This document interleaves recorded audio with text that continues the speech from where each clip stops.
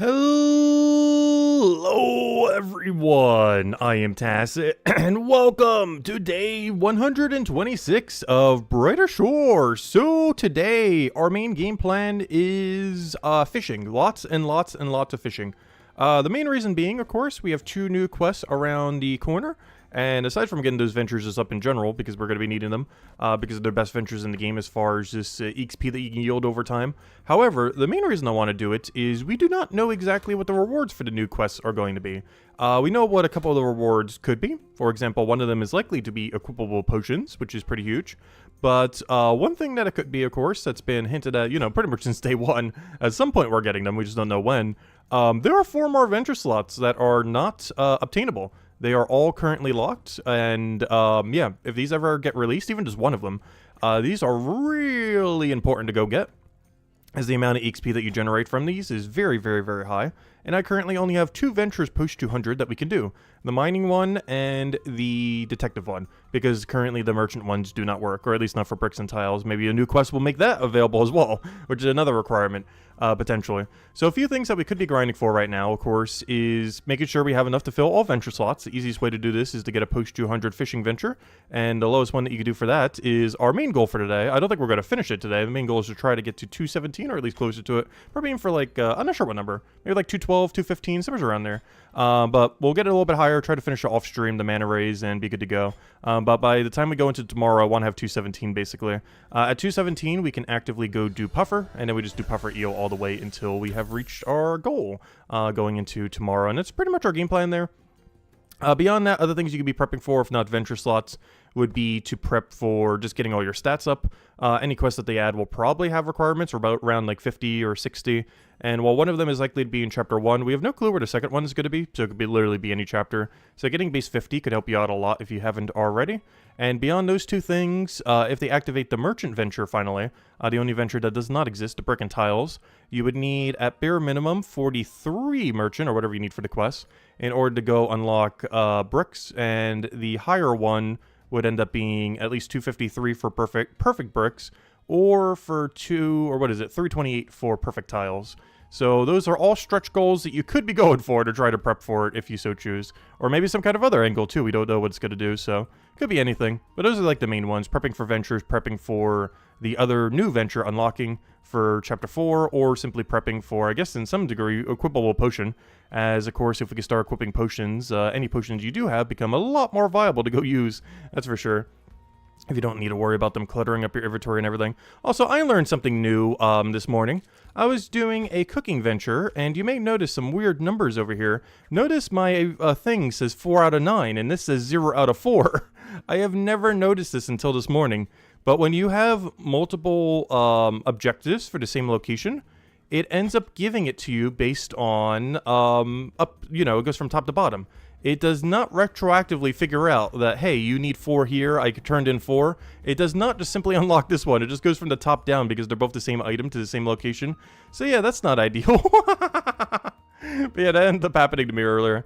The main reason being is I had a full inventory run, so I had like 23 items on me, so I could have fit the 4, but I couldn't fit the 9. So we had a very dense inventory when we're running like a merchant, or what is it called, a scrap merchant into Sentinel. But yeah, that's the first time that's ever happened.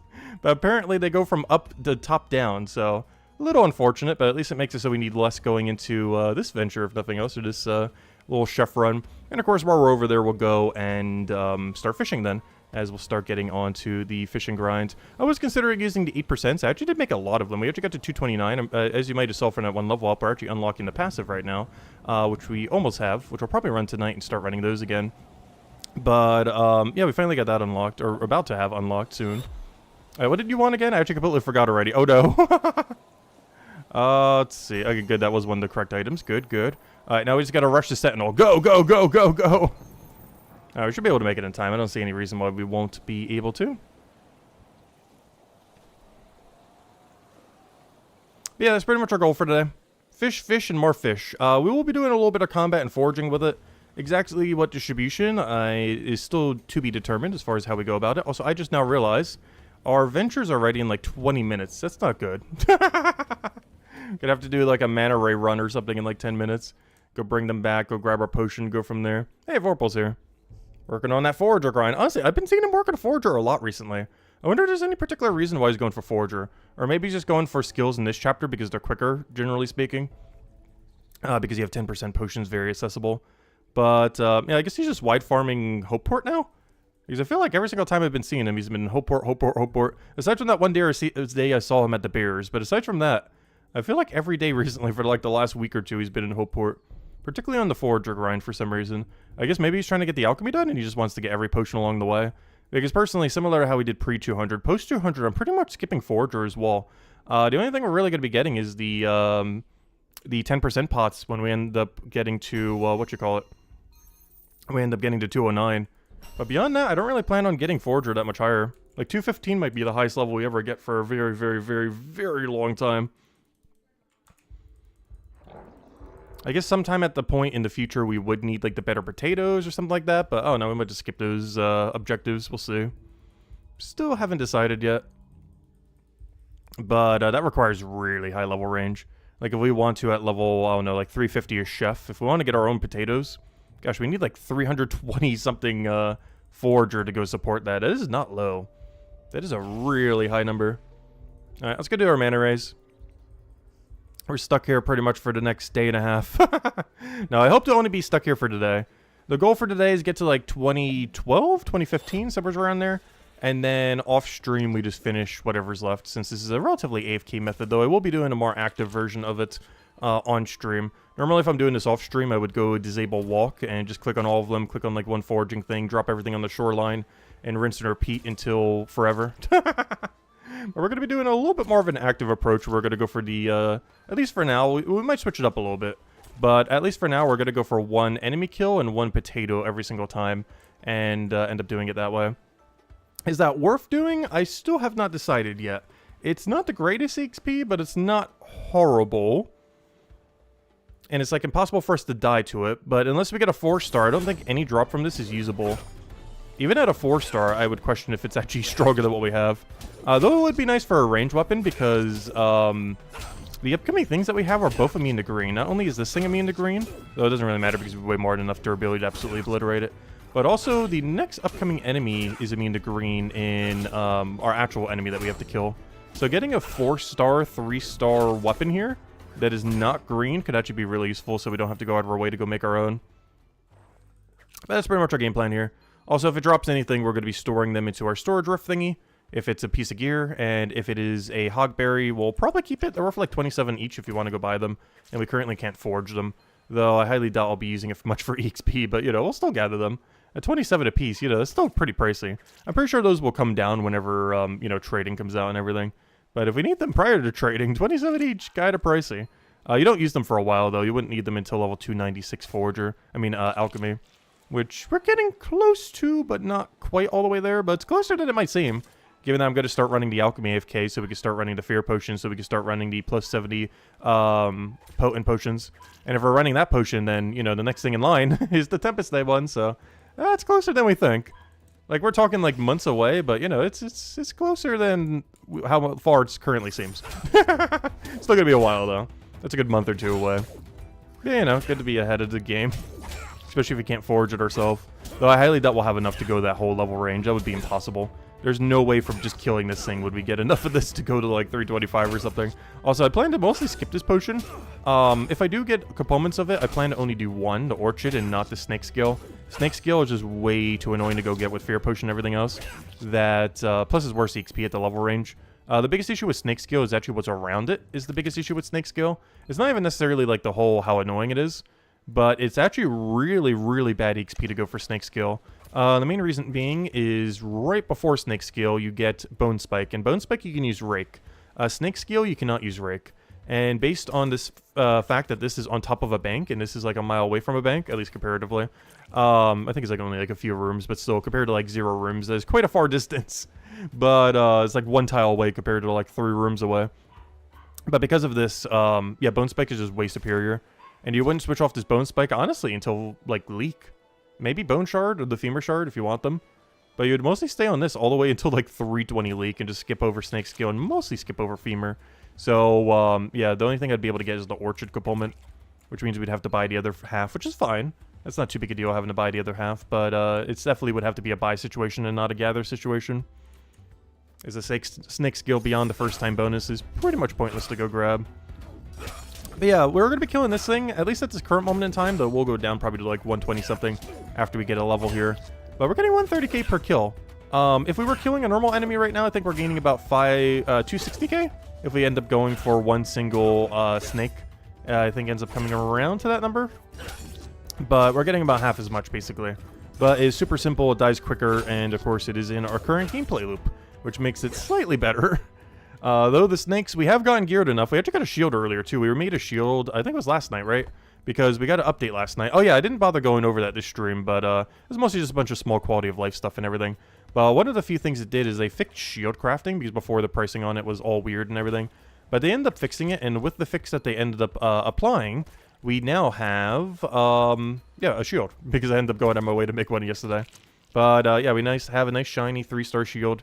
We were testing it on snakes and everything else, and, yeah, it was doing fine. How much effect it was really doing is hard to really tell.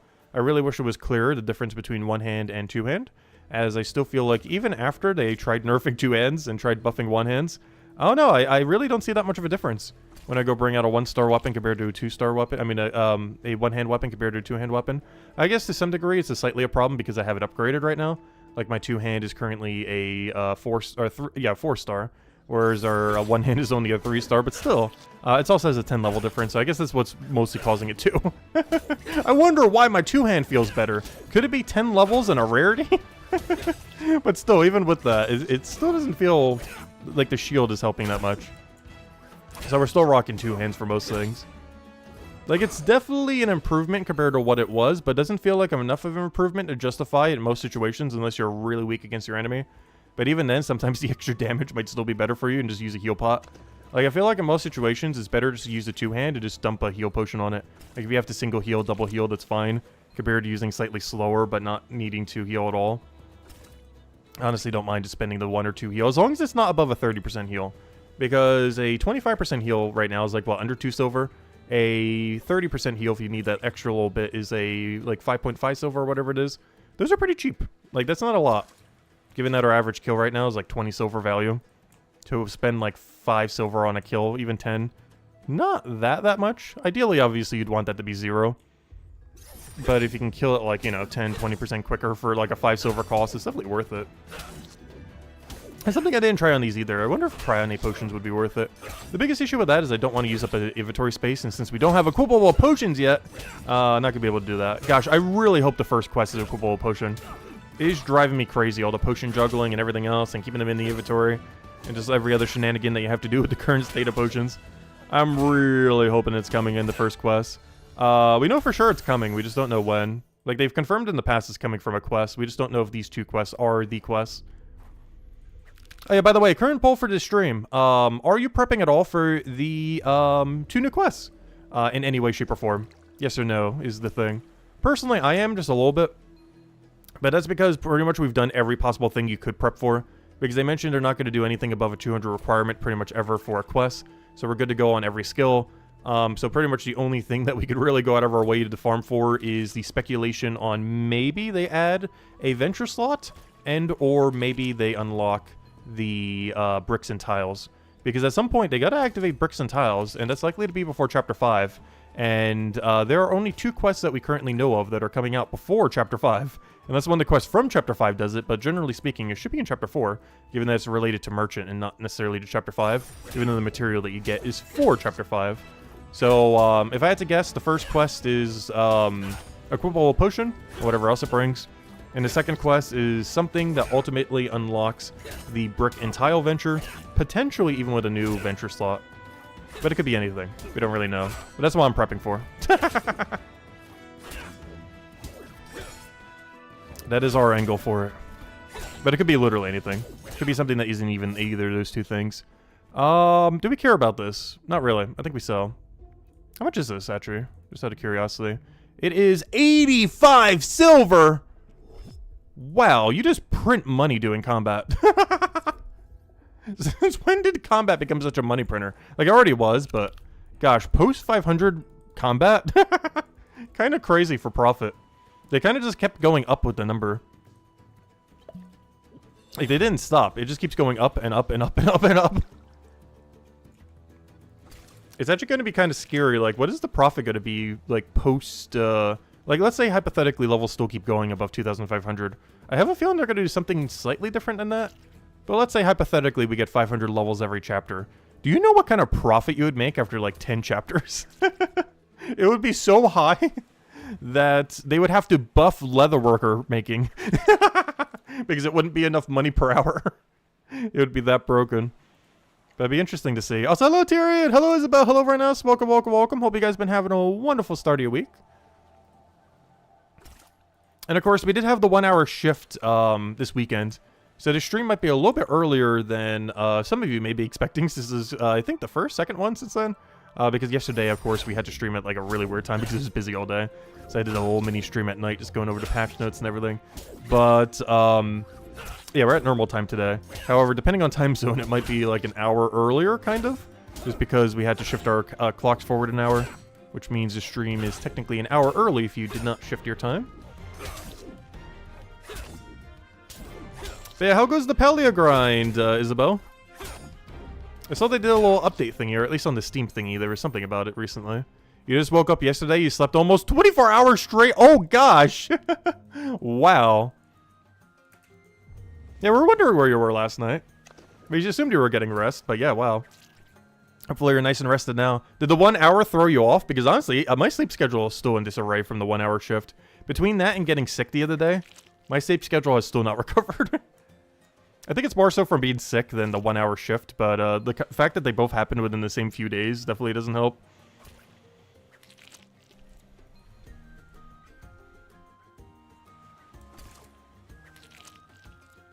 But we're going to be going for a while today.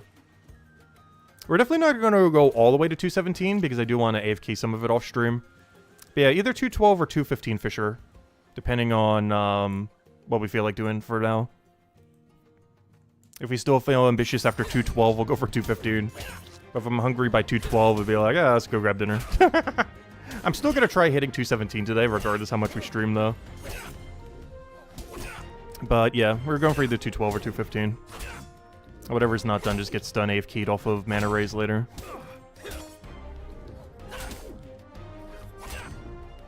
Time shift definitely mess you up? Yeah, I feel like it does every year for me as well.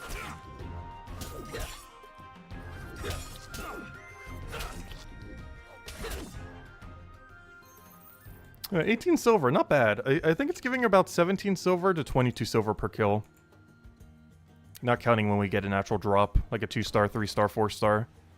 Hey, that's something else. I have not seen a single... Actually, maybe that's something to do for a poll at some point. I have not seen a single post-800 4-star since the update. In all fairness, we've probably only done in total, like, I don't know, how much time in combat since then. Also, can this mana ray not go to the exact opposite side? But we've only done, like, what, 4, 5 hours of combat since the rework? However, I still have not seen a single 4-star yet. It's out there somewheres. We've seen a 3-star. It's actually the bow that we're wielding right now. Actually, I think we got 2 3-stars. I forget what the second one was, but one of them is the bow we currently wield. Right over here. That bow. You can tell because it doesn't have a craft mark next to it. But, yeah, aside from that bow, I can't think of any other high rarity thing I've gotten, specifically. Because all my armor is 2-star ball. I haven't even gotten a 2-star armor upgrade, I don't think. Like 4 or 5 of these have all been bought from Chronopolis. And our shield was, of course, crafted yesterday, last night. How goes the Brighter Shores grind? Pretty good. They've still been slowly dishing out content. Obviously, most recently, we had the combat merge. Next are 2 new quests. And after that, we're probably getting the juiciest thing ever, which is a new zone. Probably the biggest thing that they've added since launch. But that's probably still about a month away at current trajectory that they're going. But the new quest could be any day now. Literally any day we wake up, they could be like, oh, new quest is ready. Because one of them is already done. Like, they could literally ship it any second now if they wanted to. Like, they could launch it in, like, a minute from now if they really wanted to. They're not going to, but they could. It's already done. The second quest is not completed yet, though. So maybe they're waiting on a little bit more progress on that, so there's not as big of a gap between the 2 quests.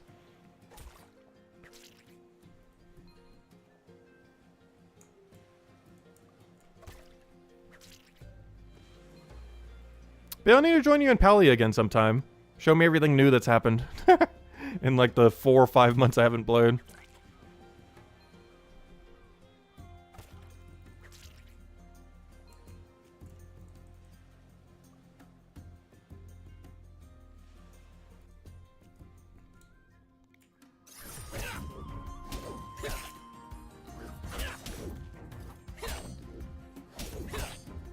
Though I'm probably going to have to do it on the Switch version, because for whatever reason, I'm not sure why, but I cannot get my Switch controller. I might need to go get like a more dedicated PC controller, or like a PS5 controller or something for PC. Because for whatever reason, ever since I got the new computer, I cannot get my Switch controller properly connecting to it. It keeps trying to identify it as something that isn't a controller. And I'm not sure what the problem is, because I never had that issue with my laptop. But I just cannot get this new computer to pick up the Switch controller as a controller. So I'm stuck to mouse and keyboard every single time, which for games like that, I don't actually prefer doing it. For a game like this, I do, because it's tile-based and everything. So be able to click on specific tiles and stuff like that in a point-and-click game and everything else. Pretty useful. Like, even touchscreen on Steam Deck compared to, like, mouse and keyboard, it's just so much better doing mouse and keyboard. But, I don't know, for 3D games where you're, like, moving in a space, I definitely prefer a controller. It feels so awkward for me to, like, move with, like, arrow keys in, like, a 3D environment. On something like a grid or something like that, it makes more sense.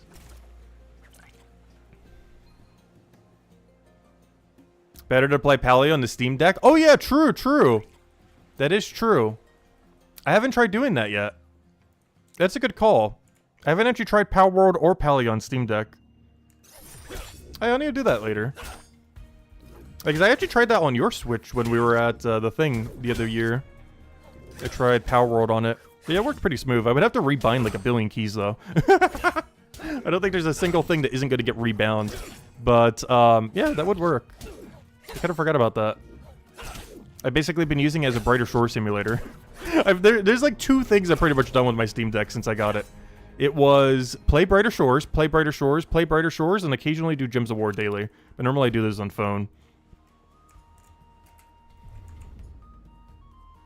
Like, that's it. It's literally like a Brighter Shore simulator. Because the indie game that I was planning to play mostly on it hasn't released yet. Slay the Spire 2. I'm not sure if it's got an official date yet, but it's coming out sometime this year, the beta for it. We'll probably play it a lot the first week. And then again once it actually like full launches. I'm pretty sure during the duration of the beta I probably won't be doing it too much. Because they're going to constantly be changing probably core mechanics and everything. So I'll wait till it settles a little bit, but at launch I definitely will.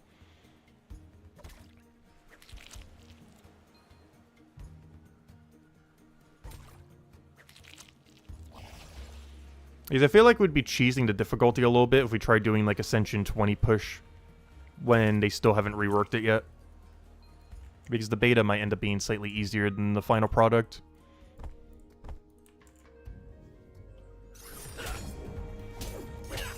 Because whenever we go for like the high difficulty push in Slay the Spire 2, I want to do it on like the 1.0 version. I don't want to do the push during the beta version. I'll still be playing it during the beta, just not like pushing high rarity and everything, or not high difficulty or anything.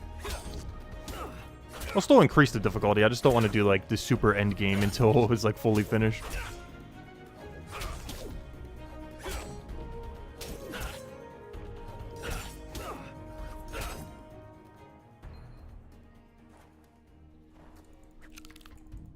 Also, speaking of endgame, Brighter Shores, are you getting any time this year? Hopefully. At some point, there will be an endgame in this game. It's more so a matter of when than if. It's got to play the waiting game. I don't know, I like Number Go Up Simulator. Number Go Up Simulator could satisfy me for years. I joke about it, but I am pretty serious. If this game got literally no updates from now till like 3 years from now, I'd still be playing Brighter Shores.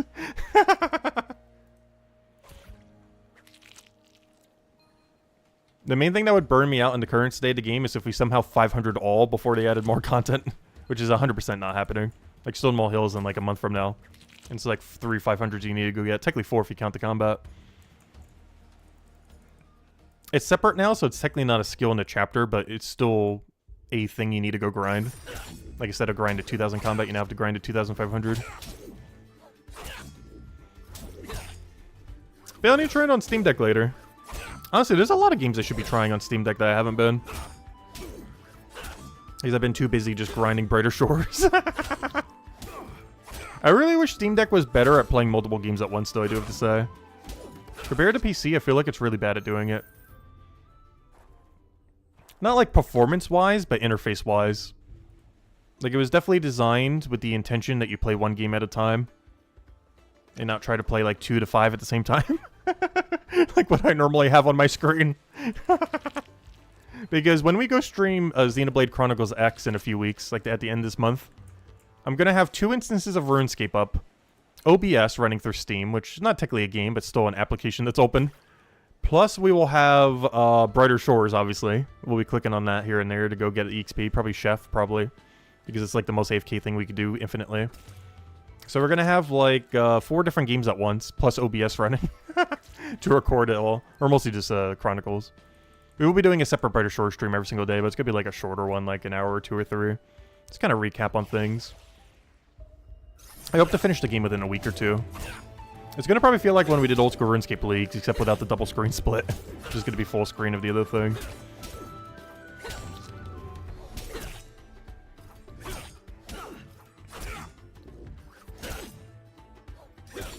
But I'm definitely looking forward to it. Also, I believe Miles ES is playing it too, so if they're available, might be able to stream it with them. Because there's basically no co-op that we could do in Brighter Shores, but if they're up for it, I believe there is co-op in Xenoblade Chronicles X that we could go do.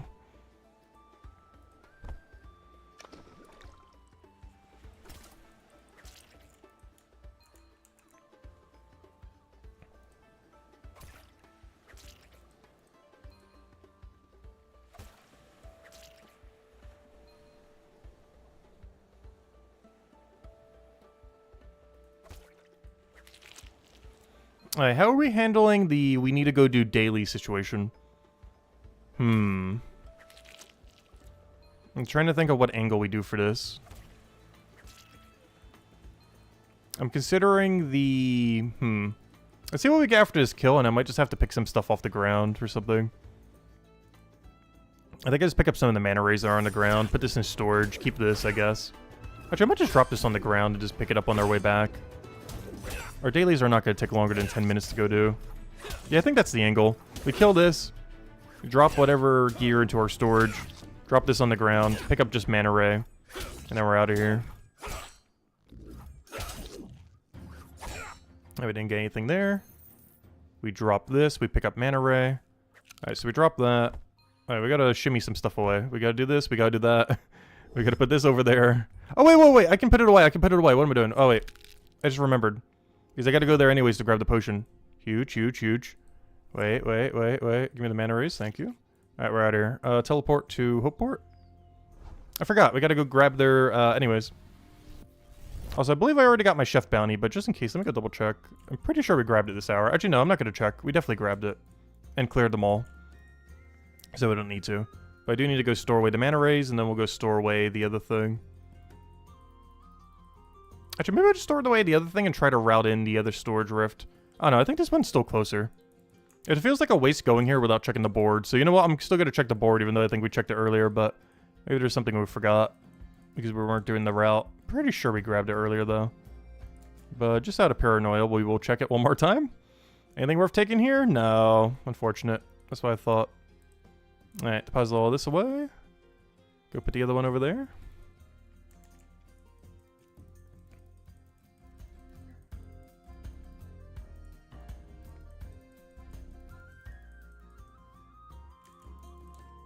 And now I think this is our 3rd Hogberry. Alright, there we go. Alright, grab our 2 potions. We need a 5% for Chronopolis. We need a 7% for the other area, if I could ever get down there. I'm not sure why the scroll bar doesn't want to scroll there for some reason. I'm like mashing scroll and it's barely moving. You send you a Switch friend code on Discord later? Oh, thank you. Nice. Yeah, we'll definitely need to go do it together. 100%. Gotta do Xenoblade Chronicles X with Miles ES.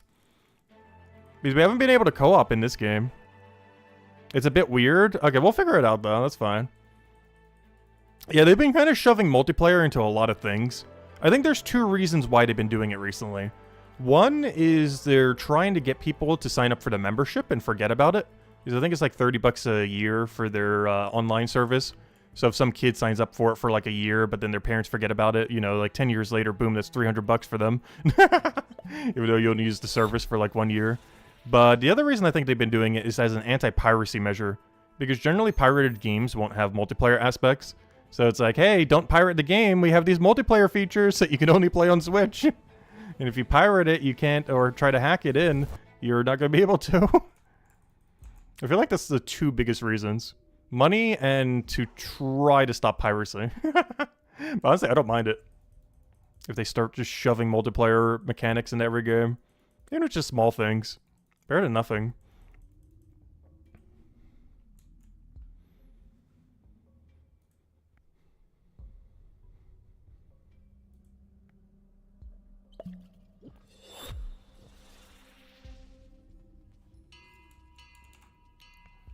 But honestly, I'm probably going to be pretty bad at Xenoblade Chronicles X, I do have to say, though.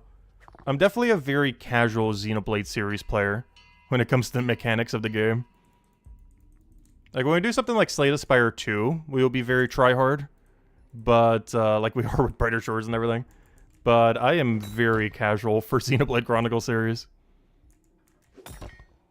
Like, I think I only, like, 1/3 learned how the combat mechanic works in Xenoblade Chronicles 2 and 3. After completing the entire game. There's some raid bosses we can group up with? Ooh. Hopefully they have some good drop tables then. Also, if anyone's wondering why I'm going for these, I sometimes do this if we're close to a meter. Just to use up my 7% potion. I mean my 10% potion. No, 7%. I was right the first time. When is Xenoblade stream happening? Whenever launch day is. I forget what day it is. I think it's the 21st? I forget what day. But I'll be playing it like the day after. I'm not going to be playing it like literally the second it comes out. But we will play it like pretty much as soon as it does after. Like if it's coming out Thursday night, we'd be playing it like the Friday after. Around noonish. Hey, could you spawn a rock, please? Thank you.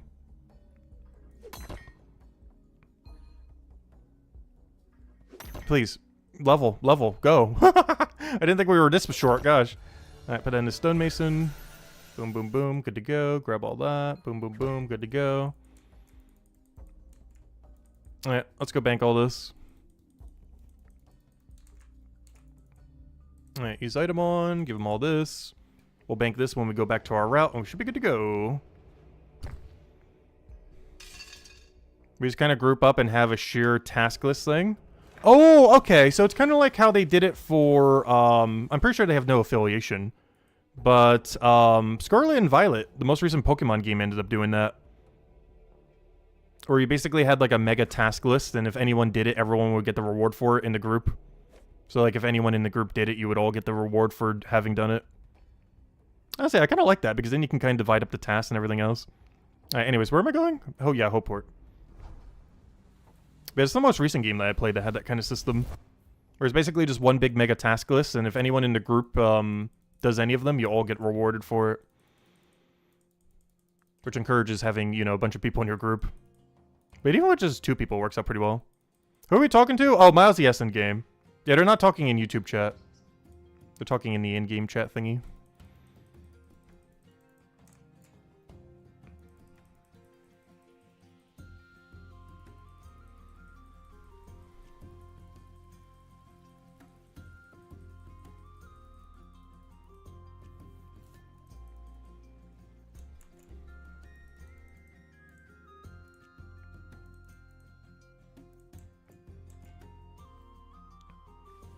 I was gonna say, oh no, my Hogberry is probably despawned, but I forgot. I brought it back with me, so we don't need to worry about it. We're good to go. Alright, dailies are done, so we have no more distractions to stop us from fishing, other than maybe cooking bounties occasionally. But aside from the occasional cooking bounty, there's nothing to distract us from the rest of our fishing grind this stream. I believe I also finished my alchemy AFK as well. So all of our points now get dumped into Fisher.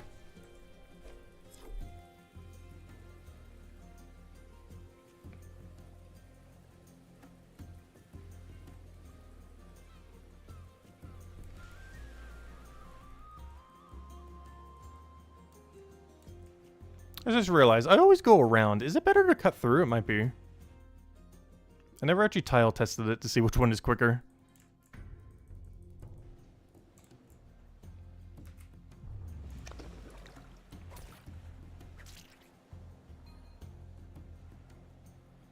Only problem is we're starting in the middle rather than on the side.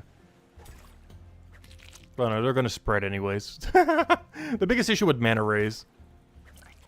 Flounder has a pretty big issue in this regard too. They're just so separated. I don't feel like Gennards have this much of an issue though. The thing with Gennards is they're kind of separated in a way that isn't as bad. Also, hello Miles ES in chat. You watch Tacit on your Xbox and it doesn't let you chat in it? Oh, that's funny. Yeah, whenever I watch Brighter Shore's YouTube stuff, it's normally on my TV, just on the side. I use it as my third monitor situation. Third monitor content. Watching random Brighter Shores content in the background of my background.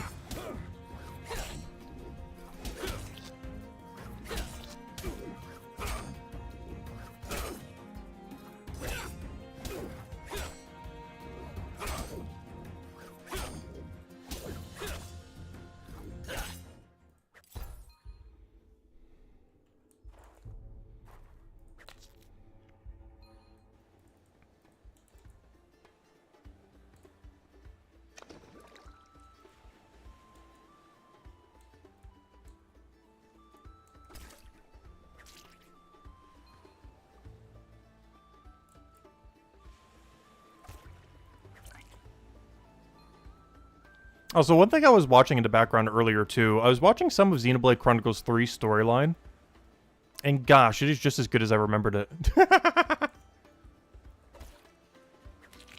Honestly, it's definitely, like, top 5 favorite storyline I've ever played of any game. Might even be higher than that, because I can't think of what's higher. I know there has to be something, but I can't think of anything off the top of my head.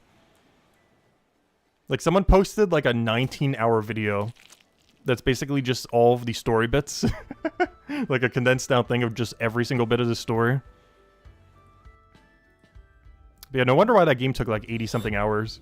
If you cut out literally almost all combat, it's like 20 hours long of just characters talking.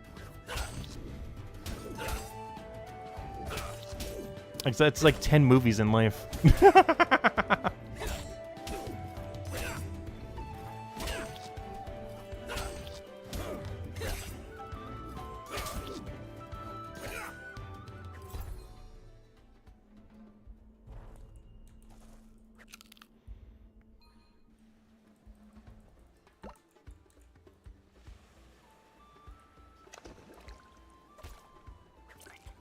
I had a friend come over and play the 3 DLC just in case it's important for X. That is something I haven't done yet. That's something I should look into. I didn't bother buying the DLC, so I haven't actually seen anything with the DLC yet. I wasn't looking at it because I was trying to avoid spoilers initially, but I might just look it up on YouTube. Because I'm pretty sure it's like 30 bucks, and I'd rather just save the 30 bucks and just watch like the several hour video that someone's probably made going over the storyline for it. Yeah, I need to go do that before it launches. Because at this point, I'm not going to play through it at this point. But I'll watch a video on it.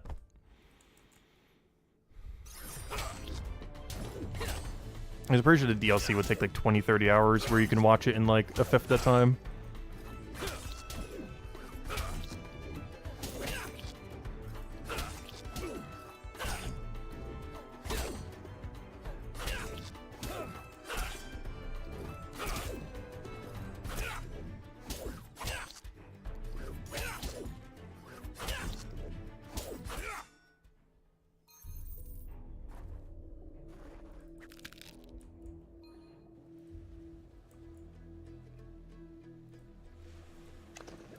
By the way, when I was messing with alchemy earlier, I tried a different strategy and it worked out really good. I don't think I showed it to stream.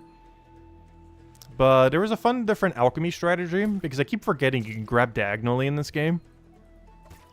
And I found a weird method that saves a tile. When we do like a weird drop thing with the alchemy stuff. The main reason I did it was I was trying to utilize more value out of a 10% potion. But in doing so, I found a weird method that saves one tile while doing alchemy. I need to do it at some point. It only works for the passive potions, though. Or not the passive, but, you know, the more AFK one. Actually, no, you could do it for both. It's more realistic to keep doing for the more AFK one, though. Because you do it during the prep station, so technically you could do it for both. It's just more infinitely repeatable on the more AFK one.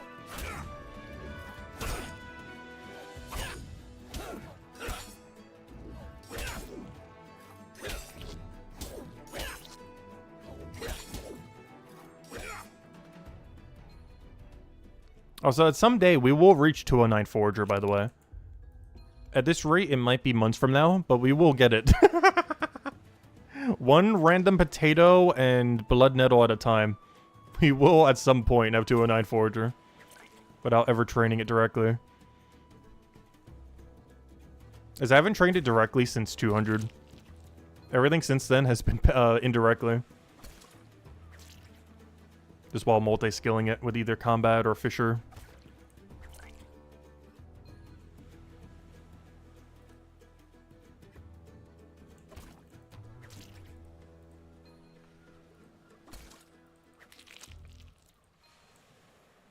Or in this case, both.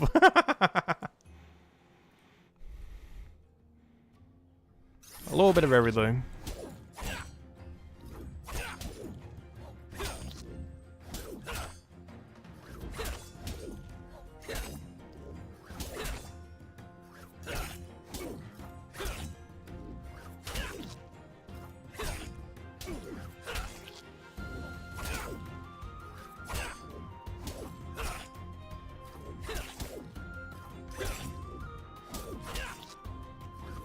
Also, I believe we gained 2 combat levels today, by the way. I don't think we get a single Forager level, but we should get 2 combat levels. Why this is kind of relevant is, the next enemy we need to do in our, what are they called? Stripe. The next enemy in our Stripe is, level 880. So if we get 880 today, we'll be the exact level to wield anything we ever get as a drop from it. We should also be tanky enough to start taking it without needing to heal, hopefully. Fingers crossed. But, yeah, this could be a nice level to have if we ever do want to revisit combat a little bit. As well be the exact level range to hopefully take out Vipers pretty well. Because right now it's still a little bit clunky to take them out.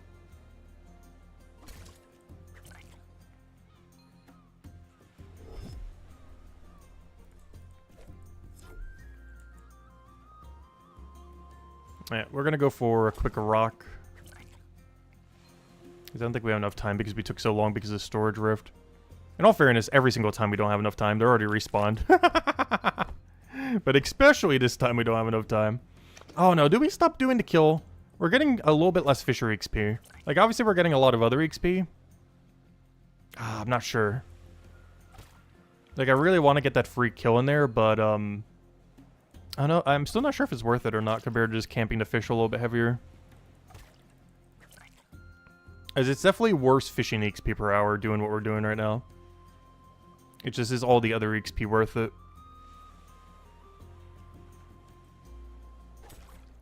Because what we were doing earlier, which is better fisher XP, is we alternate between 1 potato and 1 limpet.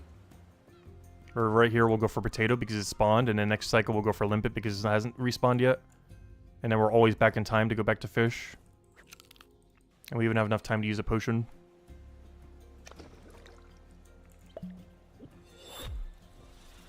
Oh no, that's so much better for fisher XP. I think we'll still do the kills occasionally in order to go get a combat level. But, yeah, I think we do have to just drop them. Maybe once we get to, like, 879. Like, just one more level for when we go back later. Because that's also when they get diminished. We're gonna get, like, 3k less XP or something per kill. The second we gain another level. Also, hello, Sir Valian. So maybe we just go to 879 then. That'll probably be the play then. That, or we could alternate between potato and kill potato. To make sure that the potato spawns. Ooh, that could be it too. I think that might be the play. At least do it until 879 combat. We'll alternate between potato and kill potato. Because it also gives us enough time to go use the potion on just potato. But on kill potato, we don't have enough to go use the potion. But yeah, that'll work out perfectly. Okay, new plan, new plan. We do potato, then kill potato. And that gives us enough time to potion every time during potato.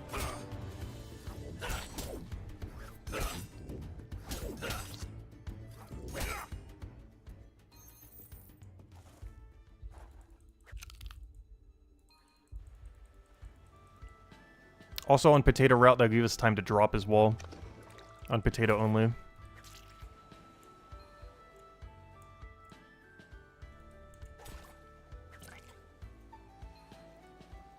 So now that I think about it, will potato have respawn though? Because I did the kill last. Not the potato first.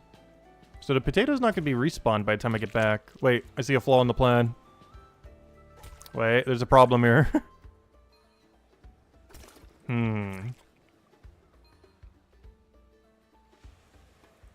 Alright, maybe we might have to do a 3 cycle then.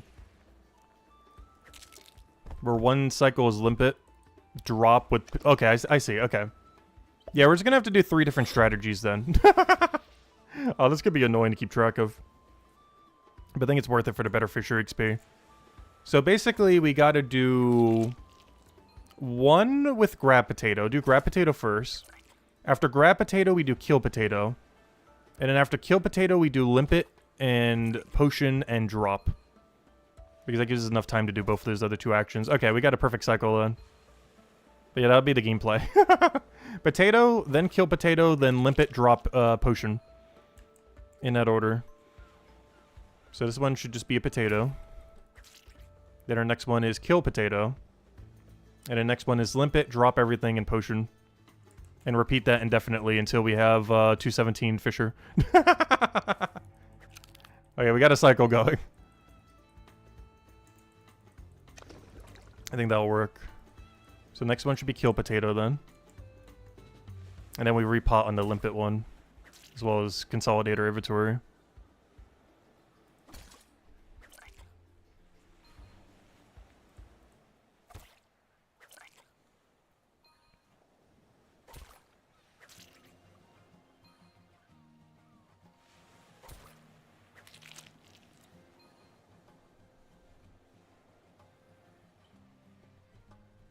Also, of course, we will be dumping all knowledge into Fisher this entire stream, by the way. As well as this entire day, whatever I'm doing off stream. The only reason I put into Stonemason earlier was because, we were in the area with the 7% already active. Because I tend to try to do that with the synergy on the daily. Try to use the 7% to double dip. Because initially we're using it for the daily itself, but you can, of course, also use it for the knowledge point or 2. So I try to always use at least 1 knowledge point for there. It's not required, but I try to when we can. Because we have a pretty limited amount. I only have like 800 left. That's the last until trading gets released. Even when it does, I don't think it's worth buying 7% from people. They've gone up a lot since the new price hike. Compared to where they were at.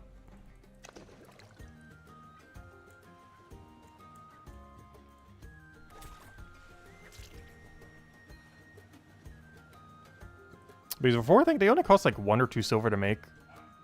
Now, I'm pretty sure they're like 8, 9, 10 more, something. Like, they're absurd how much more they are now. Like, I think they ended up tripling in price, if not more. Which means it's probably not worth buying from people. My Tupin potions in general are just crazily priced. Compared to any other chapter. The only exception, I guess, being the 10% potion, because every 10% potion is absurd. Same as the 8%. But the other 3, the 5, 6, and 7 are way above average compared to the other ones. Like, way, way above. Okay, where am I going? So this is when we do drop. So this is drop, drop, drop, potion. I was heading over to potato, but this is limpet cycle. I don't know, this cycle's working okay. It's a little bit weird doing something different for all 3 sets, though. But it seems like a nice in-between between everything we need to get done.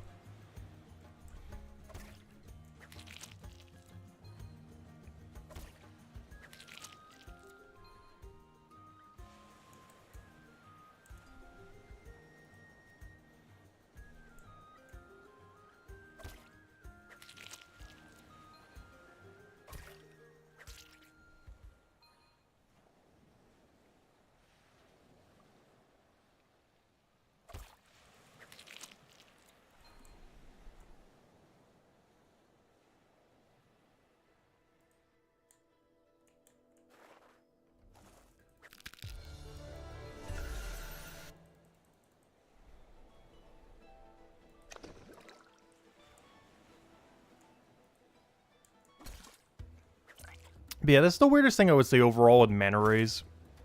Flounder has a similar issue, and Gennard to some slight issue as well. But the biggest issue they have is, even though going slower on these does not hurt your time when it comes to fishing XP, if you're just catching them and then catching them again, and doing that over and over again. They do affect your XP rate if they run away from you, if you are doing it with anything else at all, like forager, combat, anything. Even another fish in like a side room or something. Which you technically can do with this. If you really want to, you can catch one cod while doing rays. If you really want to min-max fishing XP. Kind of like how you can do 6 puffer into 3 eel. You can actually do 6 ray into 1 cod. There's generally better things to be going for, but you can. If you really want to min-max full-blown fisher all in. There's a little bit better fisher XP per hour. Alright, that's going to complicate things. There's the only problem with these hogberries. They kind of are dead inventory spots because I can't do anything with them unless I get to a storage rift.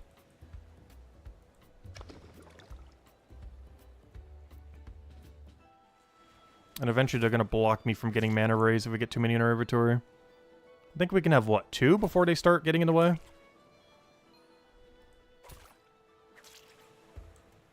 Yeah, it looks like it's 2. And that's assuming we have no equipment in our inventory. Not sure what we do about that. We could always just bank at that situation. And go do a chef run. Because our chef bounty is ready. But oh no, we're going to get more than 2 per hour though is the problem. We're going to get way more than 2 per hour.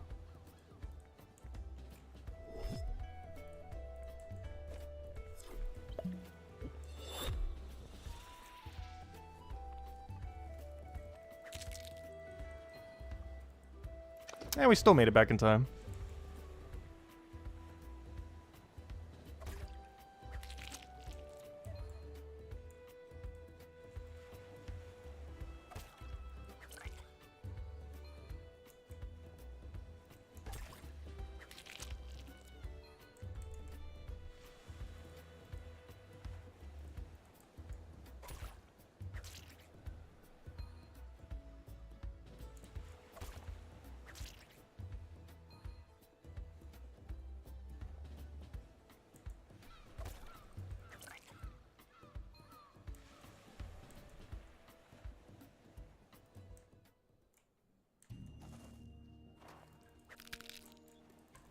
Also, if only trading was out, we could be giving this to a runner. I'm still really curious to see what the state of runners are going to be like in Brighter Shores. Or if they're going to add some kind of mechanic that makes it so you don't need a runner. Like storage rift from anywheres.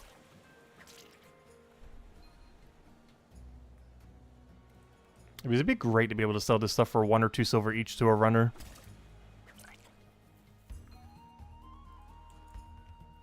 Instead of just letting it despawn on the ground. And they stay there for a while, so we can trade them like 100 items at once. Well, 24 at a time, but you know. Like we do like... Or the case of our 2... Well, equipable potions would be by then. But yeah, we could send them like 3 or 4 24 inventories. At like 2 silver per item. And some of these sell for more than 2 outright, even if you just sold it to the shop.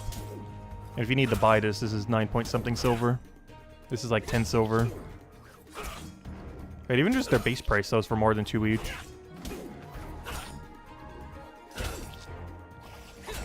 If nothing else, at least some kind of like scrapping system. Where we can scrap this for like half of its value or something. Instead of just letting it be on the ground for nothing.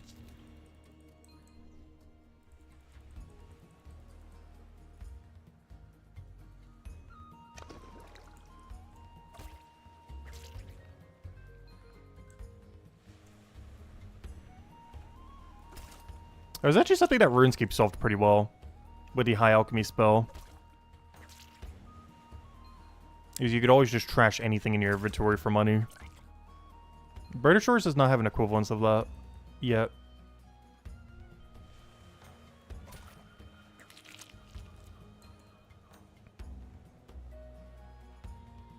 Where you can scrap something for slightly less than what it's worth.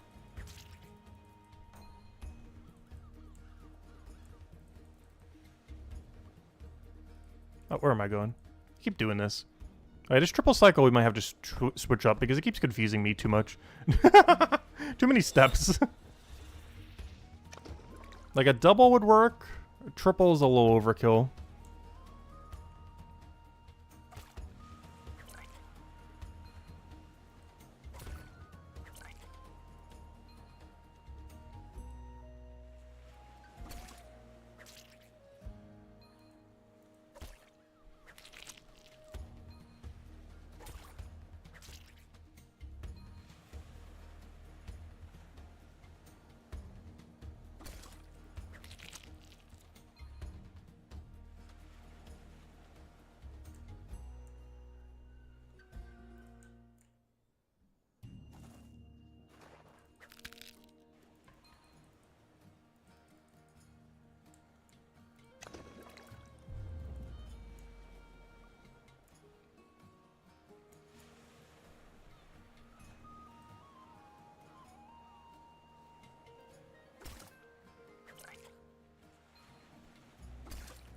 Ooh, look at him with his golden rod.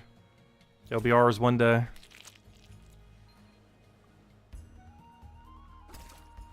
Oh, that reminds me, how close is Missing Pier? I don't think I've ever looked them up on leaderboard.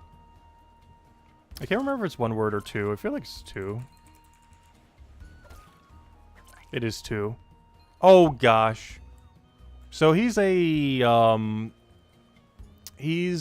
what would you call it? There's a term for it.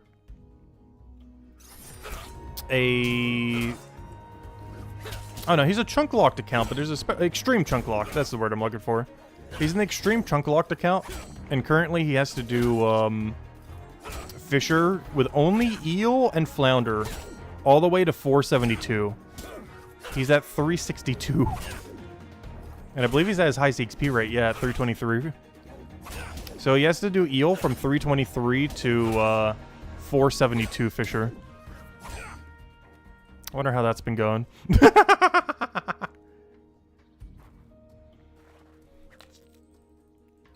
That's kind of crazy.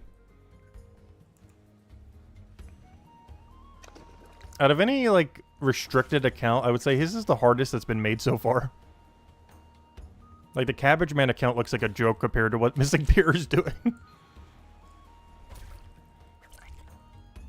That was a pretty cool series, though, the Cabbage Man one. I think it was like 4 episodes long. He eventually got locked out of progressing because it requires completion of Spider Nest quests, which requires more than one inventory space, and you only use one inventory space.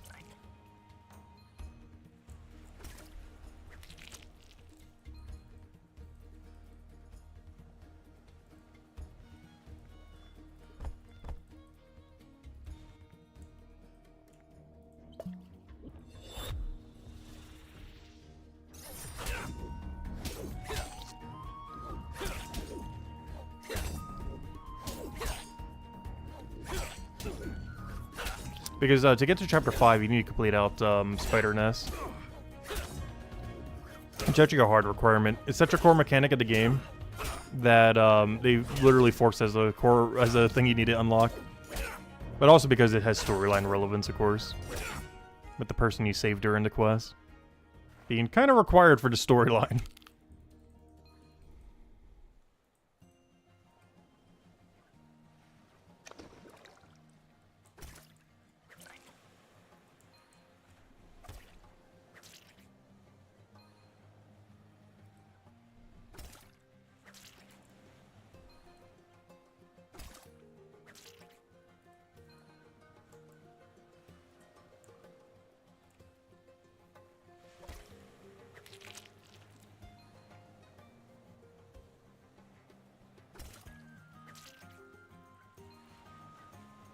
Oh yeah, the potato isn't spawned yet. That's a problem. Because of the cycle that we're doing right now.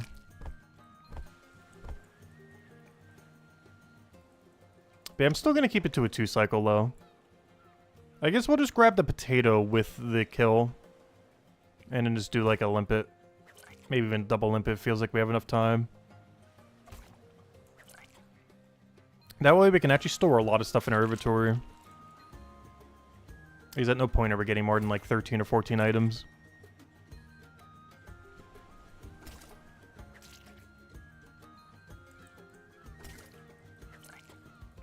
But we're gonna start doing it that way.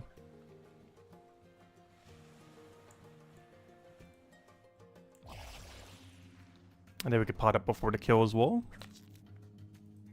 Actually, no, it would be better to pot up the other side. Because there's gonna be more downtime when we do the limpet. So I should actually do the potion when we do the limpet then. Even though we need it for the kill. Hopefully we can sneak in 2 kills within a duration. We should be able to. If we do it on the limpet downtime, go for kill, limpet down... maybe not actually. I don't know, we'll find out. The problem is if we potion there, we can only get 1 kill with the potion. If we potion here, we can get 2 kills with the potion. I don't know, I guess it doesn't really matter what's getting the potion bonus. As long as we're getting a bonus. Because something's gonna get left out regardless. It's time-wise, it doesn't work out perfectly. Because the mana rays are so variable.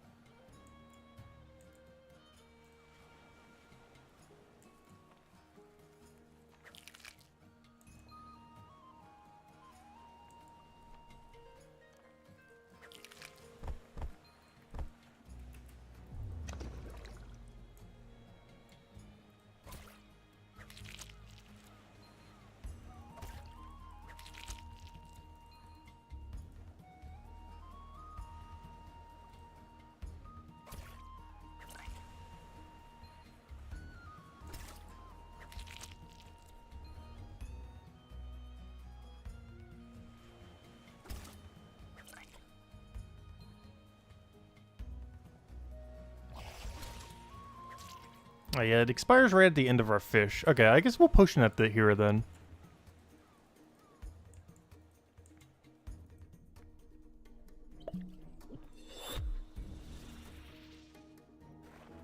Oh no, I hate when I do that. I always keep thinking some things like that will queue, but it actually breaks your queue when you do that.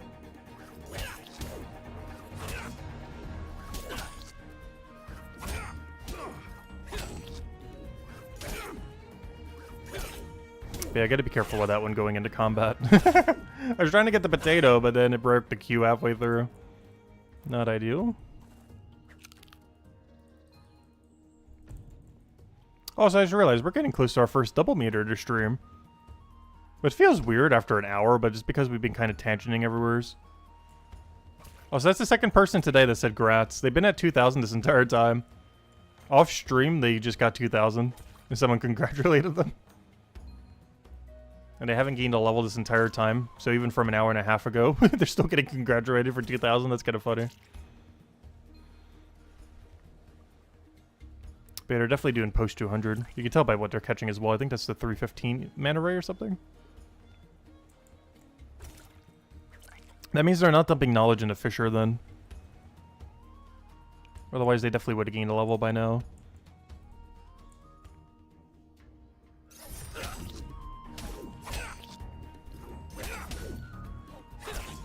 Because that happened before the stream even started. And they're still at 2,000. But yeah, I will be dumping into Fisher the entire time. Just to get the passive operational quicker. For the adventure. Which is kind of like a passive. It's basically a passive that you only have to check once rather than AFKing the whole time. Still kind of like one.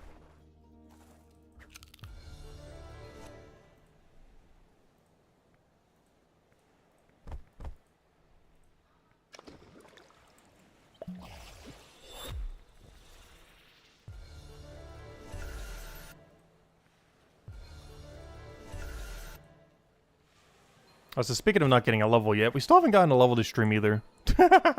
Even with dumping EXP into it. We're getting there though. Soon, soon. The first level of many today. The biggest issue is I do believe we're getting less than one level an hour. The biggest issue with that is, yeah, we're definitely not finishing today. But the goal of today was never to finish 217 Fisher. It's more so to get as close as we can and try to finish it tomorrow. Because tomorrow we can eel puffer, which means all fishing XP all time. It's not going to be any kind of weird mix. Just going to be fishing, then fishing, then fishing, then fishing. Don't need to worry about some kind of weird juggle or any kind of weird items we need to go store in some other weird rift. Also, if we need to do cooking contracts, we're way closer. If we want to do cooking contracts right now, we got to teleport all the way over there, walk all the way over there, and then walk all the way back. But if we're doing eel puffer, we just go from here to there, and we're already ready to go. Which makes resetting it way shorter. Compared to when we need to go do our contract in like half an hour from now. Oh, yeah, we should probably set up a timer for it. Oh, I just realized something. When they added the thing, it made this bar go down lower. Because I just realized I haven't set up a timer there since then. And they took away my timer spot. Oh no! What am I supposed to do now? They got rid of my timer spot. How am I supposed to set up a timer? I gotta do something like this to set up a timer now.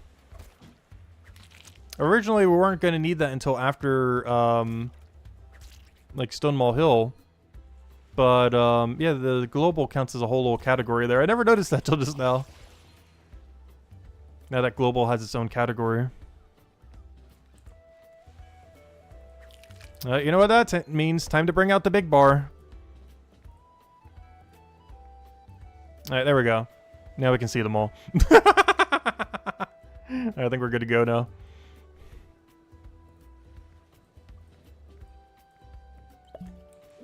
That'll last us to about chapter 25.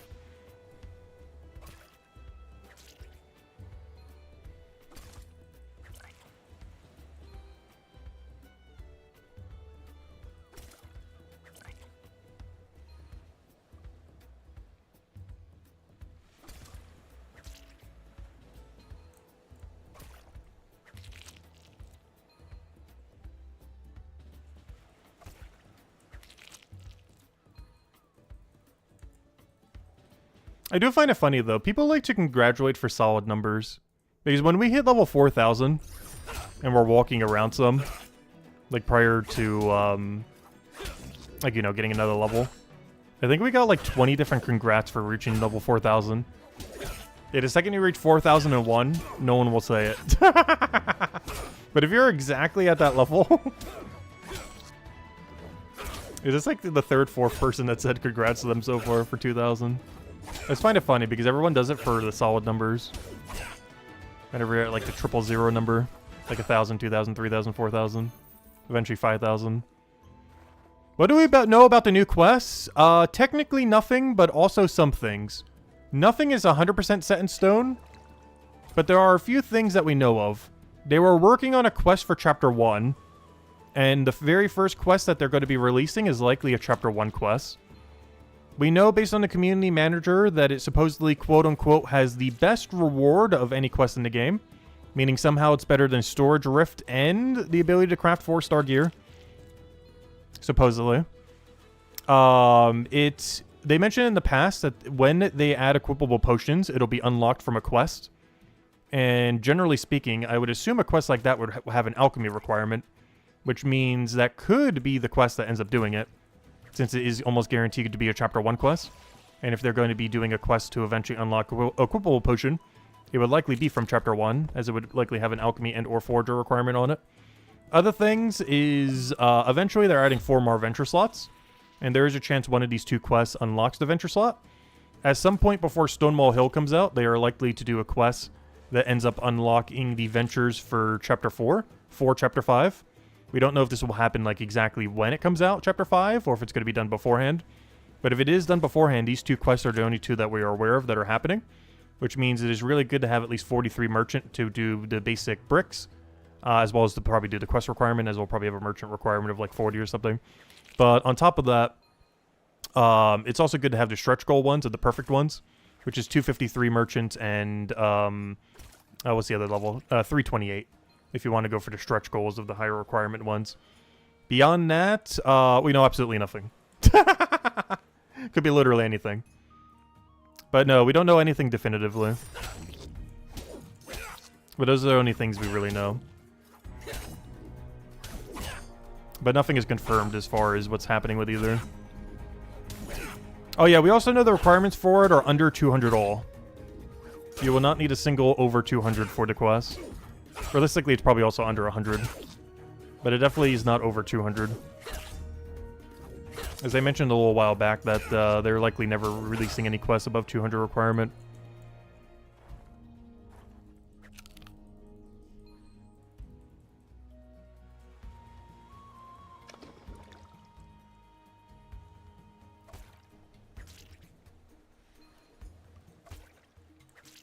So the main things that you could be doing to prep for it is, if you want to equip for equipable potions, have a bunch of potions worth equipping. Either by doing alchemy or by doing, you know, just having a bunch of potions already. Beyond that, like, you know, for buying them and everything. Beyond that, having a venture set up so that you can have 3 or 4 ventures that are decent is pretty good to go do. Ideally, push 200 ones, but even just any in general is good to have. So if you don't currently have the ability to do 3 or 4 different ventures, you might want to go obtain it. Easiest way of doing that is getting 39 Fisher, as that will give you 2 ventures immediately that you can go do. So if they end up adding another venture slot or 2, you'll be good to go. Beyond that, getting like base 50s in every chapter would probably help, as the requirements for the quests are likely to be around 50, 60, 70-ish. So having base 50s could be a really good step in that direction, so you don't need to grind that far out of your way. And beyond that, I think that's mostly everything, based on things that we currently know. But it could be something completely in left field that we don't even know about. But those are the main ways that you can prep for it. Oh yeah, that and get a really high merchant level. At least 43, but ideally 353. I mean, sorry, 253. Neither are required, but they're going to be good for stockpiling builder supplies for later down the line. How good are those builder supplies? We have no clue, because Chapter 5 is not out yet, of course. But we do know that you can, once those do get activated, there will be a venture in Chapter 4 that gives you builder supplies. And is basically the only way we can get material prior for Chapter 5, for Chapter 5, once it does get released. We just don't know if it's going to be one of those 2 quests or not. But if it is, that's the first and only way that you can stockpile builder supplies for Chapter 5. Not counting the AFK material from cement. But it doesn't really count because it's AFK material. There's a cap to how much you'll need of that. It's not something like the bricks and tiles where you'll probably need an infinite amount. Maybe not literally infinite, but you know, the more you have, the better. Whereas the AFK activity only has like a really specific range that you could ever use that until it falls off completely.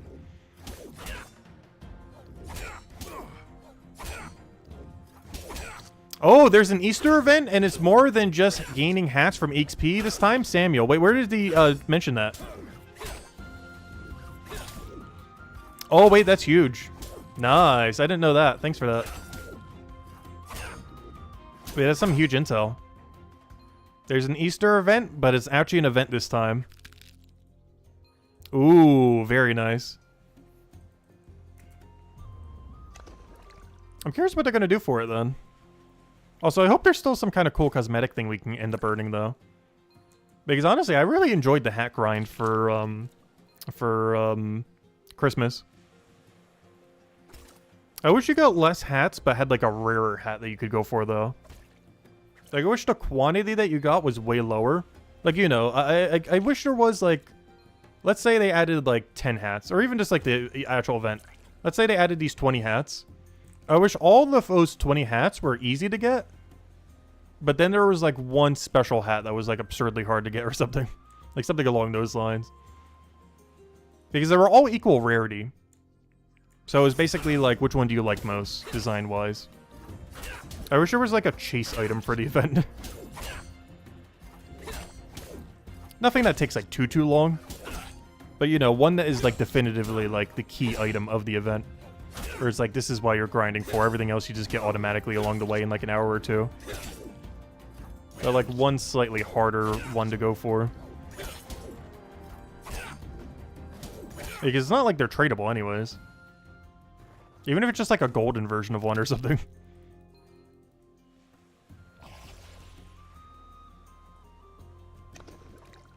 It doesn't have to be anything, like, too insane. They can make it take, like, 10 hours to get. Which, if you're already doing it while multitasking other things, is almost no time at all. If the event lasts for, like, I don't know, 3 weeks, that's, like, less than an hour a day.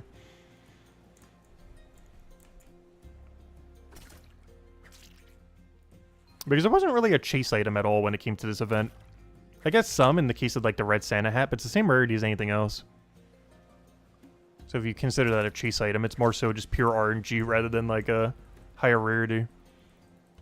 It's just the same rate as anything else. But I don't know, for limited time events it doesn't really matter. Honestly, I'm not a big fan of the fact that they don't ever return. I'm not a big fan of that. I know they're just purely cosmetic. But even cosmetics, I like when they return over time. The fact that people can be locked out of it forever, I'm not a big fan of. But I'm definitely not against them making it a bit grindier. I believe it took about 5 hours to do the other event. If you traded any spears with other people. It was about 5 hours for full completion. Over the course of like almost a month. Or 3 weeks or whatever it was. Which means if you were playing for 30 minutes a day, you would automatically get it done. And some. You'd even have spear hats at that point.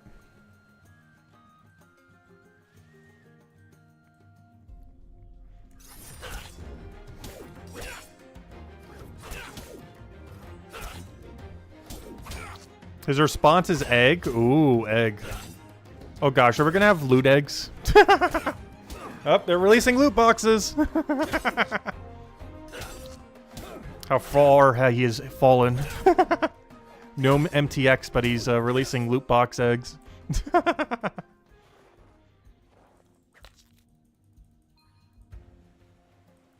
He did that originally for party hats back in the day. They were in a loot box system of Christmas crackers or whatever they were called.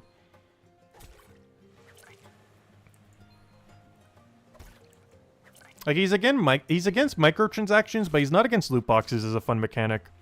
As long as those loot boxes are free or paid for by time. He's against having to pay money for them, but he's not against the concept of it including a loot box mechanic in a game. He's just against having to pay money to open it.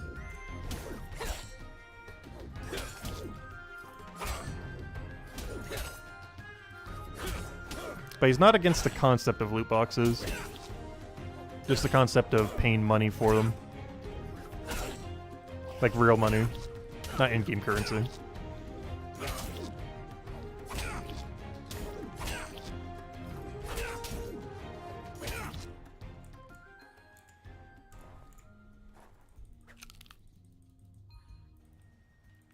But no, technically any boss you ever kill is basically a loot box. It's just in a much different shape. But it's gameplay related rather than money related. Like pretty much anything with a random roll can be considered a loot box to some degree. As long as you're just not charging money for it.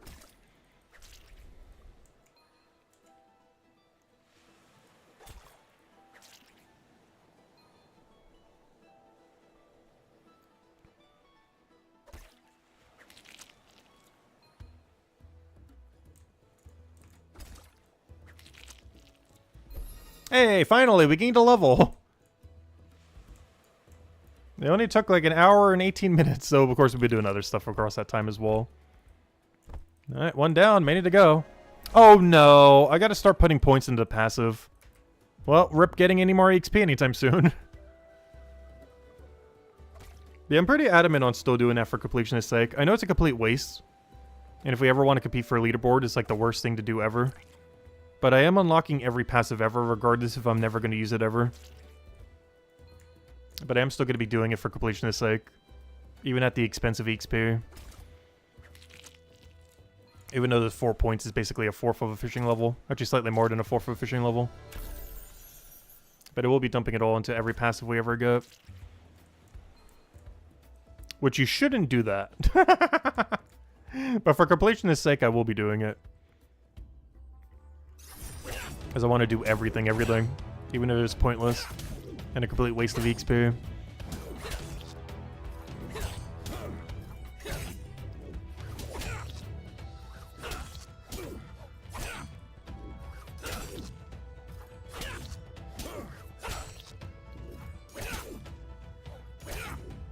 Also, after we get to 879, I'll probably stop trying to kill this thing.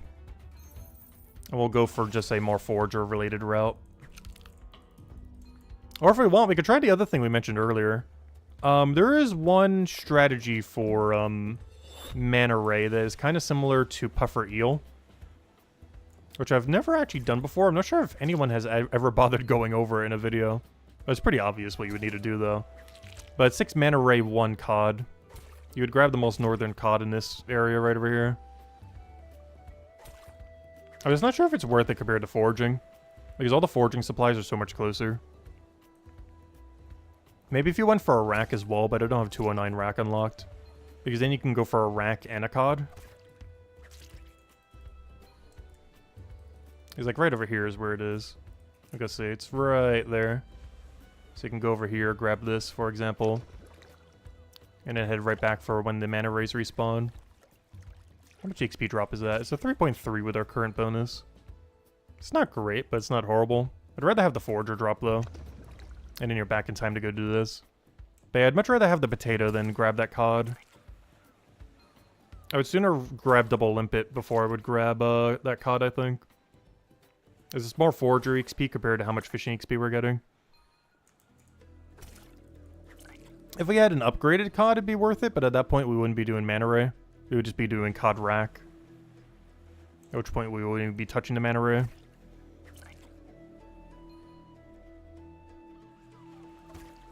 But yeah, it's way better rate if we just go for the potato instead.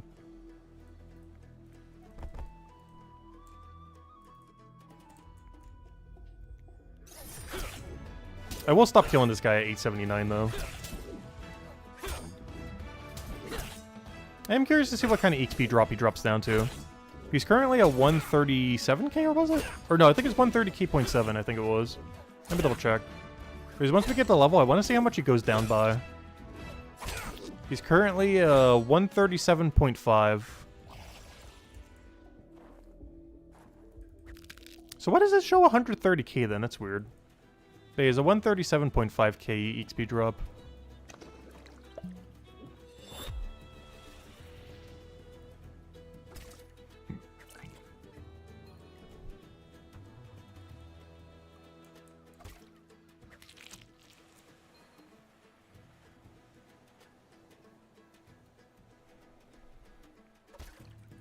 But I'm really curious to see what they're going to do for an Easter event. He's done some pretty good events in the past. One thing that I think was one of the funnest ever. There's a few pretty memorable ones. But it was around the time that Summoning came out, or slightly before Summoning came out. They ended up doing a event that ended up using the Summoning mechanic, but, you know, it was actually available in free-to-play, so you could actually try it out. And it was something with, like a bunch of cockatrices or something, because they have a cockatrice enemy, so they end up making cockatrices that were laying egg, golden, or not golden, but, you know, chocolate egg things. And it has some kind of event with that. But I basically ended up utilizing Summoning in free-to-play. I can't remember if it was done before Summoning came out or right after Summoning came out. But it's probably the most memorable Easter event they ever did.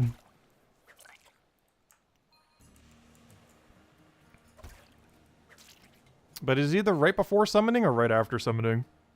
Using the core mechanic of Summoning as like the gimmick of it.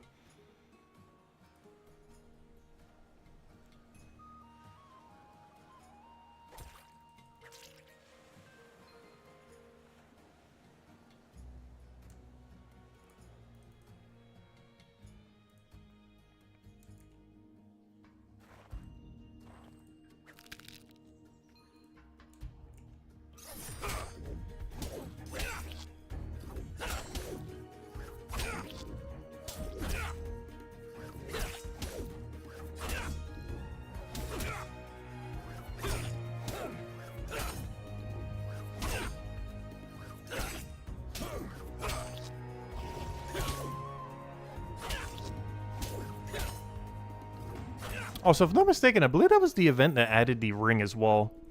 That was also a pretty memorable one. The 2006 winter event, where they added the snow globe. Not only was the event good for it, but the snow globe was basically the best Christmas reward they ever gave ever.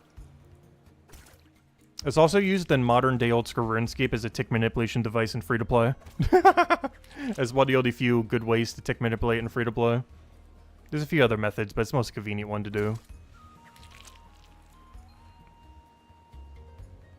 Yeah, that was a really good event.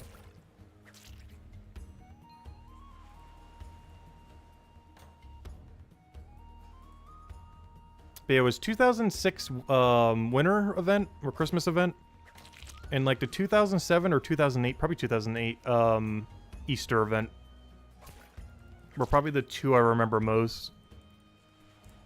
There were a lot of other decent ones that they did over the years, though. Those are definitely the two I have the fondest memories of.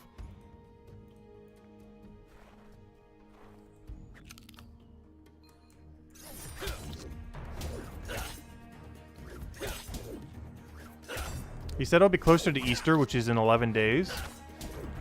Wait, is it this month? I thought it was next month. Wait, is Easter in May? Or, I mean, is Easter in March or April this year? I always forget how Easter works. Easter 2025. Google says it's in April. April 20th. Which means we still got a good month.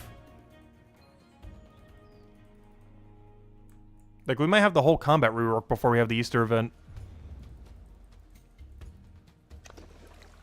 Because if they're doing it closer to Easter, that's over a month from now. As Easter's, what, a month and 11 days? A month and 10 days? Whatever Google just said. Where is it?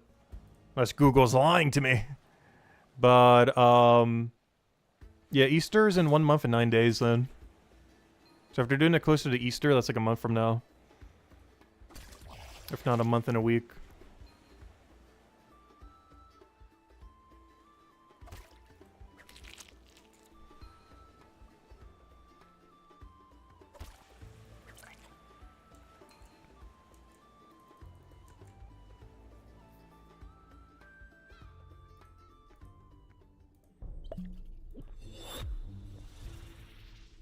I'm definitely hoping for an egg cosmetic. Particularly a dragon-looking egg. I don't want a generic egg. I want really cool-looking eggs. First event, we need to get dragon eggs. Big old dragon egg hat with a bunch of ridges on it. Not like a basic smooth egg.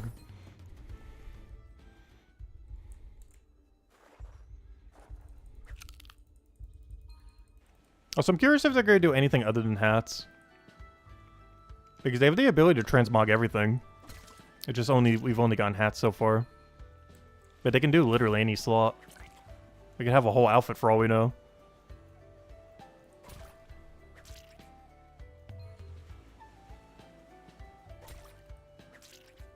Oh, please don't do this.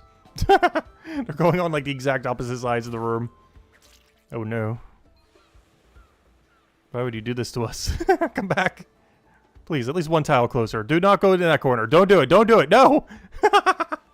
Go into like the furthest possible tile.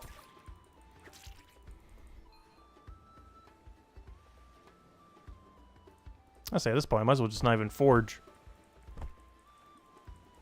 I went so far away.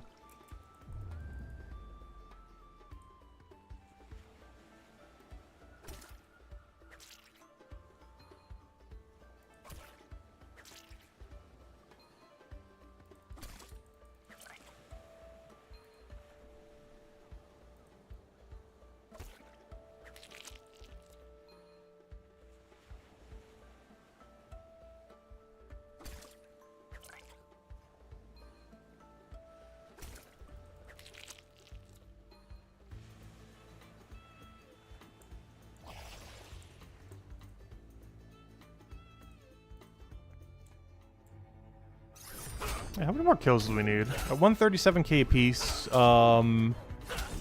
That's less than 30 kills away. We're almost there. Slowly but surely. At current rate, we should have the combat level in like an hour then. We calculated it out earlier. I believe we're gaining like 1 level every 3 hours, which sounds horrible. But you have to keep in mind we're primarily fishing. It's not like we're doing combat the whole time. Oh, it is a 130.9k. Oh, the 5% is what was making it higher. I was wondering why the number was so weird. I forgot about the 5% bonus. My bad. Yeah, we're getting 130.9k right now from the plant. I was wondering why that number was so much different. But yeah, duh, I forgot to account for the 5% potion. Yeah, it's 130.9k. After we get one more level, it's probably under 128k.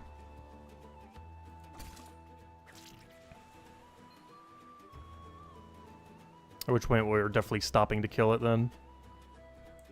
Because I was saying earlier, it needs to be about 150k to be worth it. And we're killing at 130.9k. Which, you know, that's not awful, but it's not exactly how much I would have wanted to get from it. And after we gain a level, it's going to be a few thousand even lower than that.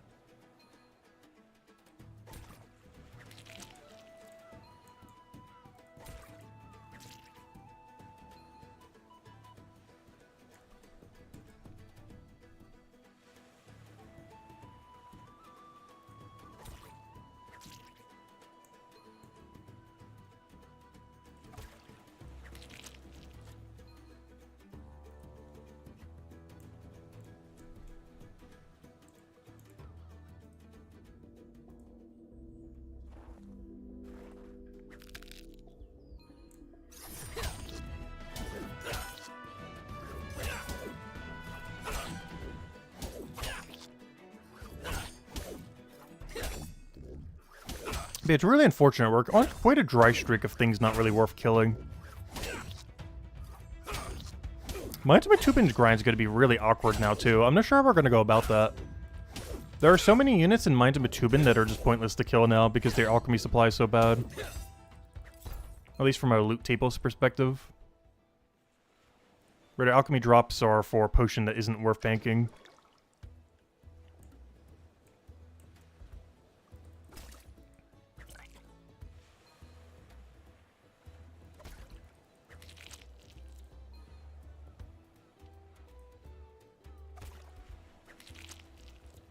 There's basically only 4 enemies in the entire Mines of Matubin worth killing now. And it's the 4 that drop the material for the percent potion and 10% potion. Which is the worm. I believe the cockroach. I think it was worm, cockroach. Yeah, I think it was worm, cockroach, the Wraith, and or the Wraith, and the slime creature. Those 4, I believe, were the 8% and 10%. The Wraith and the slime creature for 10%, and I believe it was cockroach and the storm worm for 8%. But any enemy that isn't those 4 are basically pointless to kill in Mines of Matuba now. At least in regard to their secondary drop table.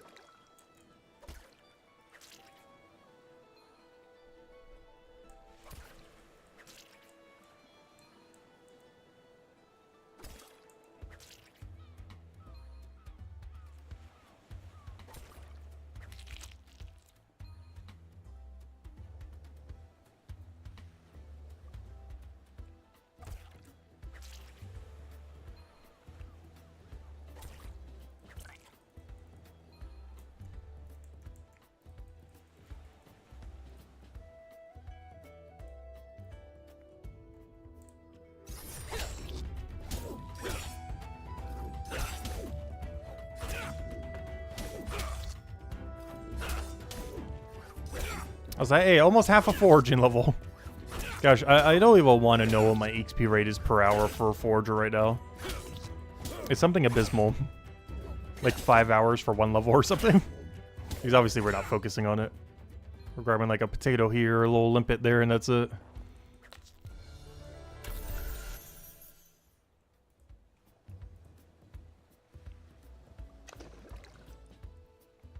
Like at current rate, I think we're gaining a combat level every 3 hours.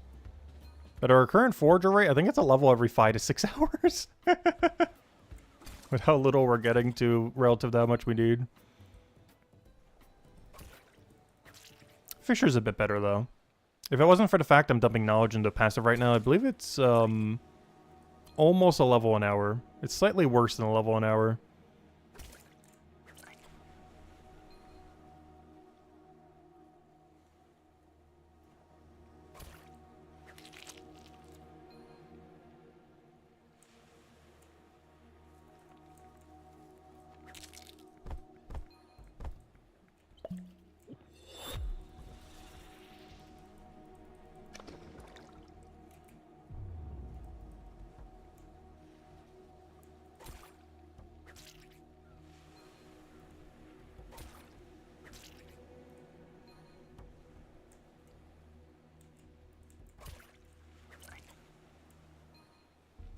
Still kind of crazy to think about, though, with some of these level differences. Because on average, I think we can gain about 12 levels a day. So to catch up to people, like, all the way at the top, even if they stopped moving at all, would take, like, a month. Even that wouldn't be enough. As in a month, I'd probably get about 360-ish levels, give or take a little bit. Which at best would bring us, like, right over here.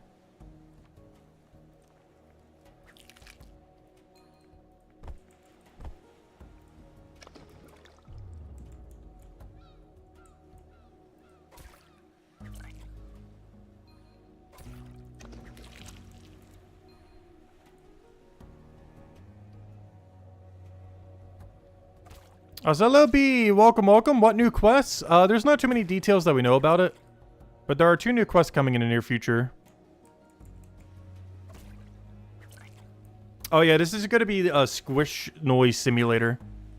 Oh yeah, no wonder why Tyrion left. He always hates the squishy noise. But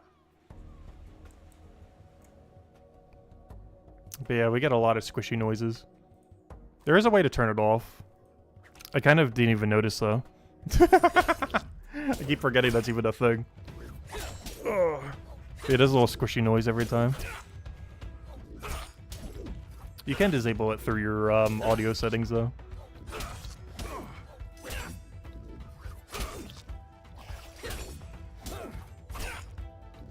Oddly enough, it's actually under UI to disable the squishy noise.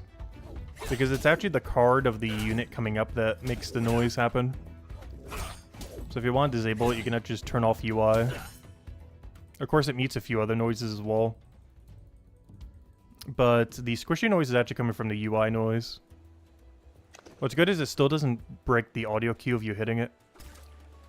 It just doesn't make a squish noise anymore. As the squish is coming from the UI of the card that you get of it. Like this right here is what does it. Which technically puts it in the UI category.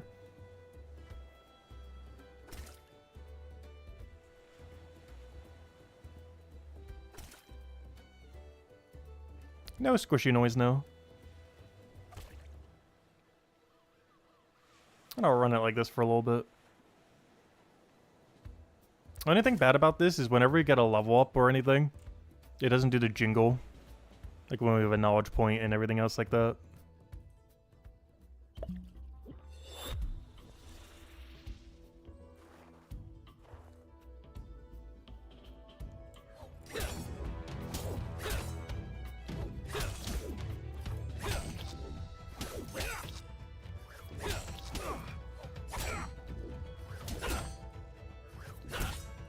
So that's what I thought, but wow, the quest, or the poll is currently overwhelmingly no. For people preparing at all for the new quest. To some degree it makes sense though, because we don't really know necessarily exactly what we need to be grinding for. We just know generally a couple things. Like having 50 in every single chapter would probably be beneficial. If you were to only focus on few, Forager and Alchemy are probably more beneficial, as one of them's like the being equipable potion. If you really want to play it safe, make sure your ventures are good to go to be able to do like 3 or 4 of them. Including at least 43 merchant for the brick venture if it gets unlocked. As it's in the game but currently not accessible, as it's likely quest locked.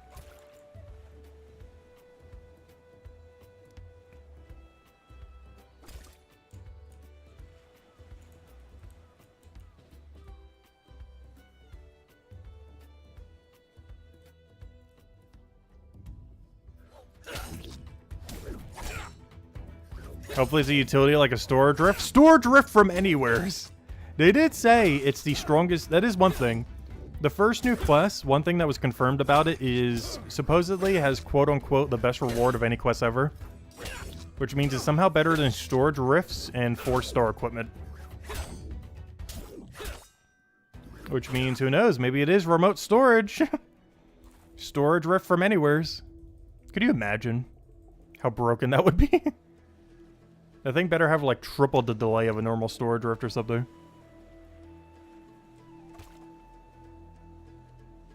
Oh, so hello, Jay. Yeah, I can add you in game. Did you already try adding me? Are you on this list? Let me go double check. Yep, there you are. But if you guys ever want to get added, let me know. It's just that a lot of things get buried in this mega list. But if you guys mention on stream, I'll go and add you guys. Do only add me on one of your accounts, though, whatever one you're mostly playing. I try not to add alt accounts, just so it doesn't get overly flooded more than it already is. And of course, we're at a cap of like 200 right now. The only reason I had a spare one is I was clearing some extras earlier. But there's still quite a few we need to go kick off of it later. Mostly just the people who are literally not playing, like the people we added like week 1 that aren't around.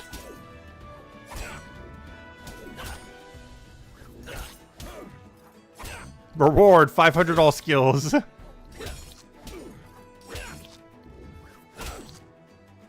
Imagine if the reward was special attacks. There's literally no way they would, though. I don't believe we get special attacks before the second combat rework. At this point. However, it's not impossible that they add special attacks from a quest. Like the ability to use them. I don't think either of the 2 quests will be that. But there's a non-zero chance that it does. I just don't feel like they're going to do all that out of nowhere. It's going to take a lot of beta testing and everything else. They're not just going to randomly drop, here's 1 billion special attacks.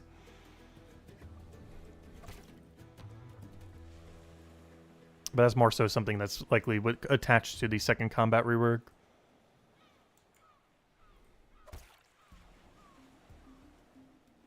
The reward is the second combat rework. Honestly, could you imagine? Though they did say that the reward for the first quest is the one that is better than any of the quests currently in the game. They didn't say anything about the second quest yet. The second quest isn't even completed yet. They might not even know what the reward is. The first quest is, though.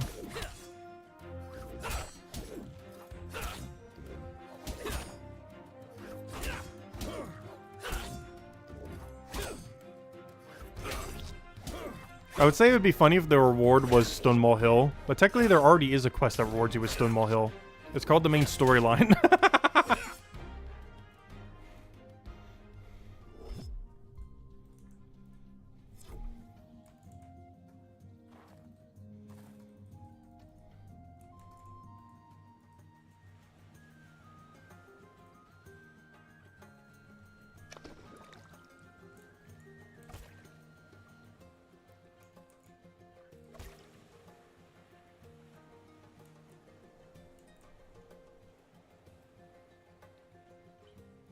But yeah, I really hope the next day or two they just randomly drop the quest. It's ready to go.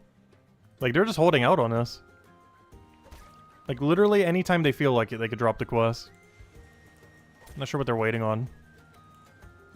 Unless they're trying to pull out another quality of life update before they do or something. They're like, any minute they feel like it, they could just go do like the 30, or the 5-minute cooldown thing. Or, you know, the server maintenance thing. And then boom, patch.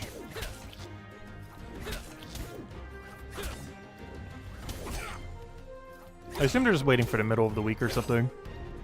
They're trying to separate the patches a little bit. They don't have much content to work with. They got to spread it out a little. It's rare that they drop big things.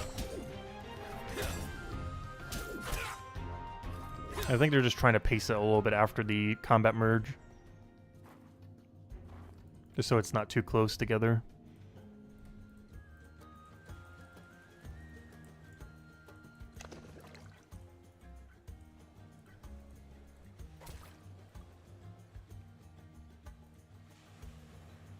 How do you plan on moving items between alts when trading is out? I need to find someone who I can trust who hasn't trading enabled. And just trade them everything. But you basically have to trust trade initially. They even stated it earlier, unless they're going to add a better system for it. Based on what we currently know, you're going to have to trust trade initially. If you want to trade resources from one account to another.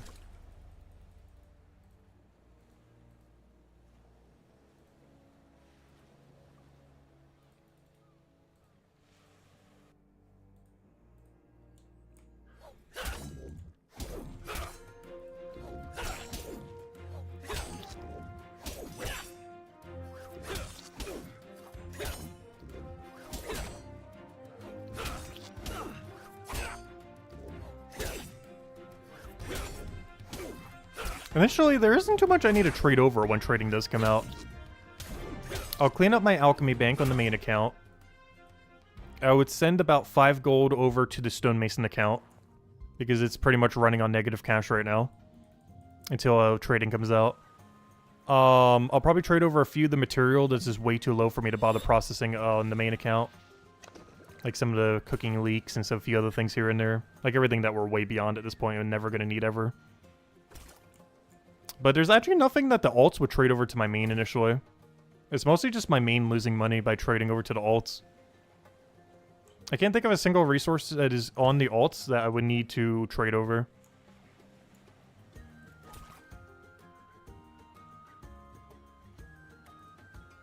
The only exception being, I think they made some 5% mining potions back when they were basically free. That's not a lot. I think between the two accounts they have like 100. It's nothing particularly high.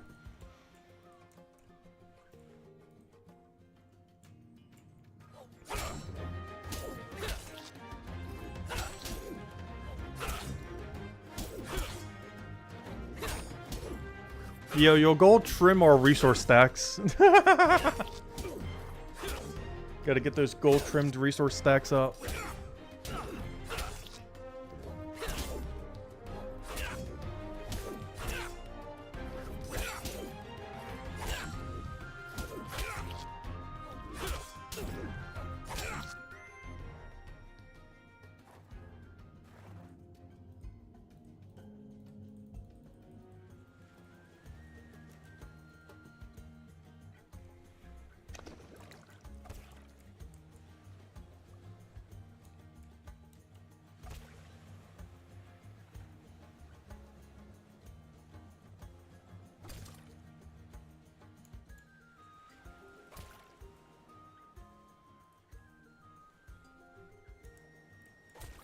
Oh, so are late game levels that far?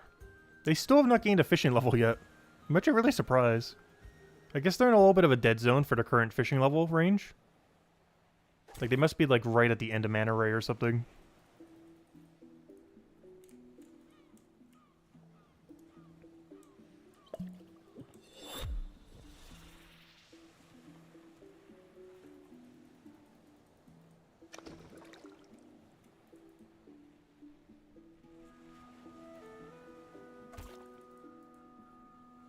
Because our dead zone for that is like 215 to 216. Like those two levels. Like 215 to 217 basically. Like those final two levels of 215 and 16. 217. I'm not sure what I'm trying to say here. At level 215, those two levels afterwards are slow 2. Is what I'm trying to say in the most confusing way possible. Like that's our slow area, and it seems like they're in it right now. Based on the fact we've gained like 1.5 levels in the time they haven't gained 1. So they must be like right at the end of their level range's Mana Ray. Whereas we're kind of still in the early end of it, or kind of the middle. You unlock at 197, you stop doing at 217, so the middle is 207. And we're at 208, so we're slightly past the middle. We're not like a really good time to do it, but not at the horrible time to do it. The worst is like the final few that you have to do, like right before your next fish. Because if they're doing like this fish right here, they could be at like, you know, 222. Or sorry, 322. Would be a really dead area there.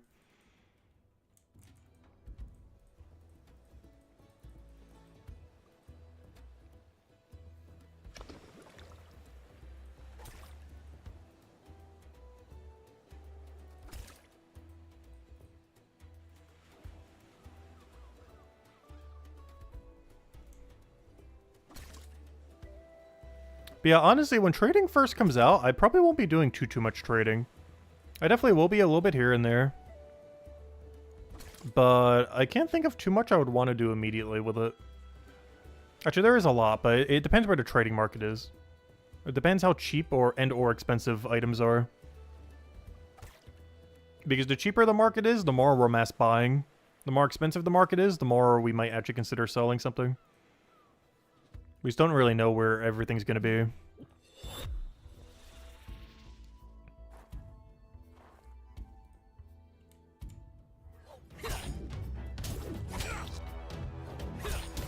Because the other thing we don't really know is resources going to be worth more or less than their shop price. Because in theory they should be worth more, but there are definitely resources that would be worth less. That are more commonly accumulated. That don't have as good of a balance between shop price and being able to bank them.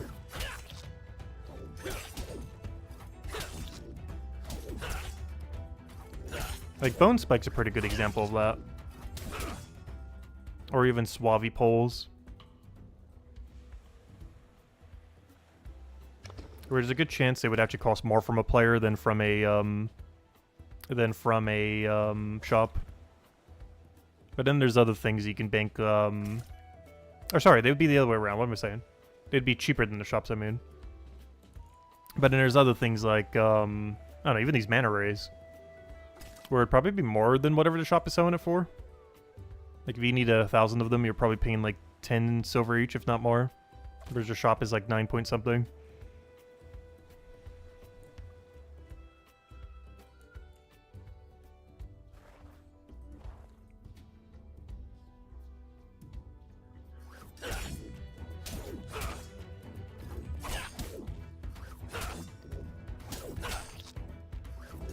And there's a lot we just don't know with it until it happens, though. It's just until we get a proper auction house system, I'm just not sure if I would really be doing much with it. Just because you have to actively spend time through third-party resources, checking trading forums, checking the in-game trading.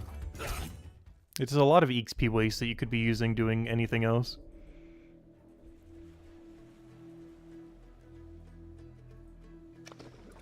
Since there's going to be zero automated system when trading first comes out, based on what they last said.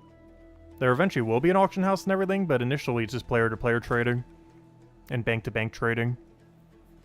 There is no auction house, grand exchange, or anything like even remotely like that. Like, there's no automated system for it initially. All trading has to be done manually. Which means you'll always have to XP waste to some degree to trade in the initial system.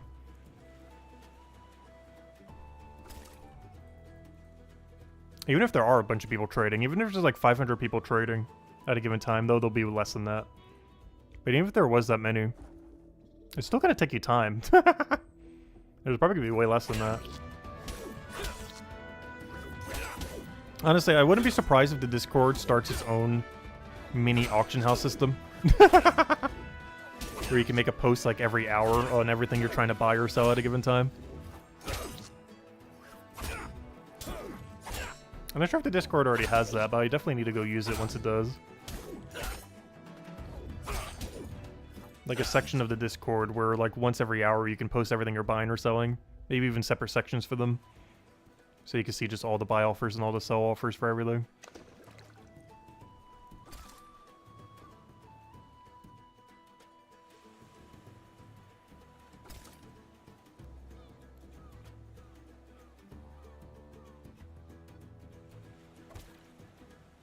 Because at this point, we're basically going to need to have a player-run auction house, since there won't be an in-game one.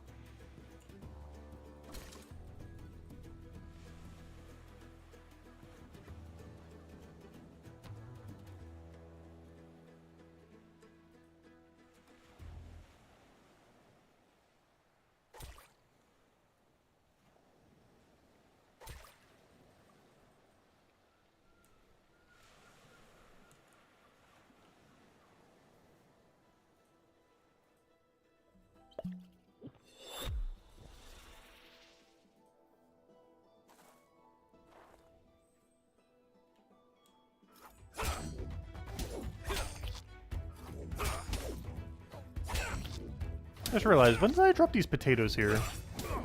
These need to not be here. Because I'm not sure if the hogberry appears over top of it.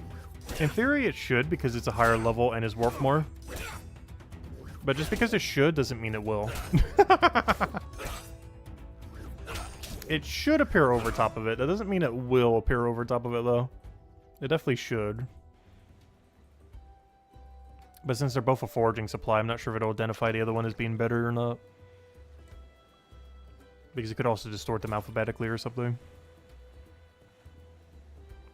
Or based on despawn time.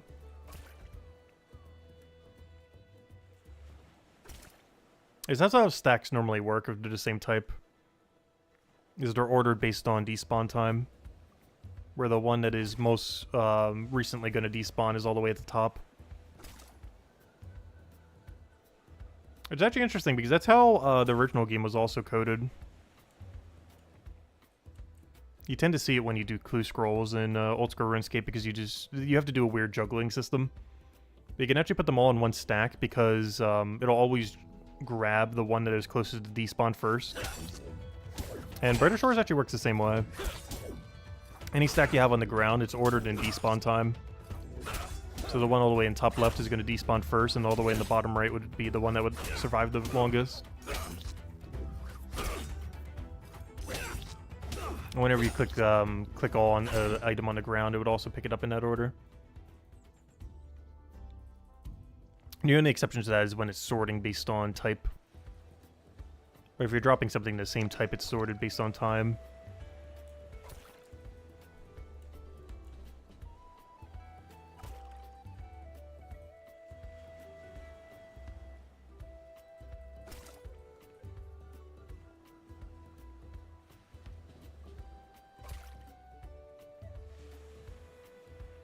I was like, hey, we almost got our combat level. Is it time to finally stop killing them? Because I think once I get it, I will...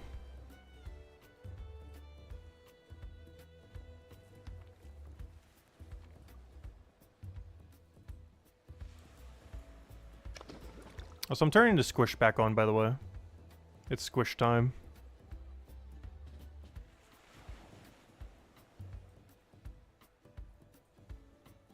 Yeah, the squish has been turned back on. It's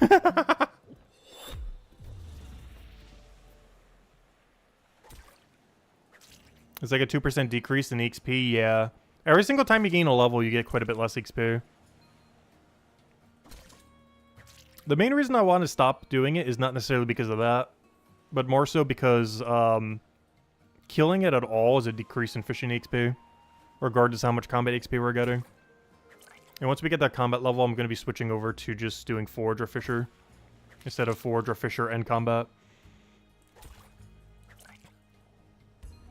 Because these two are more important to get up, particularly the Fisher one.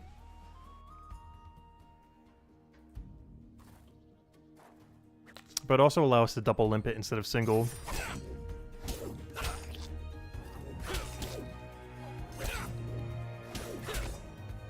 Which is slightly more Forger XP, but barely, given how much XP we need. 2,000 at a time is barely going to dent that million number.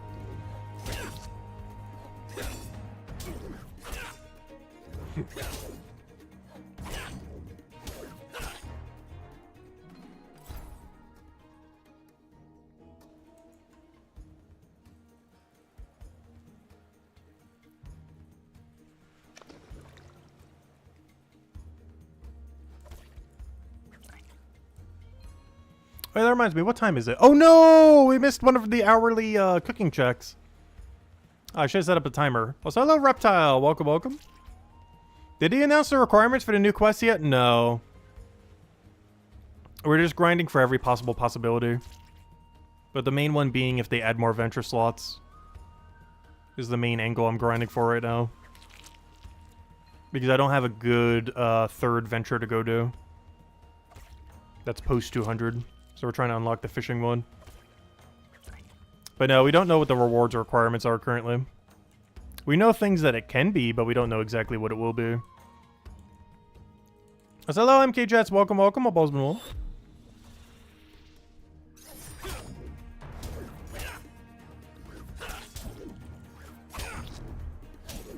But it should be any day now. Could literally be tomorrow. Like, every single day this week could be the first quest. The second quest is going to be a while, though. The second quest is still a few weeks away, probably.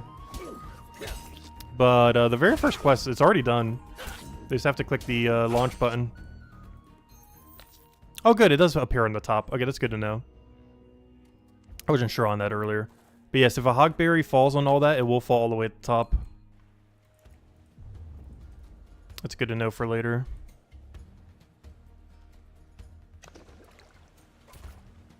You're trying to grind for combat? Nice, nice. Yeah, I still want to do the 1,000 grind at some point, but I'm not really going too hard into it until we get special attacks and everything. Another reason I'm doing any amount of combat right now is it multi-skills decently into this activity. But after we get this level, I'm probably going to stop doing it and just focus on Fisher. As we're sacrificing about 5%, 10% of our fishing XP per hour to get the combat XP. Which is still great for overall XP, but it's still hurting our fishing XP rate.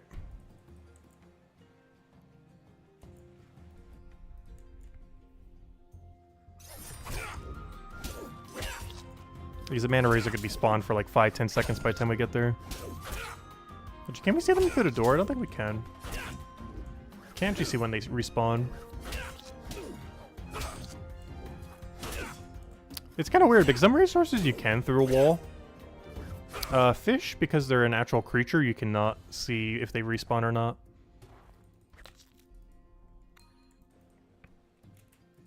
But something like this limpet, we can actually tell from the other room if it's respawned or not.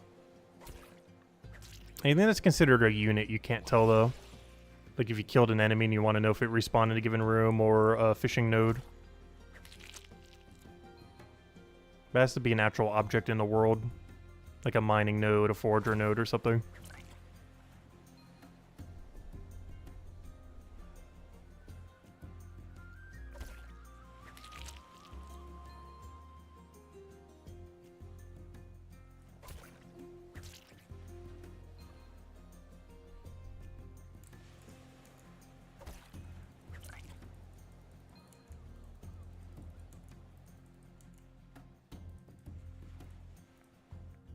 So where am I going? There's no way we're going to be able to do that in time. They're already respawned. That's the other reason we need to not keep going for that kill. Alright, how many more do we need? We got to kill 2 more! And then we don't need to kill another one for the rest of the stream then. I'll wait before I bank these until we get 2 more kills then. And then we shouldn't need to again for the rest of the stream. As we'll go full in fishing focus. We'll still grab a little bit of forager though, of course, because it's free. But we'll just grab like 1 potato, double limpet. Keep it simple. Not on one run. One time we'll do potato, then we do double limpet, then we do potato, so on and so forth. Might even have to do 1 limpet sometimes if we're getting bad RNG on the mana rays. Alright, let's go get our final 2 kills. And then see what its XP drop is. I will actually technically do 3 more kills, because these 2 to get the level, but then I want to see what our XP drop is after that. Because now counting XP pot, we're getting 130.9k XP per kill. You still need Lost and Found and Fortune Hold. Oh yeah, Lost and Found is really important to get done. Fortune Hold's not too important though. But Lost and Found is one of the more important quests in the entire game right now. Especially before special attacks come out. There's only 4-star weapons will have access to special attacks, and you need Lost and Found to be able to craft them.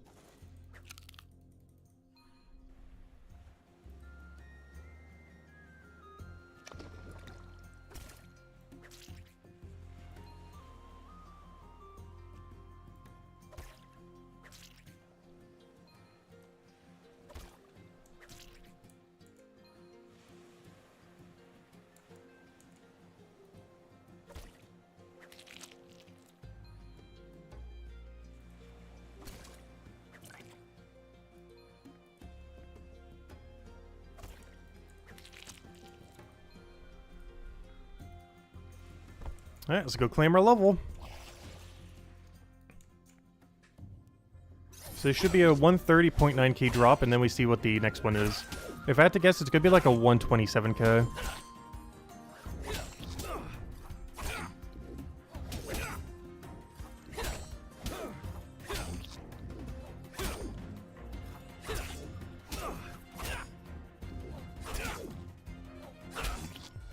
Alright, there we go.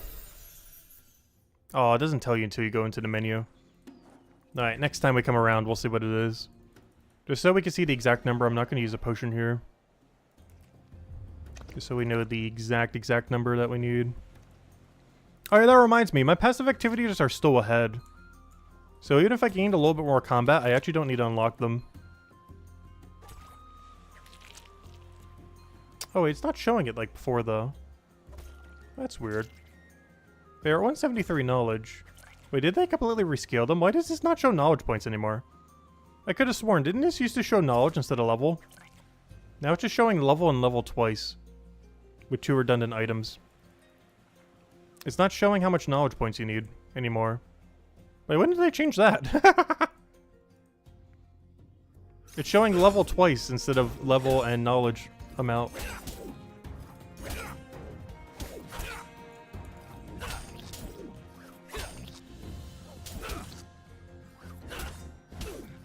How much XP is this? Okay, 128k, that's not awful. It went from 130.9 to whatever this is. Which is 128k point something. Alright, 128k point 5. So it went down by 2.4k per kill. Alright, that's not awful, but I think we are done killing them for now. So we can focus on fishing XP. Oh, that means I should probably go get an inventory of mana ray and go head over then. Maybe even go sell over junk finally. So we can go check our cooking contract and everything. Just so I can get these out of the inventory so we have a nice clean inventory since we're not doing them anymore. Unless we want to drop them on the ground.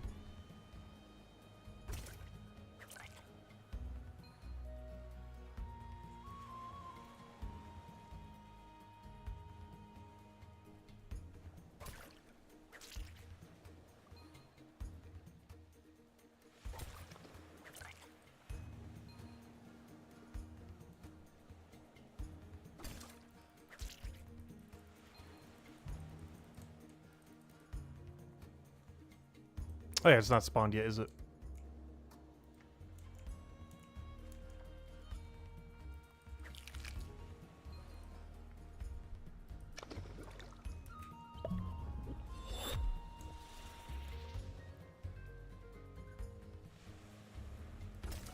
But as soon as we get a full inventory of mana ray, we'll go bank everything then real quick.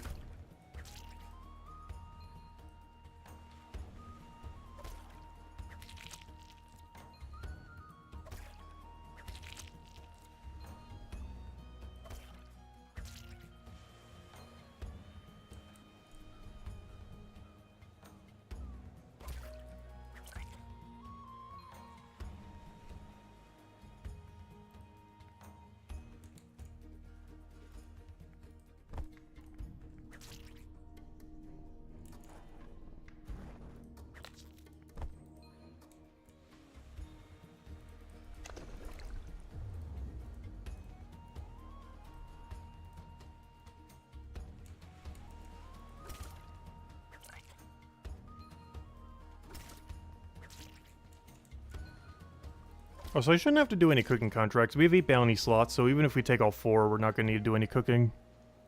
Unless they're on our path. It'd be even funnier if one of them's mana ray. Because we already have it in our inventory. Honestly, you could say like any mana ray item, and I would probably do it. As long as it's on our path. Like, you could say 10 mana rays, and I'd probably do it.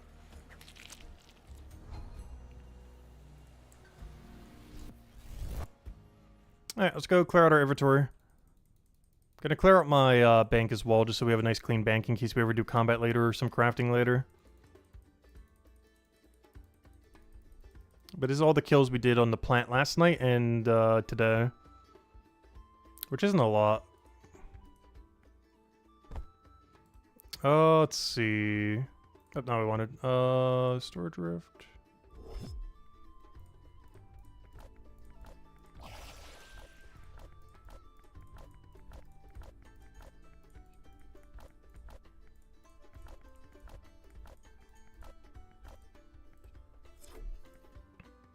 Alright, how much do we make? 380. Not awful.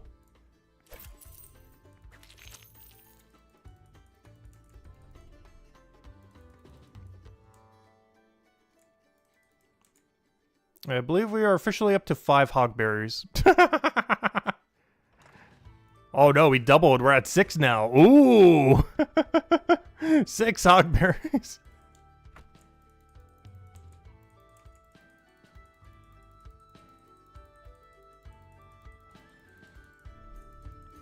Hey, they're worth 27 each. It's 27 silver. Alright, let's see what we have here. Anything good? Anything good? Nice. Big Sheen, that's free. I guess we'll turn in the Big Sheen real quick.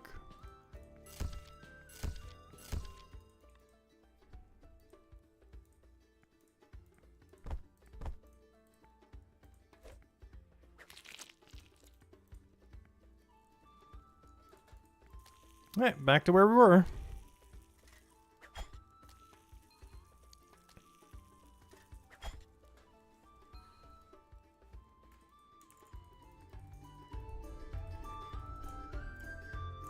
That's what's nice is I believe we got all the passive activities out of the way now.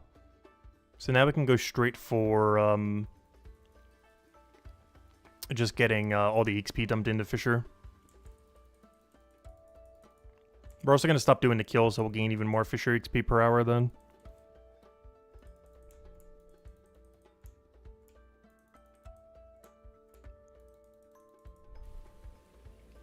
I do have to go out our way just a little bit for this guy over here, though.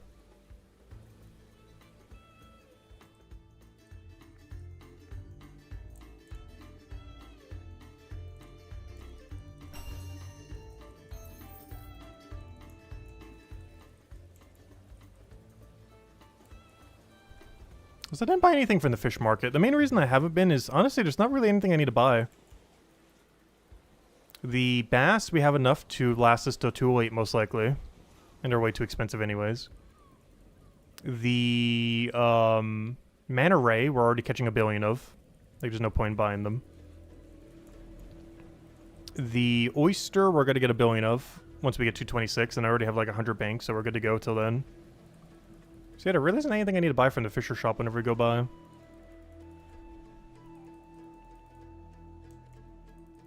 Alright, we're in all-in fishing mode now.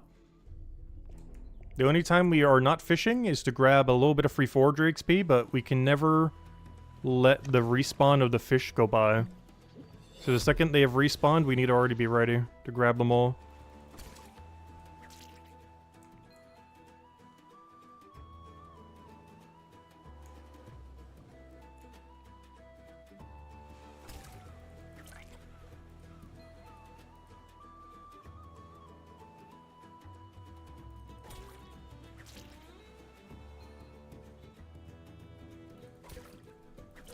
Hey, they finally gained a level. 2001. Nice. They got their fishing level finally. They're almost out of the dead zone.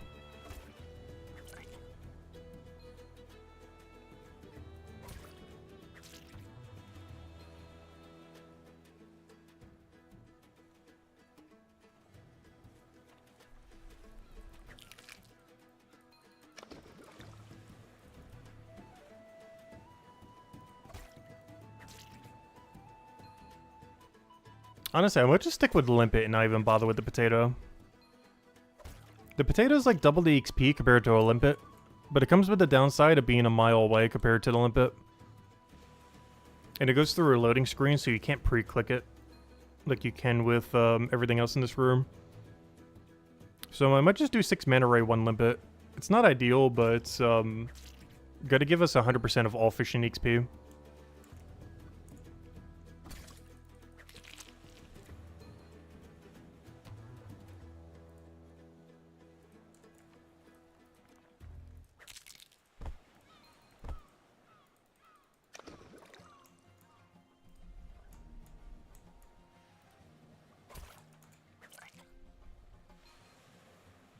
Before we were losing like 5 to 10% per hour. Ugh. Though of course we are losing any amount of combat XP per hour now. That's fine. There's better things to be killing. The main one being Viper right now. And by right now I mean eventually. Not literally right now. 100% not actually doing that right now, but you know what I mean. Is in theory what we should be doing right now, if we were doing combat. I don't know, maybe we'll occasionally grab potato. We have to only do it if we have a lot of downtime though. Because yeah, look right there, we just lost XP. Okay, we're never going for potato then. Confirmed, no longer doing potato. Just 6 ray, 1 limpet over and over again. We just gotta get a really, really quick cycle to be able to do potato, and it's just not worth it. We can live with slightly lower forger XP. It'll just take slightly longer to reach 209. Sometime this year we'll have it. Realistically soonish, but still. The rate at which we'll be getting it up is very slow, but we're more so doing it for the knowledge than anything. Like touching a limpet for the knowledge rather than the forger XP. As the knowledge for touching is what we're really after here. Which is even more fishing XP.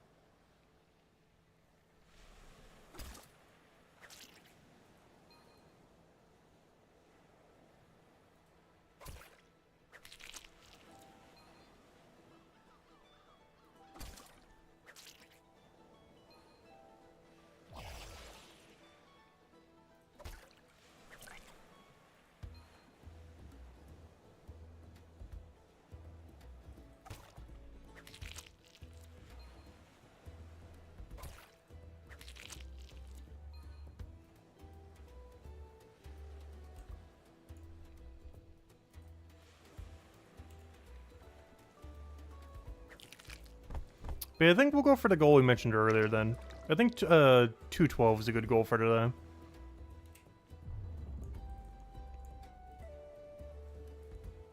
And then off stream, I'll try AFKing, or, active AFK to 217. Which means hopefully tomorrow, if there's no new quest yet, we should be able to push all the way from Puffer Eel to 226 then. That would be 9 levels, but it's 9 levels at the highest XP rate you can ever get for Fisher. Relative to your level range.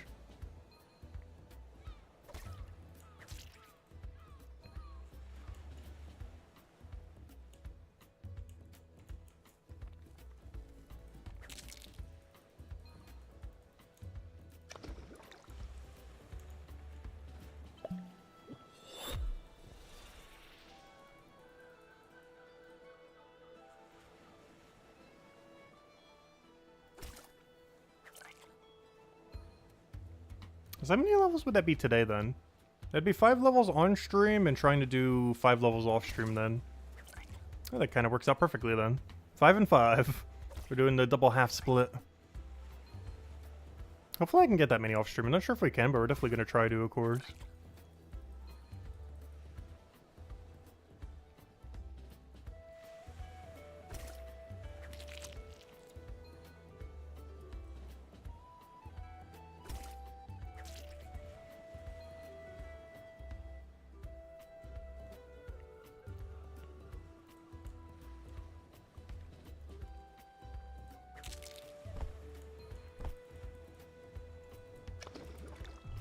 Oh, come on. None spawned in the middle? I spawned in the middle and they don't want to be anywhere near us. Fair. They're getting smarter. They're advancing. I just realized, with all the stuff we've been doing in Hopeport recently, we've actually regained 100 all. I think we dipped a little bit earlier. But we're actually top 100 in every chapter again. Which honestly, I would sure hope so for that total level. That'd be kind of weird if we weren't. But, yeah, we have reclaimed it. Fun little number. Yeah, most of these numbers we don't really care about, though. Also, the smithing leaderboard, are we going to go for it? Probably not. The problem is there's so many people with 500 mining that are like a billion miles ahead of us. Even if they're only like 20, 30 levels ahead, if they have even like 10 higher mining levels, they're like a billion miles ahead. So we're kind of locked out of mining till we passive to 262. Or not passive, but venture to 262. Like, we could do mining without it. But our current level range is a little bit better just to wait for the venture to get it there. So I can't even start mining until like another like week and a half from now. Even if we wanted to. Unless we just want to brute force it.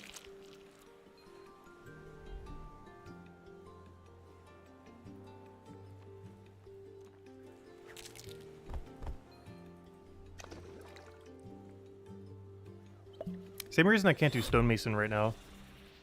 I gotta use knowledge and passives till we get to 233. As there is actually 0 active methods I can currently do right now. Unless I want to buy it from the shop.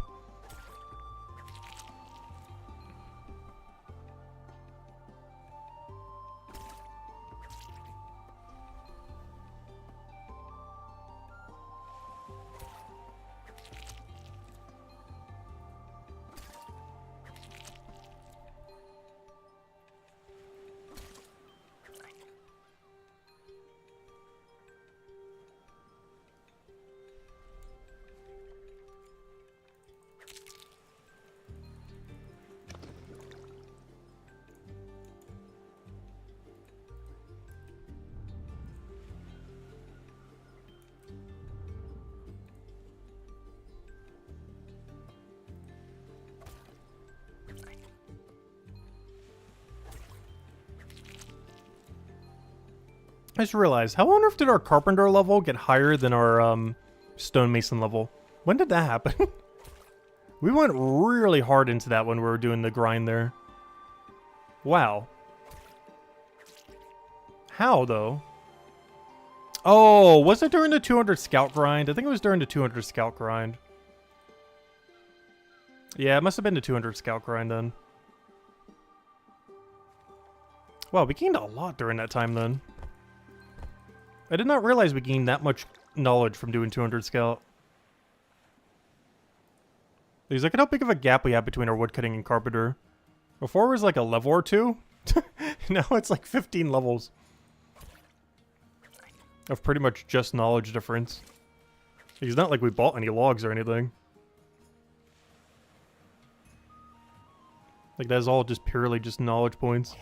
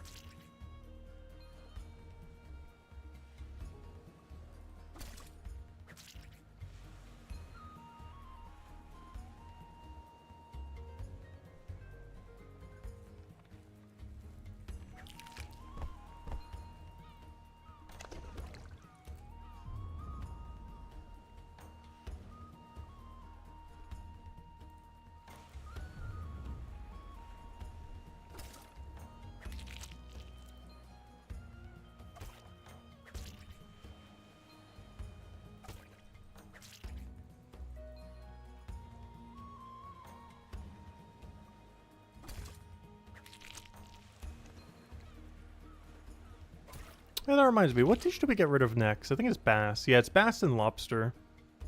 It's actually amazing how deep you still have to do mana raise. It's one of the reasons we've been banking a lot of these. If you keep wondering, like, why do we keep banking, like, 20, 22, or whatever else whenever we go to the bank. We have to do mana ray all the way until level 234, chef. So unless I'm going to be stewing like crazy, which honestly I might be, oddly enough. But otherwise, you need a lot of mana raise. If you were to do that just off of contracts, you would need over 1,000 mana raise.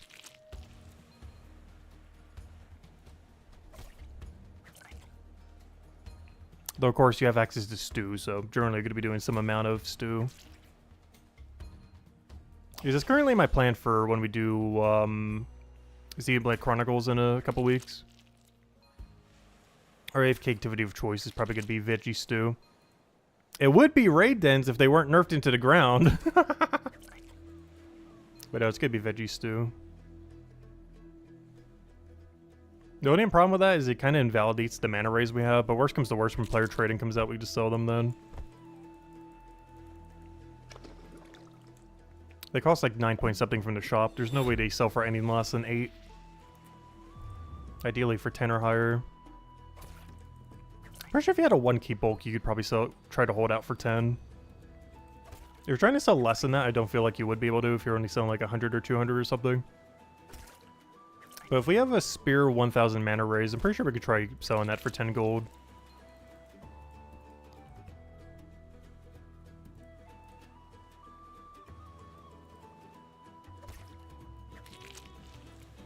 Does it help speed up the time to get to stews by quite a bit, having them compared to not having them.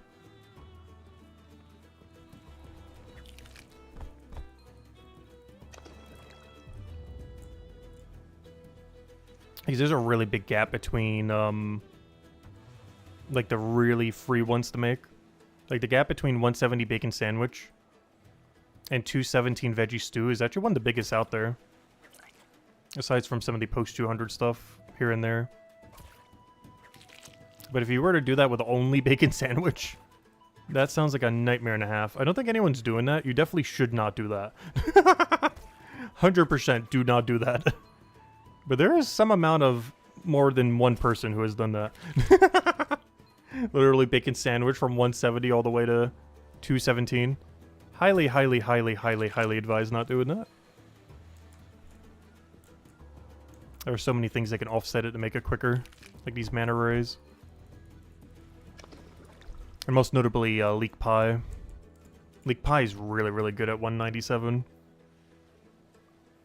197 chef, not cooking. Should specify because these are also 197. Different 197. These are 197 Fisher, but only 191 chef.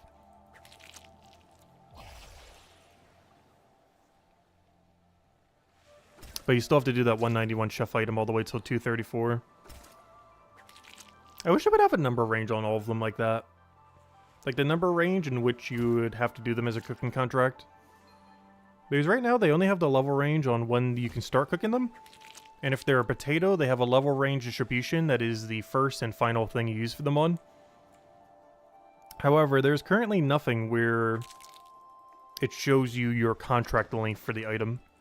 It's something you can figure out because it just takes the last 5 that you have. But there's no in-game mechanic that tells you the level range of it. You just have to just figure it out by looking at the menu. Because cooking contracts are based on whatever your 5 most recent meals are. So right now that would be these 5, everything from grilled bass to chicken and leek pie. Which means we lose the grilled bass for cod and chips after we get to 208. And then we lose the lobster at 217. And then we lose these mana rays at 234.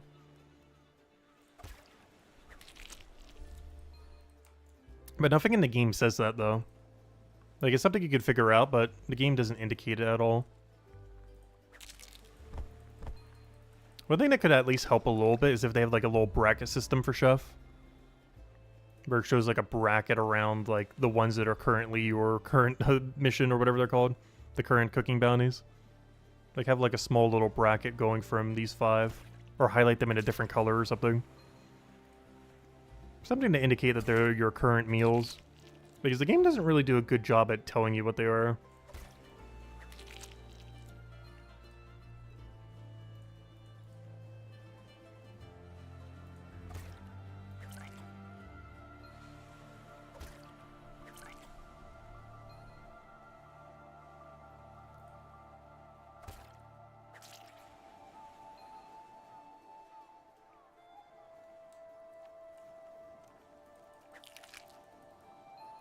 Also, I didn't even realize that Chef is officially our lowest level skill now that we've been getting fishing up.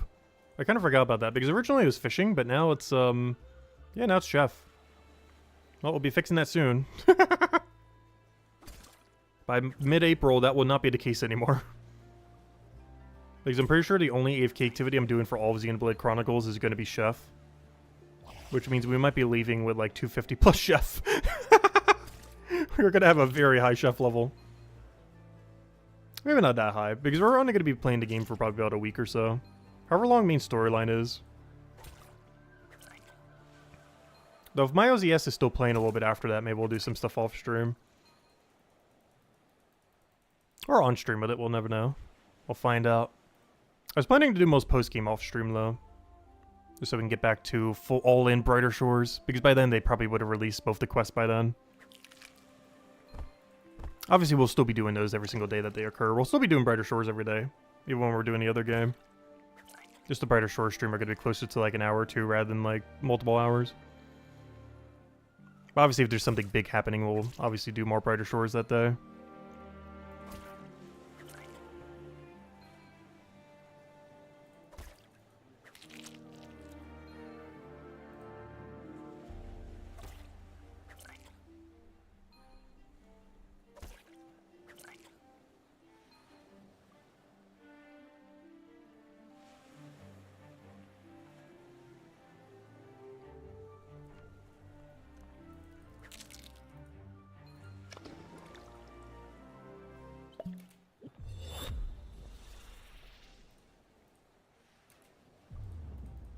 I keep forgetting what side I take the first fish on.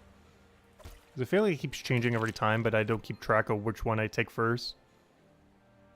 They do have a bit of a variable spawn, but the first one that you take will always still be around where they will spawn next.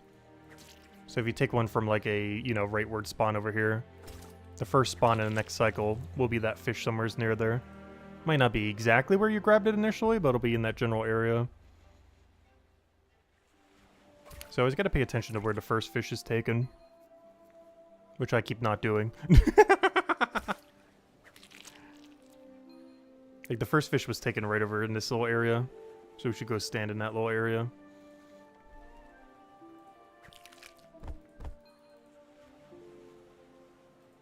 Like right around here. Oh, there it is.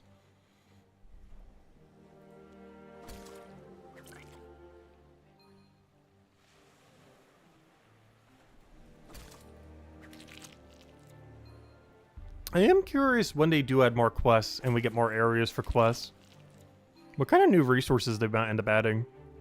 Because even though they're likely not adding a new skill to any chapter, imagine if we got like a new potion for alchemy. Or a new, you know, like whatever in that regard. We've seen this from quests already in the game, but we've never seen it from a new quest because, you know, there's been no new quests. Like Mines of Matubin's Legacy adds blast mining to the game. A feature you wouldn't have had prior. Things like Lost and Found gives you access to the 7% and 10% potent potions for the chapter. But we haven't really seen what a new version of that looks like. Like content that wasn't already there at launch.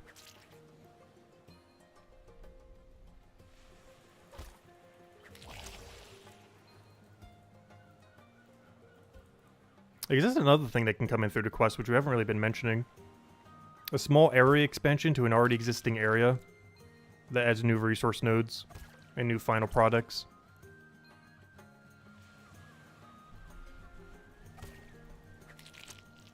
Also, it feels like forever. I think we drank 2 this entire stream because I'm pretty sure I grabbed 50. Which means we've been going for 2.5 hours. And because of all the other knowledge points and everything, I've only drank 2 of this potion. But we finally get to drink our 3rd. About time. Give me that Fisher XP. There we go. Thank you.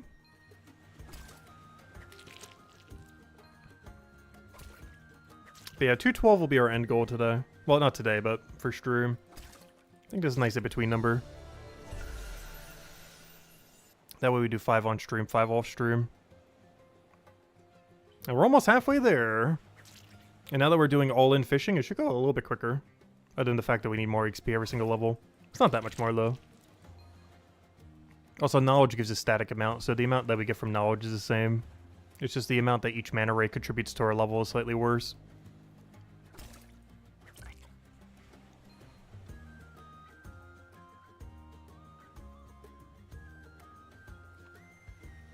Actually, what is the halfway point then? That'd be 209.5.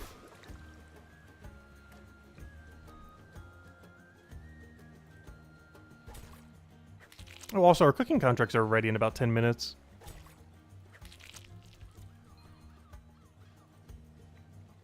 Too bad there's not an in-game alarm that you could set. Normally, we just do the Steam alarm thing. But that'd be kind of funny if there was actually a mechanic where you could have an alarm that goes off every single time the chef bounties are ready. Some kind of in-game lore reason for why it exists. It's kind of annoying having to set a separate clock. It's so easy to lose track of time.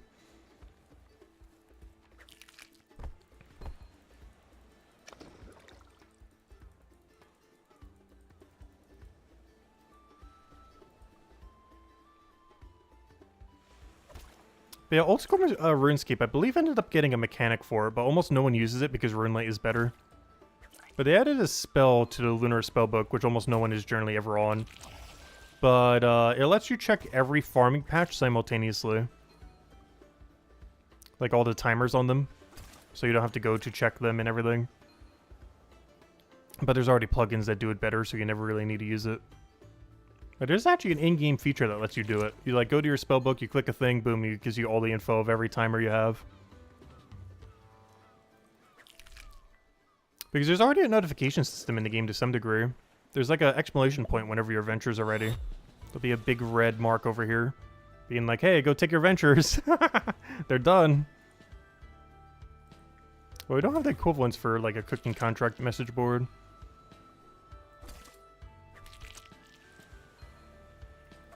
Is there anything that's time-based in this game that you can't check through an interface? Though it's always set at the same time. It's 5 minutes after the hour. I guess there is technically a second timer too. Though it's a bit less relevant of one. It's the armory timer.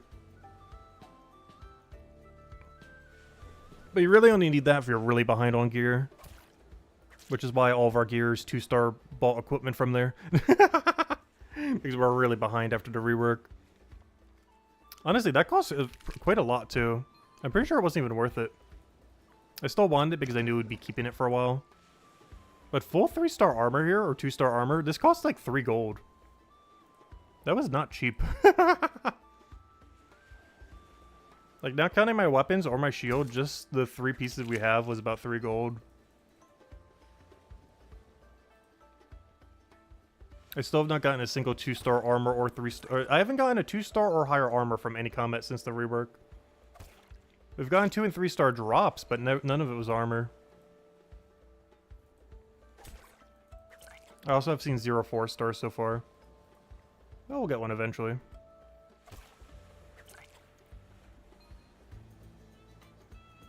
Though, of course, we've only done like 4 or 5 combat levels since then.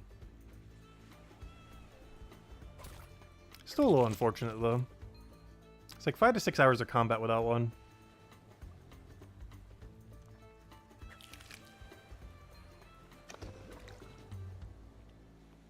Oh yeah, there's still something else I need to get up to.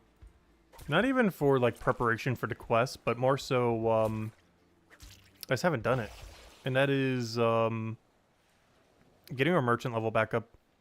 Before the combat merge, we were doing the hides at 239, but they increased the requirement by 3.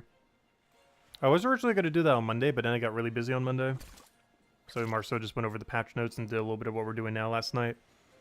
But, yeah, I meant to do that yesterday, but I didn't have time.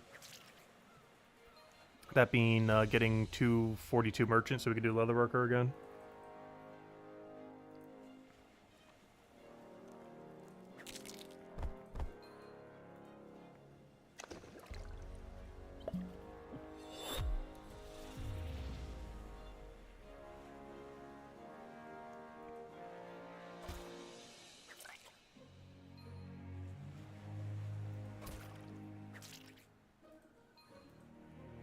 I do have to say, though, Chef is more infinitely repeatable as an AFK activity compared to Leatherworker. The biggest issue with Leatherworker is resetting. Like, the actual Leatherworker room and everything is really AFK. Even more so than Carpenter or Chef. But it's when you have to go bank or sell is the problem. Banking and selling the hides is extremely non-AFK.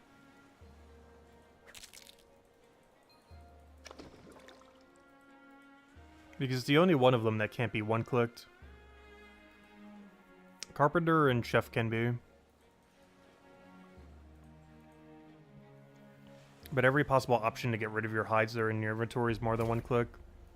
As far as like distance on map. We're doing the exception being if you want to drop everything. But generally speaking, you should not be dropping every single hide you make from Leatherworker. Rank 1 did, but that's the only exception. Because he did it for rank 1. But you should never, ever, ever drop your hides and do that.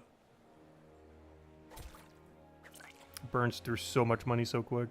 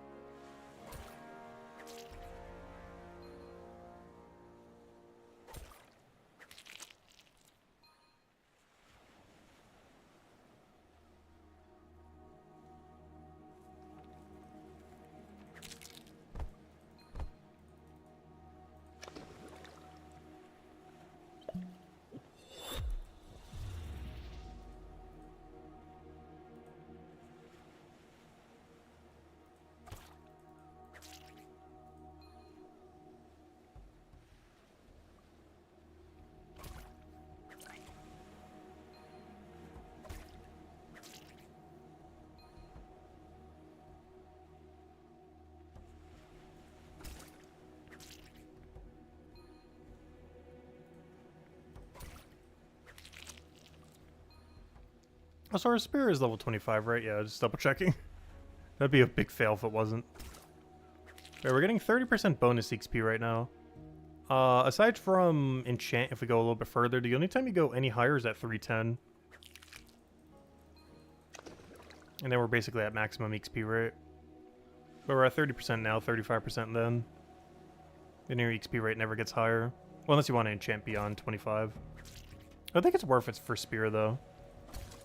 Honestly, I would almost enchant the Ventures above 25 before I would upgrade the Spear above 25. Just because I have a feeling we'll be doing the Ventures for a while.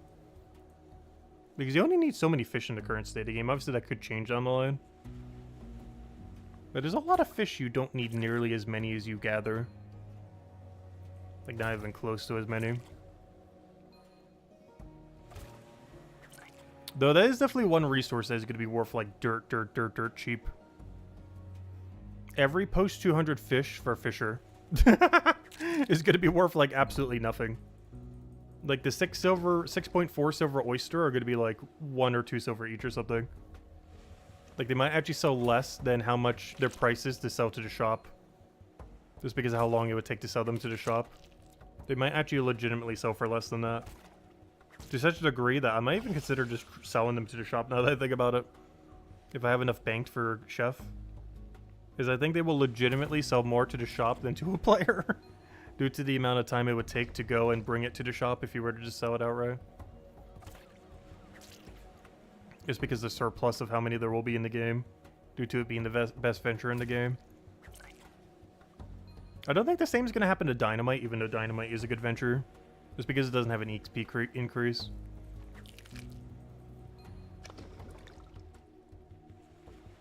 Also, the high population of Hammer Mages would eventually make the Death Stone a pretty high requirement.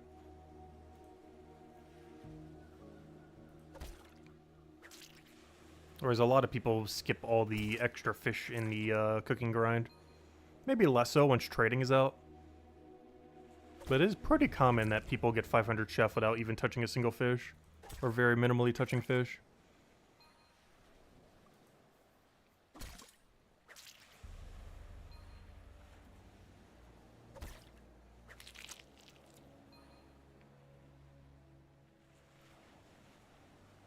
I just realized that was actually tile neutral. Because we can't diagonal through it. Both of those was actually the same tile distance away based on where we were.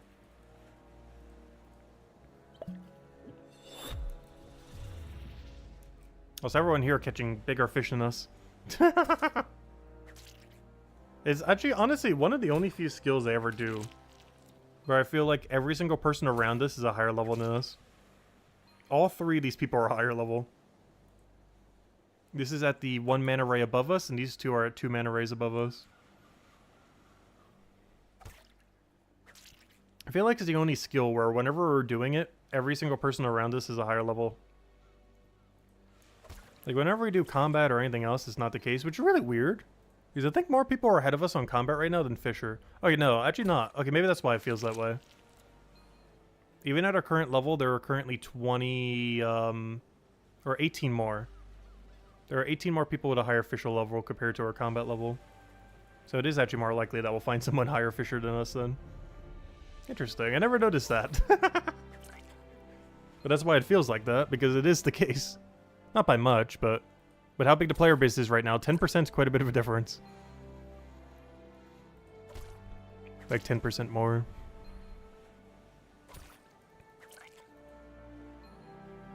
And the reason I mentioned those 2 skills is they're both a skill where you can see the exact level that someone is fighting. Like when they catch a fish, you can tell exactly what fish they're at. Hey, someone lower than us.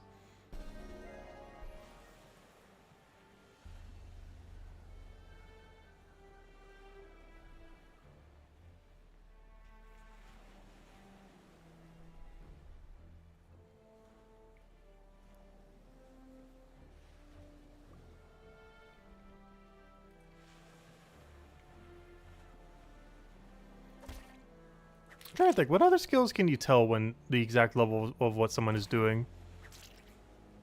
It's Fisher. There are some hints for alchemy, but you can't always tell. But yeah, it's Fisher. combat. Is that it? Yeah, that's actually it. Wow. I guess system degree detective. You can't tell if they're doing investigations, but if they're doing anything that isn't an investigation, you can tell what level they're at.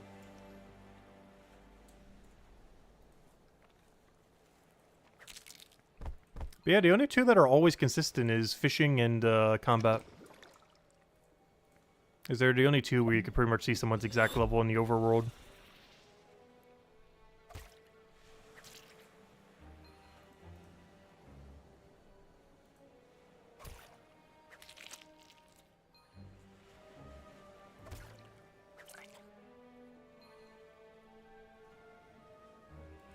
Because we can tell right here that this guy's on the same fish as us.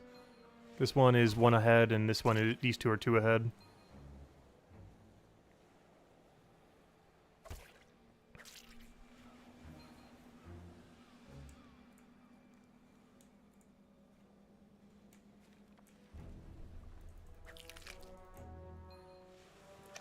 And with combat, if you click spacebar, you can see the exact level of an enemy that someone's fighting. Which makes it very easy to tell. The game pretty much tells you the number. And generally speaking, someone will be within around a 10 level range or whatever that level is.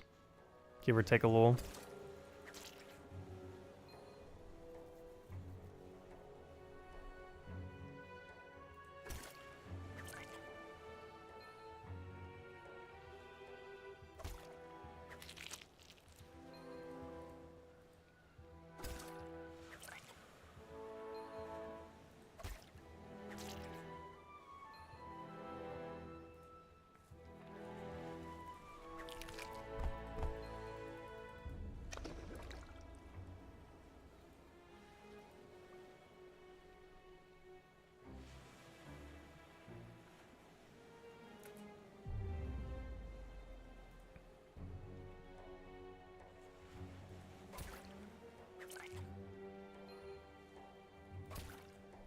So what are our lowest skills now? What's everything pre-210? Bone right? What is there still left for the 210 all cape? No. Our 210 maxing party? No. But, obviously Fisher will be done today, so I'm not counting that one. But Chef, Forger, and Woodcutting, and Bone right. So there's 4. Woodcutting we will get to 210 whenever we want to go get our hickory rods. I just haven't bothered yet. Ideally, I want to wait till 264 Gatherer, which requires several other things to be done first. Most notably, 264 Gatherer. Because that's when we get the upgrade to how much XP we can multi-skill while doing that woodcutting method. It's fine to grab some beforehand, but if I'm doing the full woodcutting grind, I would want to have it done. Like, if we only wanted to go to 210, that's fine. But if we had any stretch goal beyond that, we would not want to do that. We'd want to wait until we have the 264 Gatherer. And at that point, I might as well wait the whole grind until then, unless we need some hickory rods in a pinch.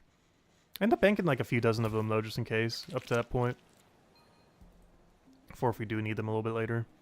But anyways,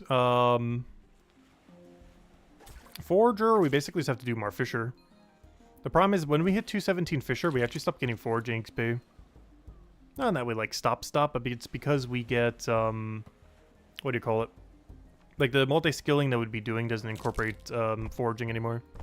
Because part for eel is just fishing into fishing. It's not fishing into foraging like what we're doing now. So our fishing XP rate goes up a lot, but our forager XP goes to 0. All the way to 0. And then Bone Right is more so just a, we need to go use the passive activity on it already. One reason I don't want to go too crazy on Bone Right is if we're going crazy on Delver, Delver almost guarantee gives you free Bone Right XP. As you probably have to dunk the bones, and if you have to dunk the bones, you'll get Bone Right XP from it. And the main reason it seems like that is the shop in Chapter 3 already has a empty spot for selling it. And the only reason why that shop would stock it is because you can dunk it. And if you can dunk it, that's free Bone Right XP. Which means there's a good chance 500 Delver banks you as much free XP, counting only dunking, as 500 Gatherer does. 500 Gatherer still dunks you, or gets you more overall, if you make product out of it. This one final product gives you bone rate XP, the other final product should be giving you armor making XP. But the dunking process should be bone rate for both of them. We just don't know if it's going to have a different ratio or not. Like more or less or about the same XP compared to a similar gatherer bone. Like is the tier 4 bone for Delver going to be about the same XP as its dunk for tier 4 gatherer? We don't really know.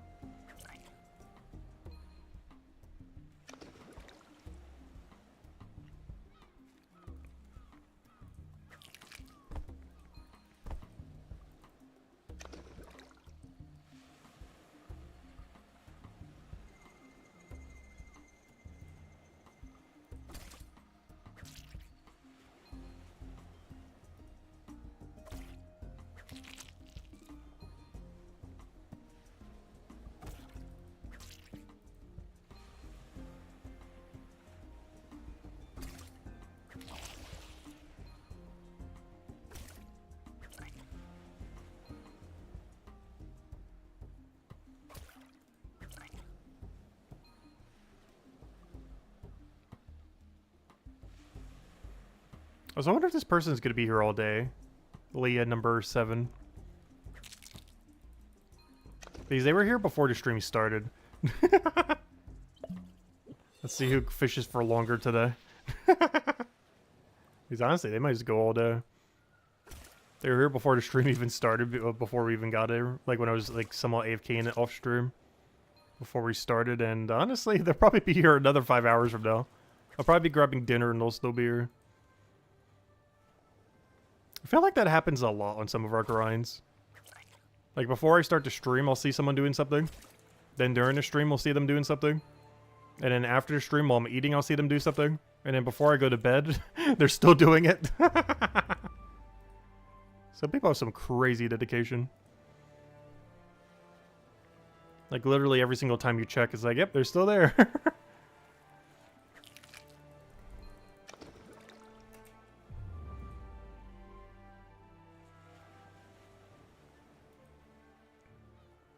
Because there's some people with way lower total levels who've actually played more than us.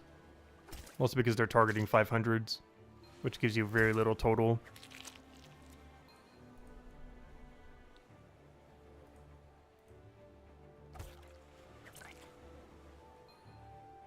Oh, so this is something I think hasn't happened yet. I don't think there's any person with 5 500s yet. Not counting combat. Combat doesn't count. But 5 500s not counting combat. There's people with 4 500s. I don't think a single person has 5 500s when not counting combat. Counting combat, I think a few people do, though. Mostly anyone who did the 500 all hope port grind.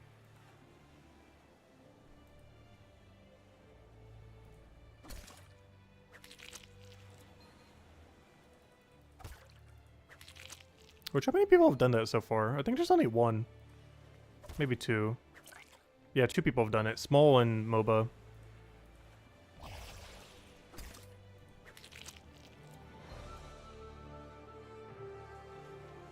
I always thought Jimmy Zabot was way higher. Sword Central is actually above Jimmy Zabot. Oh, probably because the combat change. That's kind of funny, though.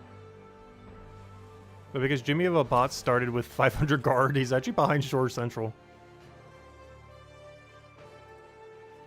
Your Sword Central has done basically 0 combat at all. He's mostly waiting until, I think, special attacks come out before he figures out what class he wants. Which means he's got to decide in about a month or 2 from now.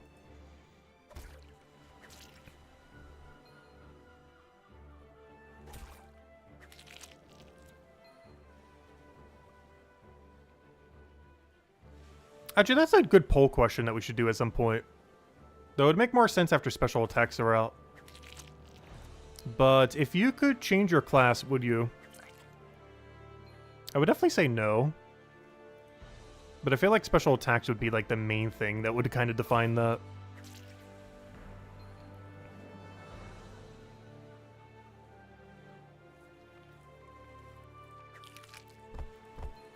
We don't have any clue if we'll be able to at any point in the future, though.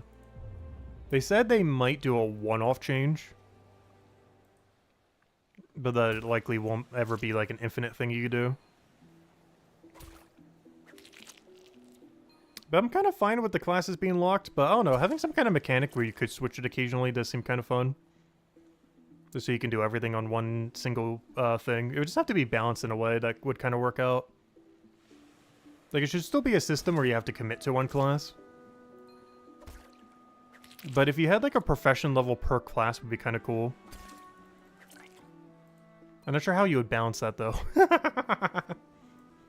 And it doesn't seem like they're doing that with the combat rework currently. But you almost turn like the 3 classes into a separate skill almost. Where you have like the Cryo Knight skill, the Guardian skill, the Hammer Mage skill. It's like a global skill thing. They probably don't want to overly bloat global so early though. Because then they could add new classes too pretty easily. Like a Necromate class, a Pyromate, or anything in the future. If there were just global skills that you had to get up. Like how proficient you are in a given class.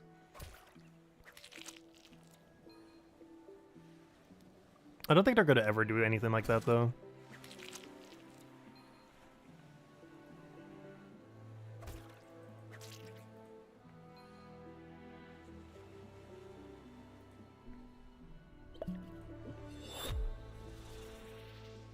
Range class.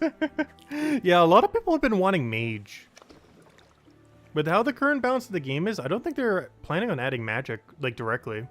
Like, you'll have magical-looking special attacks and stuff like that. But they currently have no plans to add, like, actual magic to the game. Beyond, like, you know, spells and special attacks.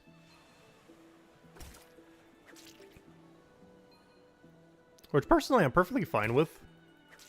But I feel like every single week I always see someone somewhere, like, suggesting that they add it. But based on what they currently said, they have no intention to ever. Which I'm perfectly fine with. Because it's kind of hard to balance the difference between range and magic.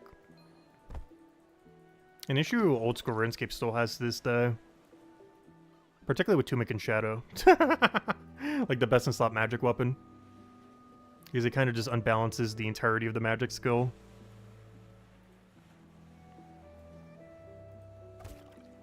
Because it's hard to balance 2 different range-based attacks. When it comes to like the cost and upkeep cost, the gear you need, everything else. The amount of damage it has.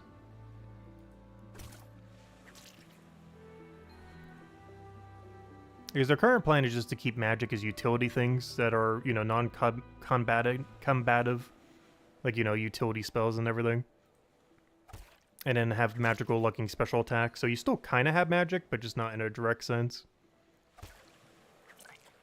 Or you're still doing magic-like things, but it's not an actual magic skill.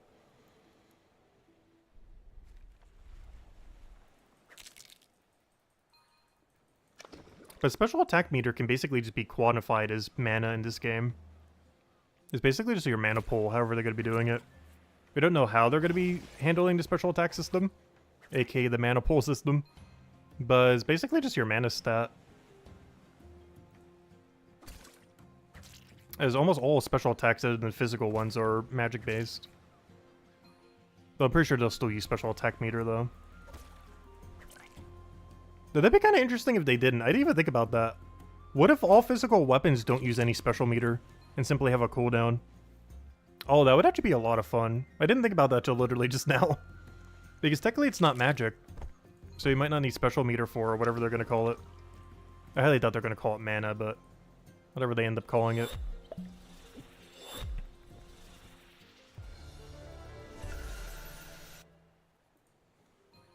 Because technically physical weapons might not need to use it. And simply just have a cooldown on them instead.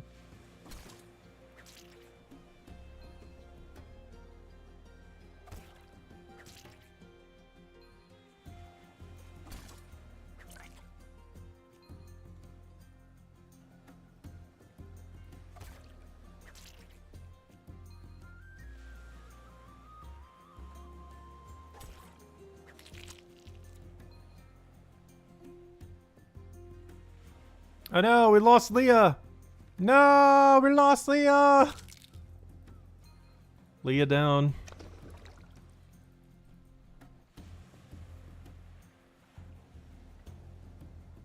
I guess they gave you quits after like 4 hours. In all fairness, that's quite a long to be fishing in the consecutively. Which is why we're going for like 6 or 7. Honestly, I'm starting to get a little hungry though. Seeing all these fish, it's like, ooh, kind of want to go get some salmon tonight. I already have it, I just need to go make it.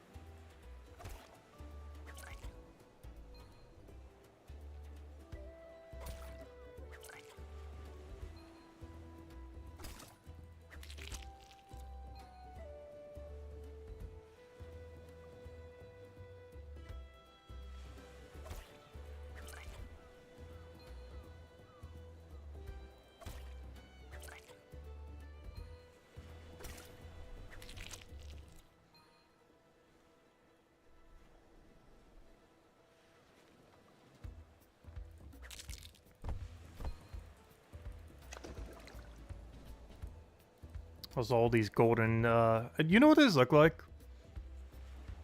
That looks like a, what's that thing called? Like the thing that you put candlesticks on. Like it's supposed to look like a golden trident. But the more it look like it, it's like an upside down, special name for that, isn't it? It's like a thing that you put candles on. Like multiple of them. Like that's exactly what that looks like. I'm not talking about the religious holiday one. There's like a different object that has a special name that kind of looks like that.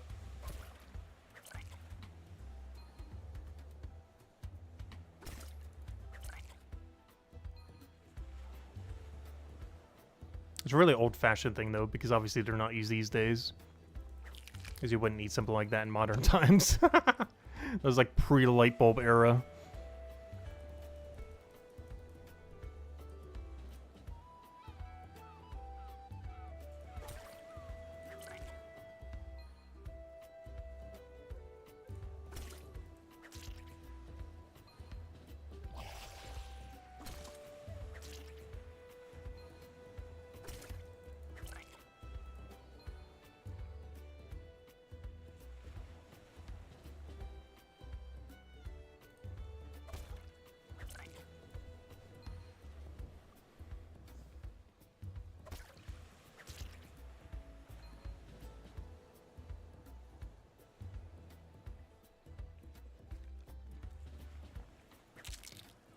I keep forgetting, whenever I drop these, I should actually drop the mana ray first, because for whatever reason, you can't do drop all when there's only one item. So if you only have one of your inventory, you can't set up a pre-drop all. So we should always drop the mana ray first, because we need to wait for the other one to get its drop all menu.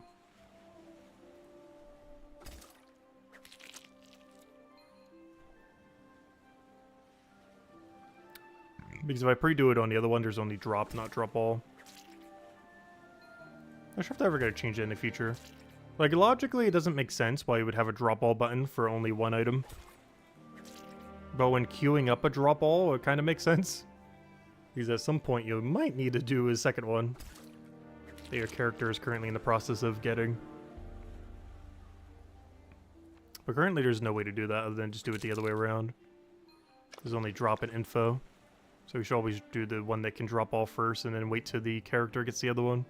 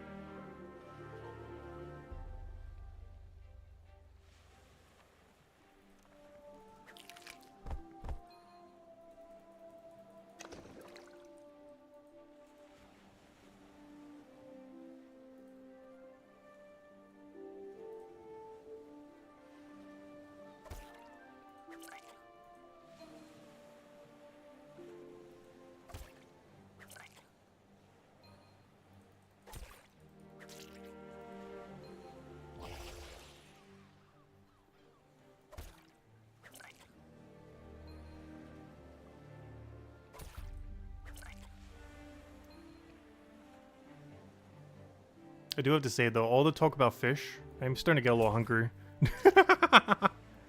Honestly, I might call it early and go for the 210. It is tempting, it is tempting.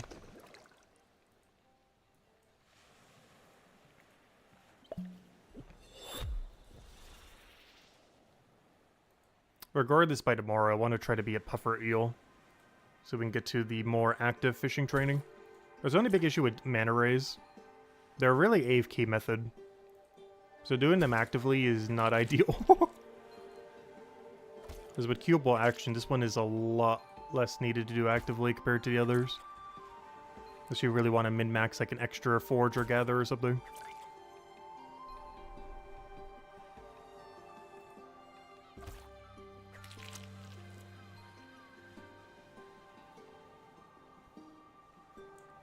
Because I think the Steam Deck method of this room is the funniest.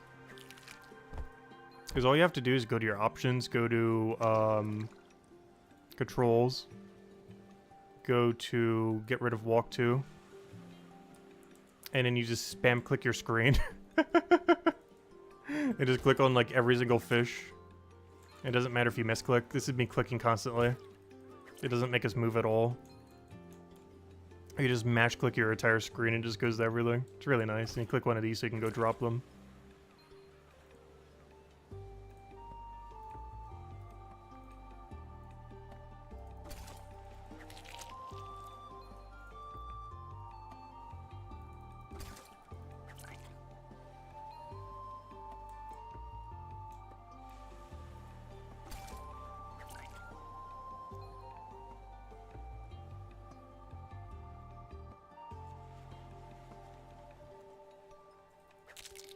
Oh, so there's so much downtime with this fish.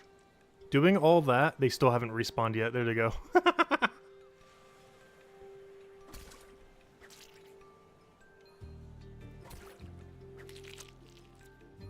I think that's what we'll do for now then. We'll go for 210. Go check our cooking contracts. I'll go grab some dinner. And then hopefully I can AFK farm off stream these mana rays all the way till we could do 217 puffer tomorrow. And I assure you we are doing 217 puffer tomorrow. And then we go for the final push then. Unless there's a new quest tomorrow, in which case, scratch that. Change of plan! But assuming the new quest is not released tomorrow, that's the game plan. 217 puffer all the way to 226, no exception. Whatever the rest of the grind is by then. Stream does not end until we have oysters. I might even keep my passives not completed just so we can go oyster all the way at the end of stream.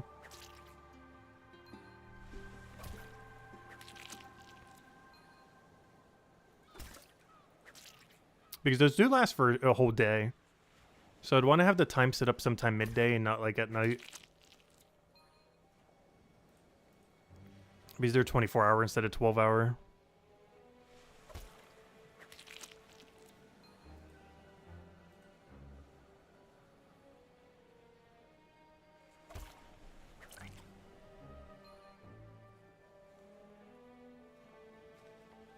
Which is actually something I never even realized until we started doing the one of all everything.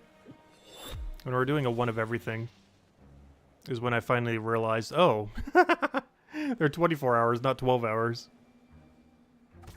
Be it a lobster are 12 hours, but the oyster is 24 hour.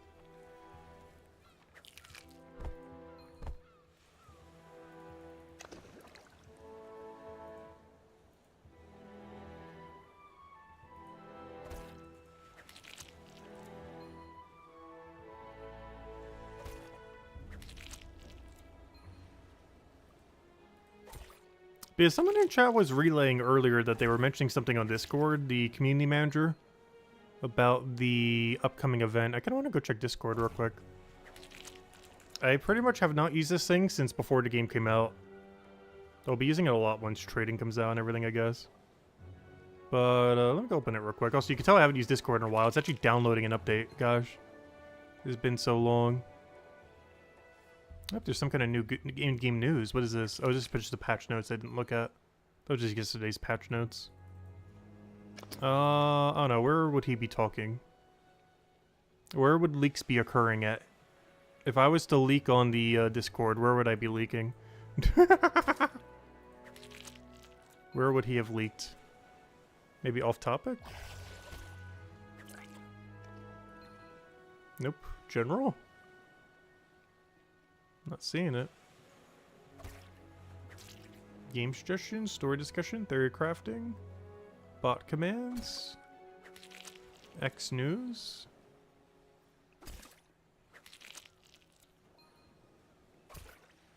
Oh, he posted it there.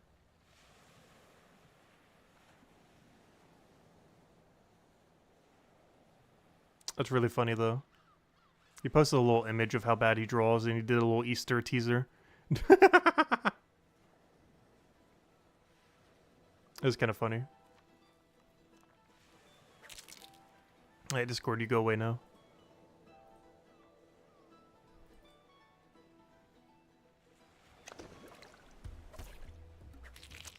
But yeah, he drew a really bad-looking bunny and egg.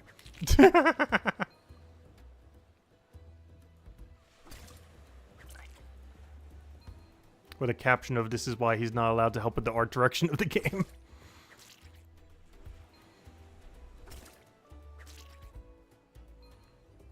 But I'm really bad at drawing as well. Like absurdly bad. Like pretty much preschool level. Honestly, they could probably draw better.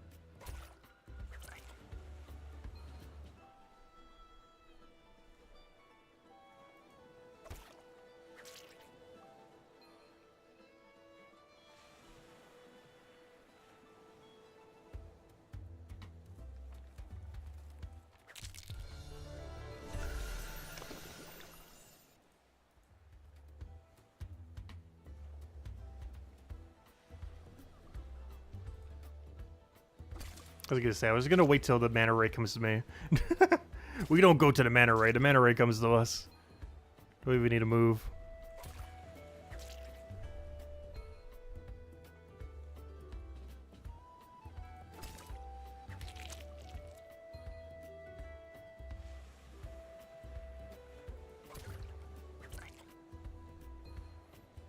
Actually, that's a series someone hasn't tried doing for this game yet. As far as very overly convoluted things you could do. No one has done a tile-locked account yet. There's been room-locked accounts, but never tile-locked yet. Probably because there's no plugins for the game, so it's kind of hard to set up properly. Without a lot of video editing.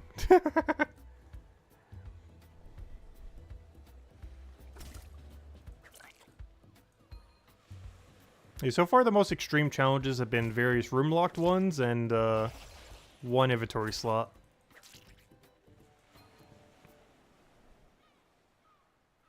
I still would never do something like that, though. As if the game doesn't already take long enough to grind. I never understood, like, making a grind that already takes forever take even more forever.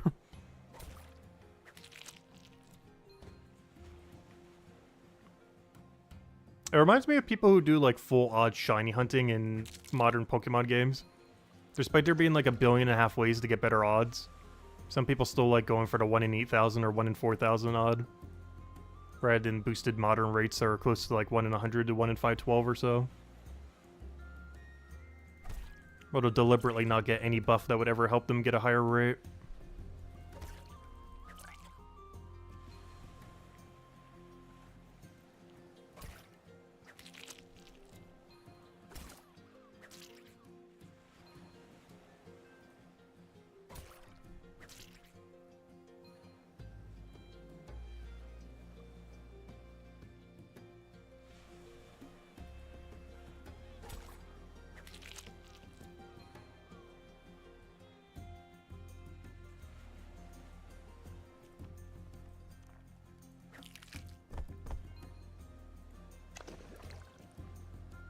Hey, we're officially at half a foraging level.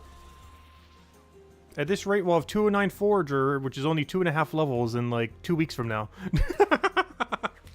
Hey, who knows? Maybe one of those 2 new quests gives some Forager XP.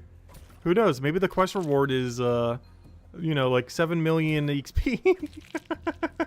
Actually, what is the highest quest reward right now for XP, not counting combat? I want to say like only, not even 100k. But who knows? They said it's the best reward yet. Where's my 10 million Forager XP quest? Could you imagine? What level would you skip from if you could do that? Is there not a way to see your whole XP meter anymore? I just realized that. Wait. Hold. Can you not see your total XP anymore? I just now noticed that. Oh no! They deleted total XP, because I was going to say, I wonder what level it would be if you just randomly got 10 million Forager, but XP out of nowhere. Because that would bring you to like 180-ish or something from like 0. But obviously it would have a higher requirement than that if such a thing ever did exist. But, which never would, that would be way too much XP. But, yeah, why can you not see your total XP anymore? I didn't notice that till just now. They removed the ability to see your total XP. You can see how much XP you need for your next level, but you can't see total XP anymore. Unless I'm missing the page where it's at. I never noticed that till just now. Mostly because it's a number you don't generally care that much about. But, yeah, that's so weird. You can't see your total XP anymore. You can see how much you need for your next level, but not total. Because that was a thing you could see before, but now you can't. Oh, that's kind of confusing now, because how are you going to do math for, like, alchemy if you want to get, like, the exact number for something? Because you don't know what number you're currently starting at. Oh, they gotta change that for sure. I never noticed that till literally just now. They deleted your total EXP number. There's currently no way to check it unless I'm missing a very obvious menu somewhere here. Because that shows you how much you need for your next level. Clicking here doesn't do anything. Clicking like everything on it. Hovering this doesn't show total. Or this, or this. It's not showed in one of these other menus. That's so weird. But yeah, you can't see your total XP anymore. I hope they change that. But it got deleted in the most recent merge. It's not too relevant to know for a lot of things, but there are a few things that's useful for. When calculating out for quest XP, which is what we were just mentioning. But also if you want to go and calculate out for the exact amount of cost for an activity. Like for alchemy, most notably. But also any skill, but alchemy is probably the most noteworthy one in that category. If you want to figure out like the exact number of potions you would need of a given type. to go from level to level. Or, you know, from like 229 to, let's say, like, you know, 250. You can figure out the exact amount of each potion. But, yeah, you can't see your total number anymore. You can still guesstimate it based on the wiki. Based on how far your bar is. Like, we could tell that we're basically at the total amount of XP for 229. So we could just do the math based on 229 and go from there. But, yeah, there's not an in-game way to check it at the moment. Oh, so hello, Richard West! Welcome, welcome. Yeah, I hope they fix that later. That was one thing the patch changed when they did the combat merge. I didn't even notice. Because it's a number you normally don't need a reference, but when you do need a reference, you definitely want to have access to it. Because not having access to it makes it kind of complicated to figure out a couple math. You just guesstimate it, but you might be off by a few dozen. Which isn't too big a deal, but gosh, some potions for alchemy are so expensive. Buying like 30 extra, that's like your entire cash stack at that point. Not literally, but you know, they're pretty expensive. Alchemy in general has gone up so much after the changes.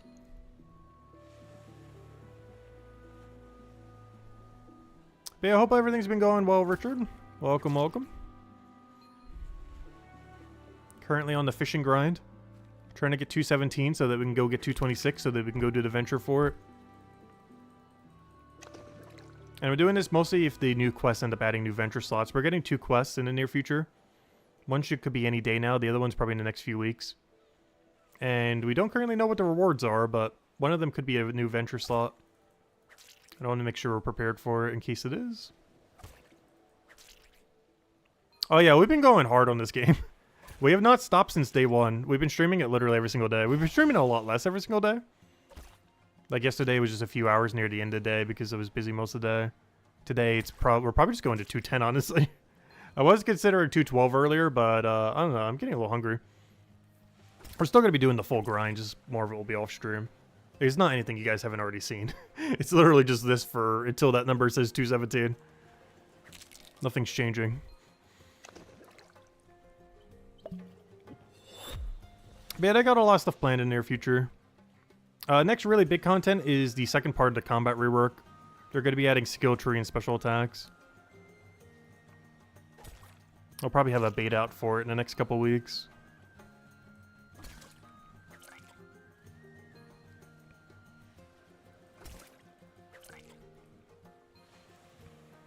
And that's the main thing that's going to be fixing combat. They did a merge recently, but that didn't really fix it. More so just set the structure for what they're doing soon. They just couldn't roll it out all in one update.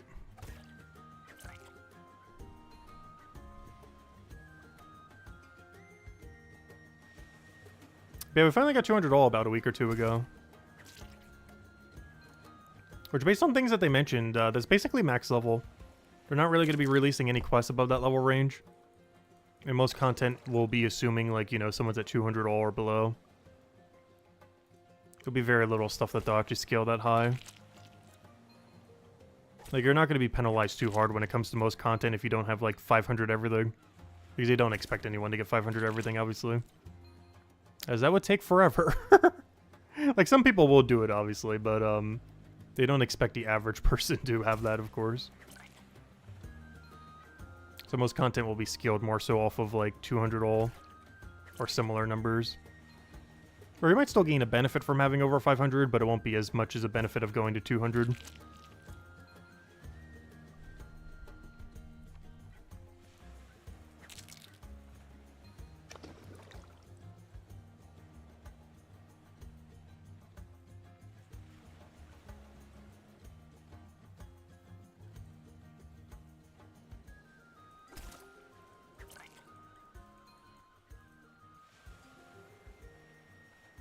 Hey, our cooking contracts are ready in 20 minutes. I feel like we missed them the last 2 times. We should probably go teleport back for them. I really want to go get this double meter down first before we do though. But yeah, then we'll probably go run our cooking contracts real quick. Bring back a whole inventory mana array. It's not going to be enough for our cooking level, but you know, got to keep chipping at it.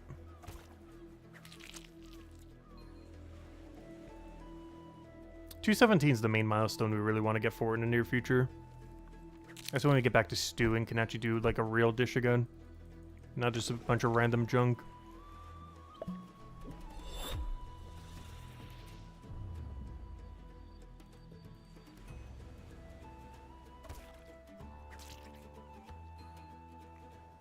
Oh yeah, there's something else I'm gonna need to do too if we want to go rush that in the next few weeks.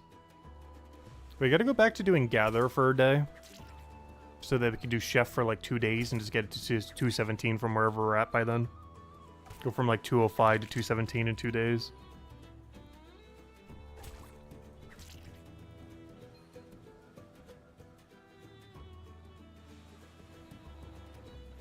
Yeah, there's something I didn't check yet. I'm not sure how much a leek pie sells for in a new state of the game. Because one of the patch notes mentioned when they did the price hike to all the shops that they would accommodate cooking dishes as well, you know, for the ingredient things, but I'm not sure how much it would have went up by. Pretty sure something pretty minuscule, like maybe like a couple hundred bronze each or something. Is before I think it was selling for like 2 point something. Not sure what a leek pie is now.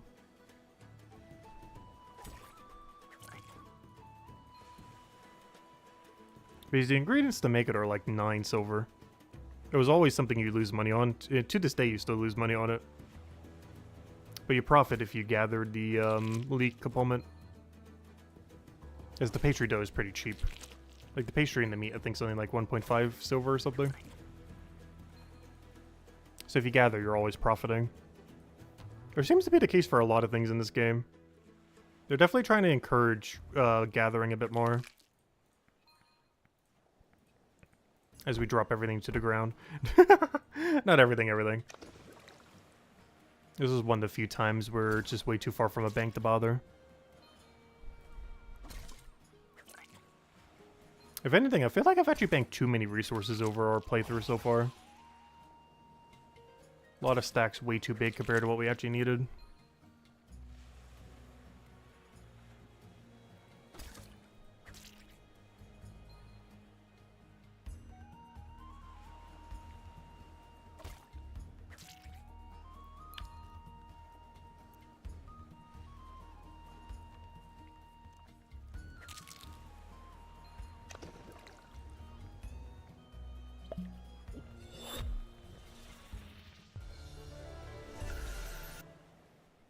Yeah, we're almost there. One more double meter should do it. Honestly, even a single meter if we go do the chef thing. Actually, the chef thing will make it easier to get double meter. Because honestly, that's pretty good knowledge when you're actually turning all your cooking contracts. I'm not sure what the exact knowledge per hour is, but I think it's close to 5 point something. It's just you have a really limited amount that you can do. So it's hard to really time properly. Because obviously it's not something you can do for an hour straight. But if you account for the time of doing your cooking contracts, and assuming you're doing 3 every single time, and assuming it takes like, what, 10 minutes? Or is that too much time? I'm not sure. I believe it comes out to like 4 or 5 knowledge an hour doing cooking contracts. You just can't do it consecutively for an entire hour. You can do it every hour, but you can't do it consecutively for a full hour. Because you get a lot for turning in some of those further ones. And if you get multi-synergy on them, it's really, really good.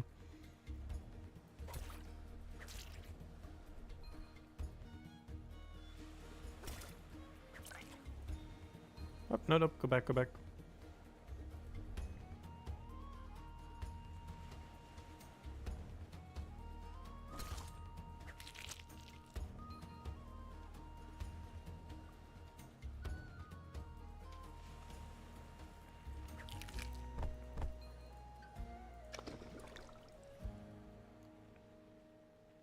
I know, the final one with a 10% bonus. Come back! If only we had auto repotting. I'm really curious if when they add equipable potion, if they're going to come with auto repot.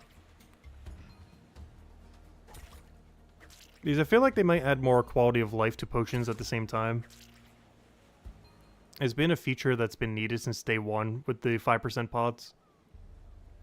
Obviously you want to be a little bit more careful with that when doing a bigger one. But having to reset those every 2 minutes is just so annoying. Needlessly so.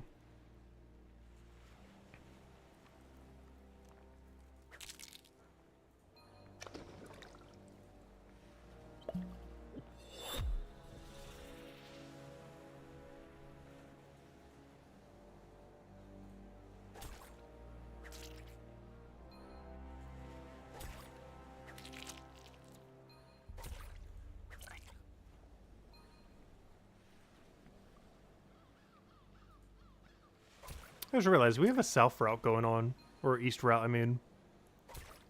Normally I've been trying to get like all the scrap merchant and everything else routes going. But lately, I've been taking pretty much everything. As long as it's not one of the close ones for too many of an item. Because even if we're losing money, it's certainly worth it for the XP.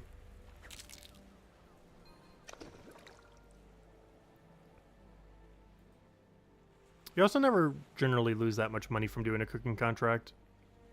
Even the worst value ones still aren't that bad for how much XP you're getting in return.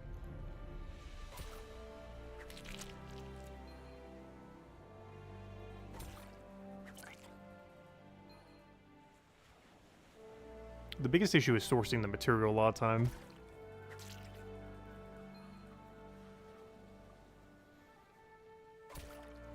Because if you don't already have it pre-banked, it's time that you have to spend going and getting it from the shop. Which not only costs you a bunch of currency, but, you know, also costs time.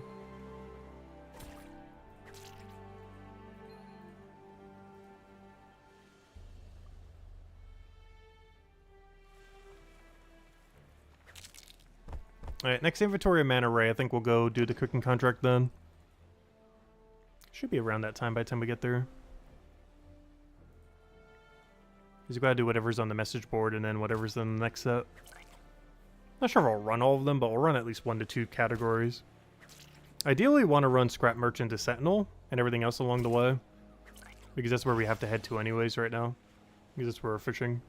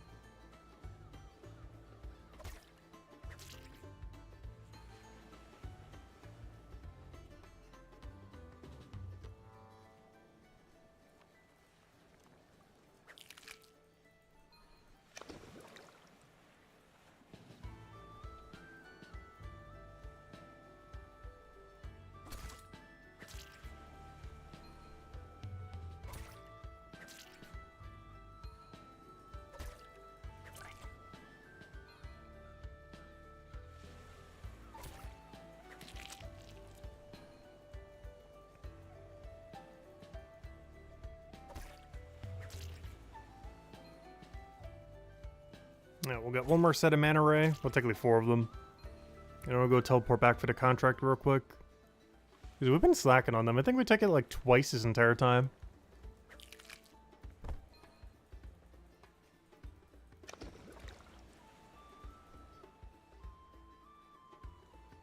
Come here, fishies.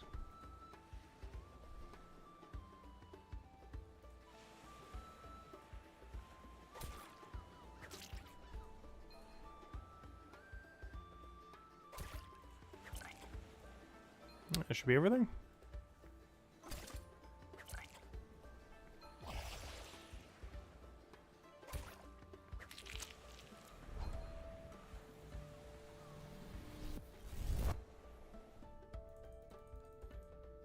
Alright, show us something good. Ideally on south route, since we need to go there anyways. Otherwise we'll have to do an east route. We have 2 for east right now, none for south.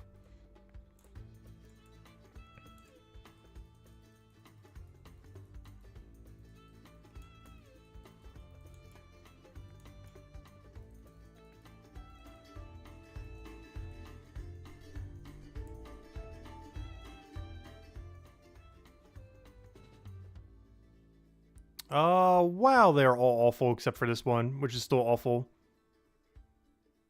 Well, I guess I do both of these because I already have the mana rays on me. They're pretty free to go do. But wow, is that bad. We're only doing this out of technicality.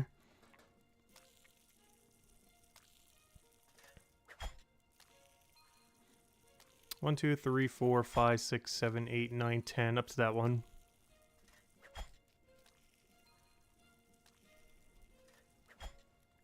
Oh, we get immediate use out of them, if nothing else, at least. Unfortunately, that's a really bad turn in. At least they're both at the same bad spot. This would be even worse if these were double different bad spots.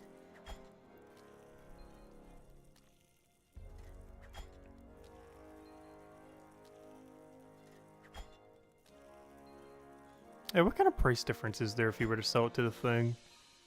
Oh, they are worth more. Interesting.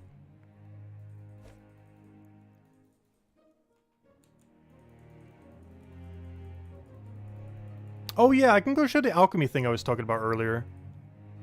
I was talking about it when we were doing it earlier. That saves 1 tile. It's the main reason I did it is I was trying to maximize the value of the potion. But in doing so, I didn't realize it actually saves 1 tile as well. 1 less tile that you have to move. You always keep forgetting you can grab stuff diagonally.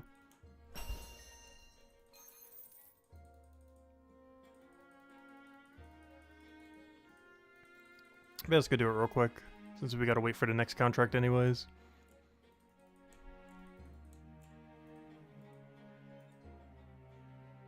Well, first things first, we grab whatever material we need. Also, we only have like 200 left. And you drop them right here. And that's where you save the 1 tile. Then you grab what material you need. Oh, man, don't misclick the door. And then you go over here. You use a potion. We process. We drop it all. We pick it up. We pick it up again. And then boom. And then you repot for that one. I was doing this earlier to try to maximize when I was using like an 8% potion or something. Or 10%, whatever I was doing. And yeah, this saves 1 tile, and it allows you to get the full value of both the 2 potions without wasting any. Because otherwise you're spending time in the menu and everything. But you can spend time in the menu while you don't have any boost going. To maximize how much it does get boosted. And this will last all the way until we finish every single one of them. The only problem is 1 potion does not last long enough to go for the entirety of the other machine. However, doing it this way does last for every single one of these. All 11 of these and all 11 of those. The only problem with that is if we could ever do this with 12-12, I don't think it works for 12-12. But even when equivalent potions come out, I'm pretty sure you would still do a format like this. And then you grab that, and you right back, and you still have the boost. And we should be able to make all 11 before that boost goes away. Which was the main thing I was trying to maximize earlier. But yeah, it works out pretty nicely. And it saves you 1 tile of walking as well, compared to if you double banked both times.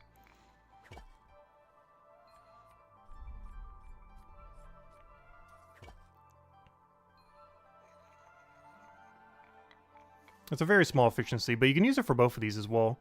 You use it for the big machine over there, or you can use it for the AFK machine. Or whatever you want to call this one. The standard potion maker. Because that's the true AFK one, but you know what I mean.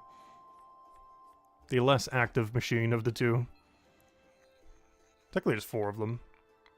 Hey, I might use this here. He's been doing a lot of alchemy AFK. Which, oddly enough, I think he's at the same one I am. I didn't take the first time bonus for it yet. Probably should. Yeah, look at that. Alright, I'll grab the first time bonus. Oh, I could have grabbed it in time. I forgot. This is really quick. That's fine.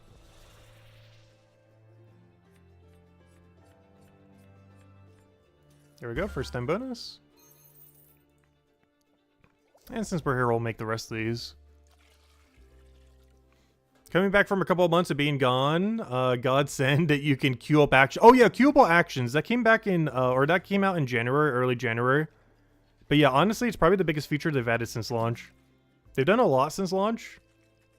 But out of any quality of life feature, honestly, that's been the biggest one by far. It makes all skilling in the entire game so much easier. It also makes the AFK time of things that were like a few seconds long to like 40, 50, 60 seconds. It's really good. But yeah, it's amazing how much better it makes a lot of rooms. You can also queue up to 9 things in a row as well. So if you're in a really big room that has a lot of nodes, you can just basically queue up the entire room, go away for like a minute, and then come back and do it again. It's actually how we're going to be doing mana rays with that room when we go off stream later. You just click all 6 mana rays, you click all 6 resources, you drop everything to the ground, and then repeat. Yeah, it makes mining a lot easier too. Particularly the ones that have 10 rocks. Where there's like 8 per room. Hey, how much more time do we have to kill? We gotta kill 3 minutes before we can do our cooking contract. Then we'll go back to fishing. I do think I'm gonna stop at 210 Fisher for today though. And by today I mean this stream. Then grab dinner. But I still want to go finish out the level there. Oh, that's funny. This guy's name, the next chapter's name is called Stonewall Hill. This guy is called Stonewall Bill. That's a pretty good name.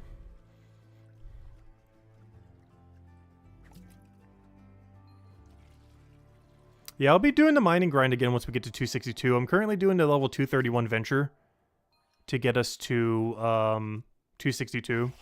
If I start running the double Fisher venture soon in the next few days, and we don't get new venture slots from the quests that are coming out soon, I'll probably switch to double fishing venture and just go manual grind whatever we have left. We'll have to do like 3 levels or something.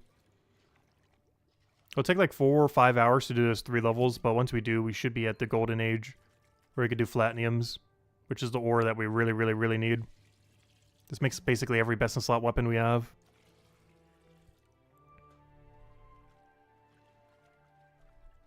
It's above the level range I can currently use, but, you know, later down the line it'll be really relevant. I actually can't use that at the moment due to the new level curves. In the past, I would have been able to. But how do new level curves work? My combat level is actually not high enough for me to even use that resource. But it's still really, really good smithing XP. And in the long term, it'll be the material we use a lot of. There's a lot of the middle levels would end up using it. Like pretty much everything before Stonewall Hill. Man, that was the little alchemy method. End up just randomly doing it because it's like, it came out of the necessity of trying to get more benefit from the potion. But in doing so, I didn't even realize it saves you 1 tile, so. Anything that can save 1 tile, I like. Technically, it wastes time because you have to pick up and drop and everything, but I don't know, I prefer it. It allows you to get your full potion boost, which is nice. Alright, there wasn't anything on this board, right? What's wild? My CS is still doing Chef. I would have expected it would be 217 by now. Does it really take that long? They've been doing it for like days now. Oh no. Does it really take that long? Yeah, it does. They're 215. Oh gosh, I should maybe get onto the cooking grind soon then.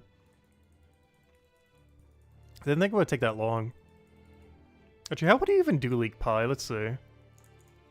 What would the leak pie method be? I don't want these to despawn, but let me put this here, put this here.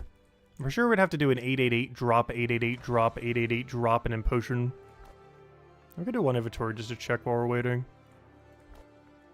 We would get an 888, process them, drop them to the ground, do an 888, process them, drop them to the ground, 888, process them, drink a potion, drop that to the ground, and then go do all of them with a 5% boost.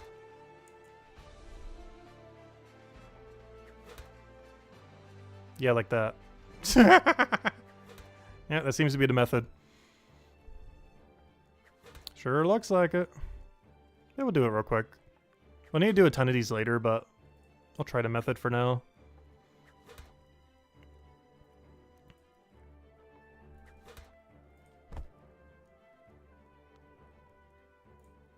Because you'd want to wait until you have a full inventory of 24. This method would be a lot better after they add equipable potion, though. There's one of many things that kind of requires your entire inventory.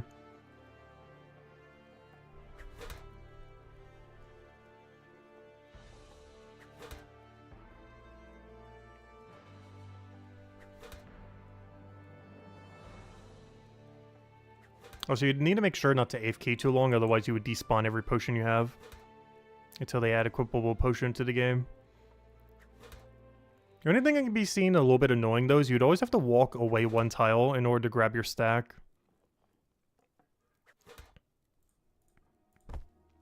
But that'll be fixed once equipable potion comes out.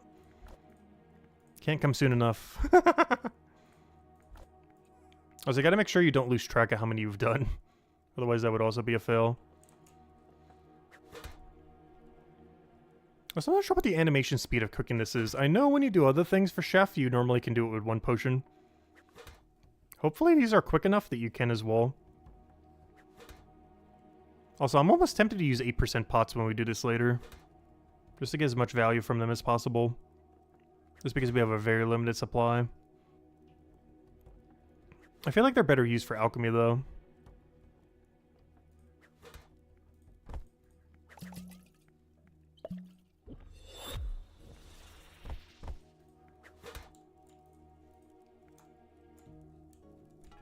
Let's see if this potion lasts the entire duration.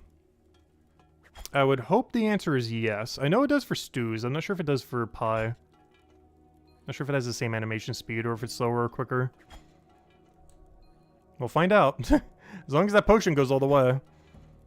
Because if it does, I'm actually slightly tempted to use 8% later. Not right now, because we're mostly just doing this while we're waiting for the timer. Actually, the timer's already gone. But hey, if he needs any leek pies for anything, gosh, are we stocked. Too bad none of our other two are that.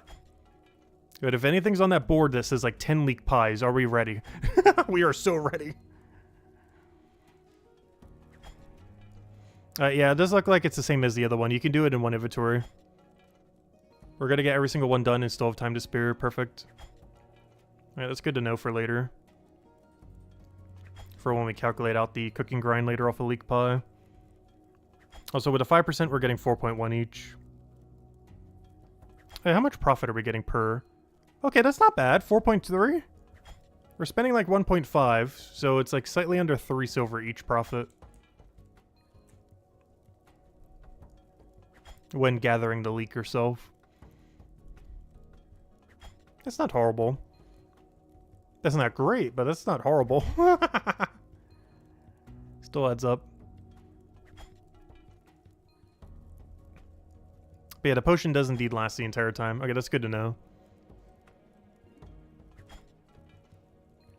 Alright, show me the leek pie contracts, otherwise I'm selling every single one of them to him. And then back to Fisher. Alright, let's see, what do we have here? Yeah! Unfortunately, it's a bad one, but yeah! There we go. Give me that. Give me that. Give me that. Give me that. Sell all but 3. Alright, we're out here.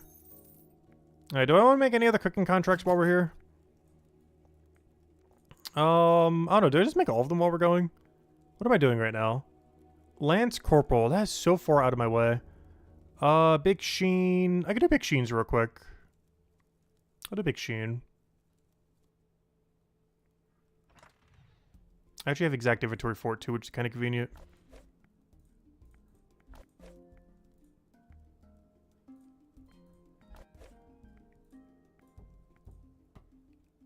Oh, never mind. I miscounted by 1. I almost have exact inventory for it.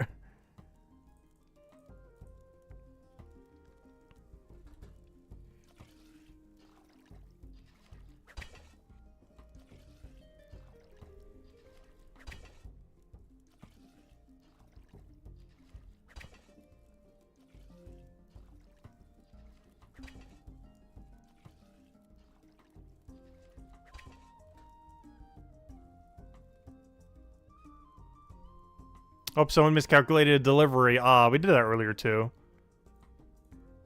That's always horrible.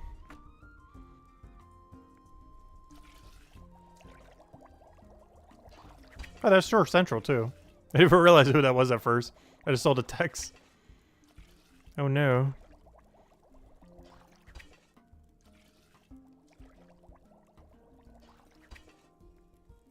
Oops, wait, I miscounted.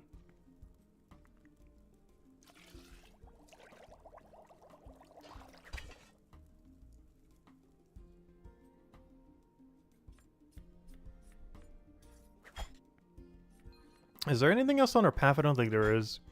Invincible's out of our way. Sentry's kind of out of our way. But yeah, we'll just turn in Lance and the other guy then with a 5%. That's fine. Which probably should have used the 5% now so we could have gotten some extra value there, but that's fine. We turn in these two, and then let's go get the last of the fishing we need to go do.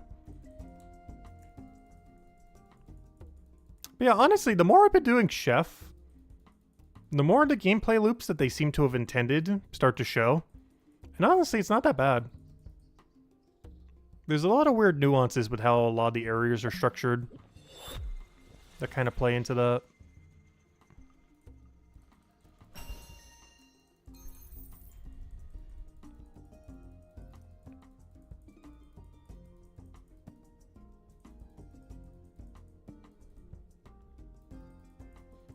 Some guy is A number 239. That is insane.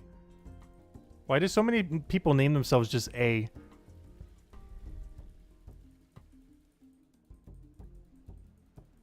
That's a lot of A's.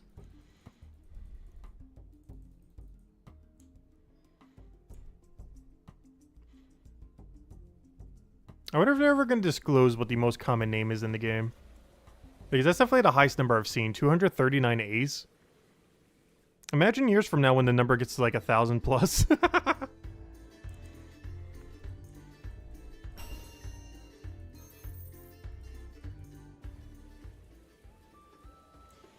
With the combat rework, if you notice that Den's... Oh yeah, Den's got like mega nerfed.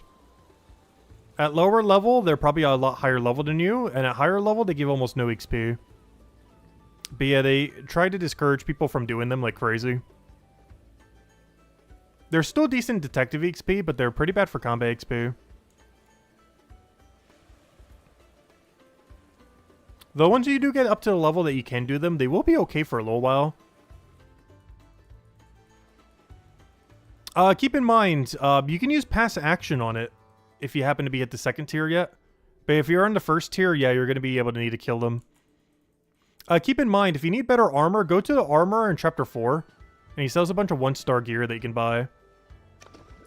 Because it could just be an issue that you don't have updated armor. Unless you're like really below their level. In which case, yeah, you do need to go grind levels. But it could also be a gear issue. As armor matters a lot more after the update. As well as shield. They buffed shield quite a bit, and they buffed armor quite a bit compared to before.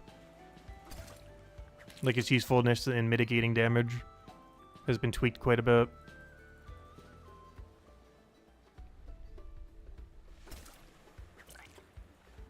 Den 51 is like 200 combat? Really? Wow, that's absurdly high then. Didn't realize it's that high. Wow. Hello, Booty! Welcome, welcome. No, you're not blocked from the chat. Oh, sorry. I have top chat on instead of live chat. Were you saying something earlier? Oh, no. Yeah, YouTube, for whatever reason, defaults to top chat instead of live chat. But nope, you're welcome here. No worries. But no, we never ban anyone from chat.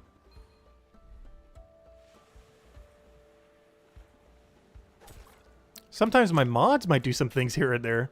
But I never ban anyone.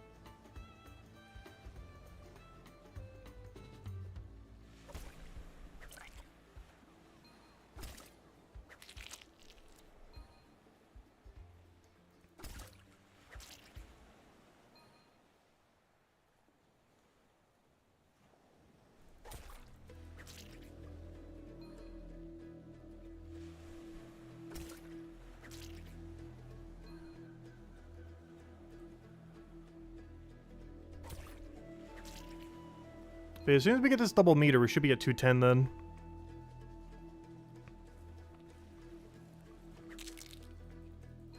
Still gotta get to 211, but I think I might be calling it for 210 as far as the stream though. Grab a bite to eat and just AFK grind the rest of the night. Mostly because mana rays are really passive. Save the bigger fishing stream for tomorrow when we go do the entirety of Puffer Eel. Because that's a lot more important to do actively compared to what we're doing now. Because this you could basically just mash click AFK off stream. Or, you know, if you really need to do it at any point. You just literally queue the whole room, go away for like a minute, queue the whole room, do it again. Whereas Puffer Eel, you actually have to be active the entire time. Which is what we'll do for tomorrow then. Assuming the new quest doesn't come out tomorrow, in which case we'll be doing everything with the new quest. But if the new quest does not come out tomorrow, we're going to Puffer Eel all the way to 217 to 226. No exceptions. Because we got to do that very actively.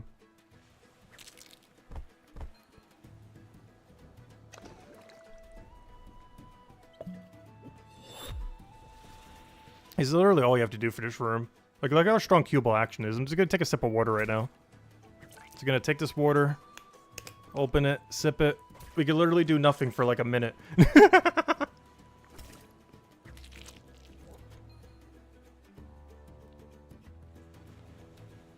And you just click everything on the room again, drop everything if you need to, and just rinse and repeat. It's so chill.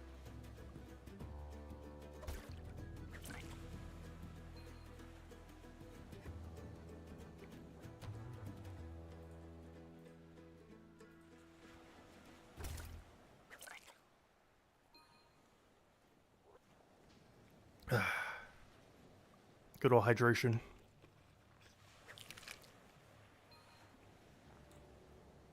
And if we want to drop early, we could just drop right here. And you just reset to do it all again. Click on every fish. Turn walk off so you don't accidentally misclick. Though for now, we'll keep it on. And you just do the same thing again. You tried it out earlier, like that spot for Gennard Rack too. Oh yeah, Gennard Rack's pretty nice. We're doing that on our way to 200. And then eventually we're going to have Cod Rack as well, which is even better. I'm not sure if I'm going to be banking them or not. The biggest issue with the next tier of Cod is I don't have the potato to go with it. So I'm not sure if I'm actually banking the Cod or just banking the racks. Because I need to bank about 1,400 racks for 10% potions. And the best way to get them is just passively get them while dropping all the Cod. And just skip the Cod cooking contract. Which I'm pretty sure is going to be my current plan. Mostly because I'm missing the tier 4 potato to go with it. While also having 0 of the Cod that I need. So it's better just to drop the Cod on the ground and just bank the rack only. I just keep doing that until we have 1,400 10% potions banked.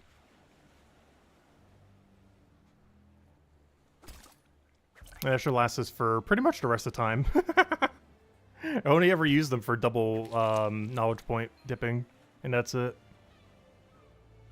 So something like having 1,500 plus banked should last us for a very, very, very long time. Because we only use like 2 an hour. Maybe like 2.5.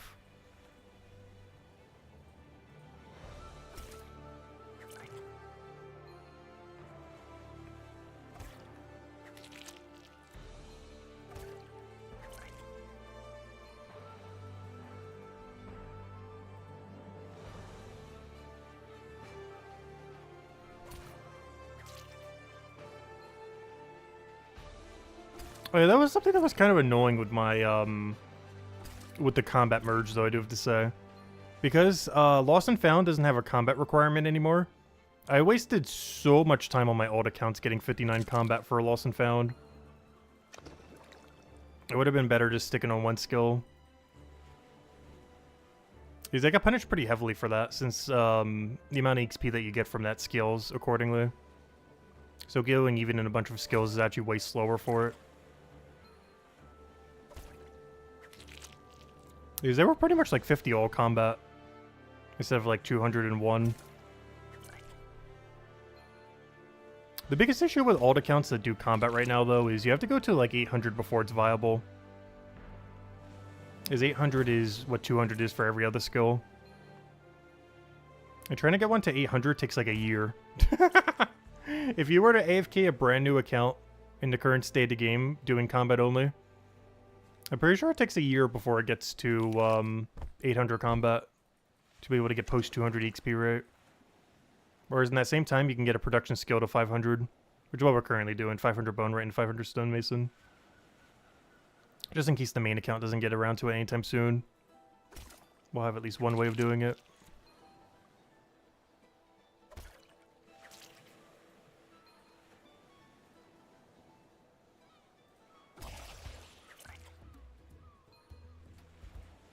Alright, 10% time.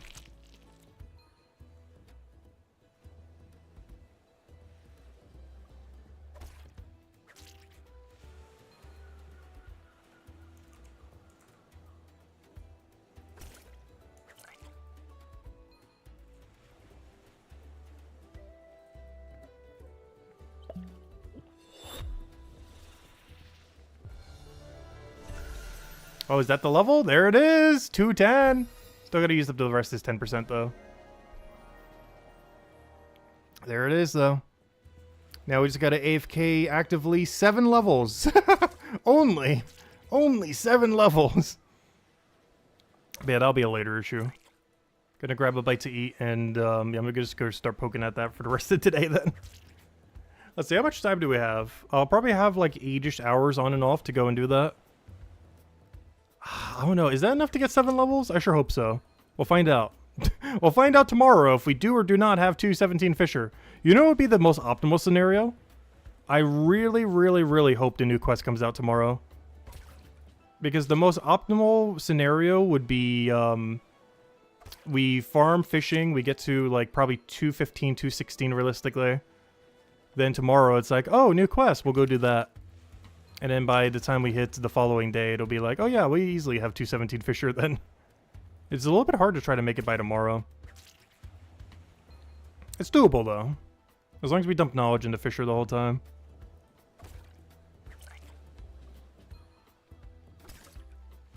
There it is. Speaking of which, in you go.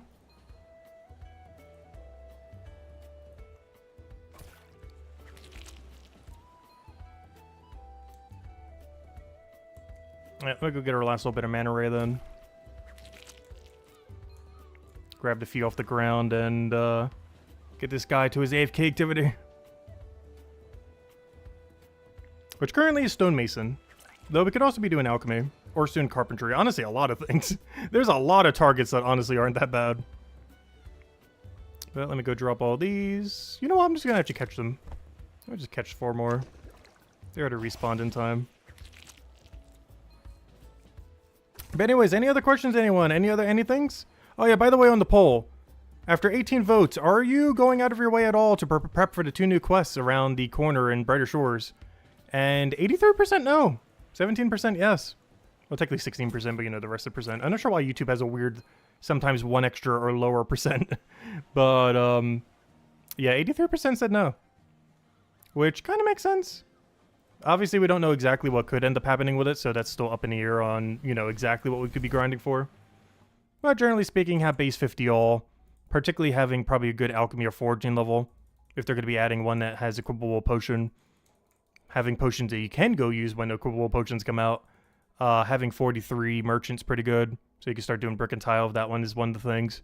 Being set up so you can go do ventures, in case they add like another venture slot or 2 or 3 or 4. I assume they'll do them one at a time when they do start adding them in, though, but you never know. But anyways, guys, I'm going to grab dinner.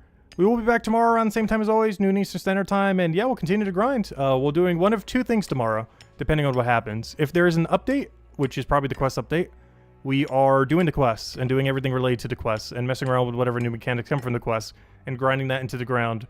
Otherwise, if there is no new quest or update or anything tomorrow, the game plan is ideally keep going till we get 226 Fisher. Or at least to some milestone that's pretty close to that, so I could finish it before I go to bed. But regardless, by the end of tomorrow, either on stream, off stream, or something, we cannot leave tomorrow, assuming there's no new quests. Like, assuming there's nothing that happens tomorrow. We are not leaving tomorrow without the ability to do the Oyster Venture, assuming there is no update tomorrow. That is our game plan. But anyways, guys, hope you all enjoy your week. I'll catch you guys later. Thanks for stopping by, as always. Greatly appreciated. And, yeah, I'll catch you guys later. Bye-bye, everyone. And thanks for watching.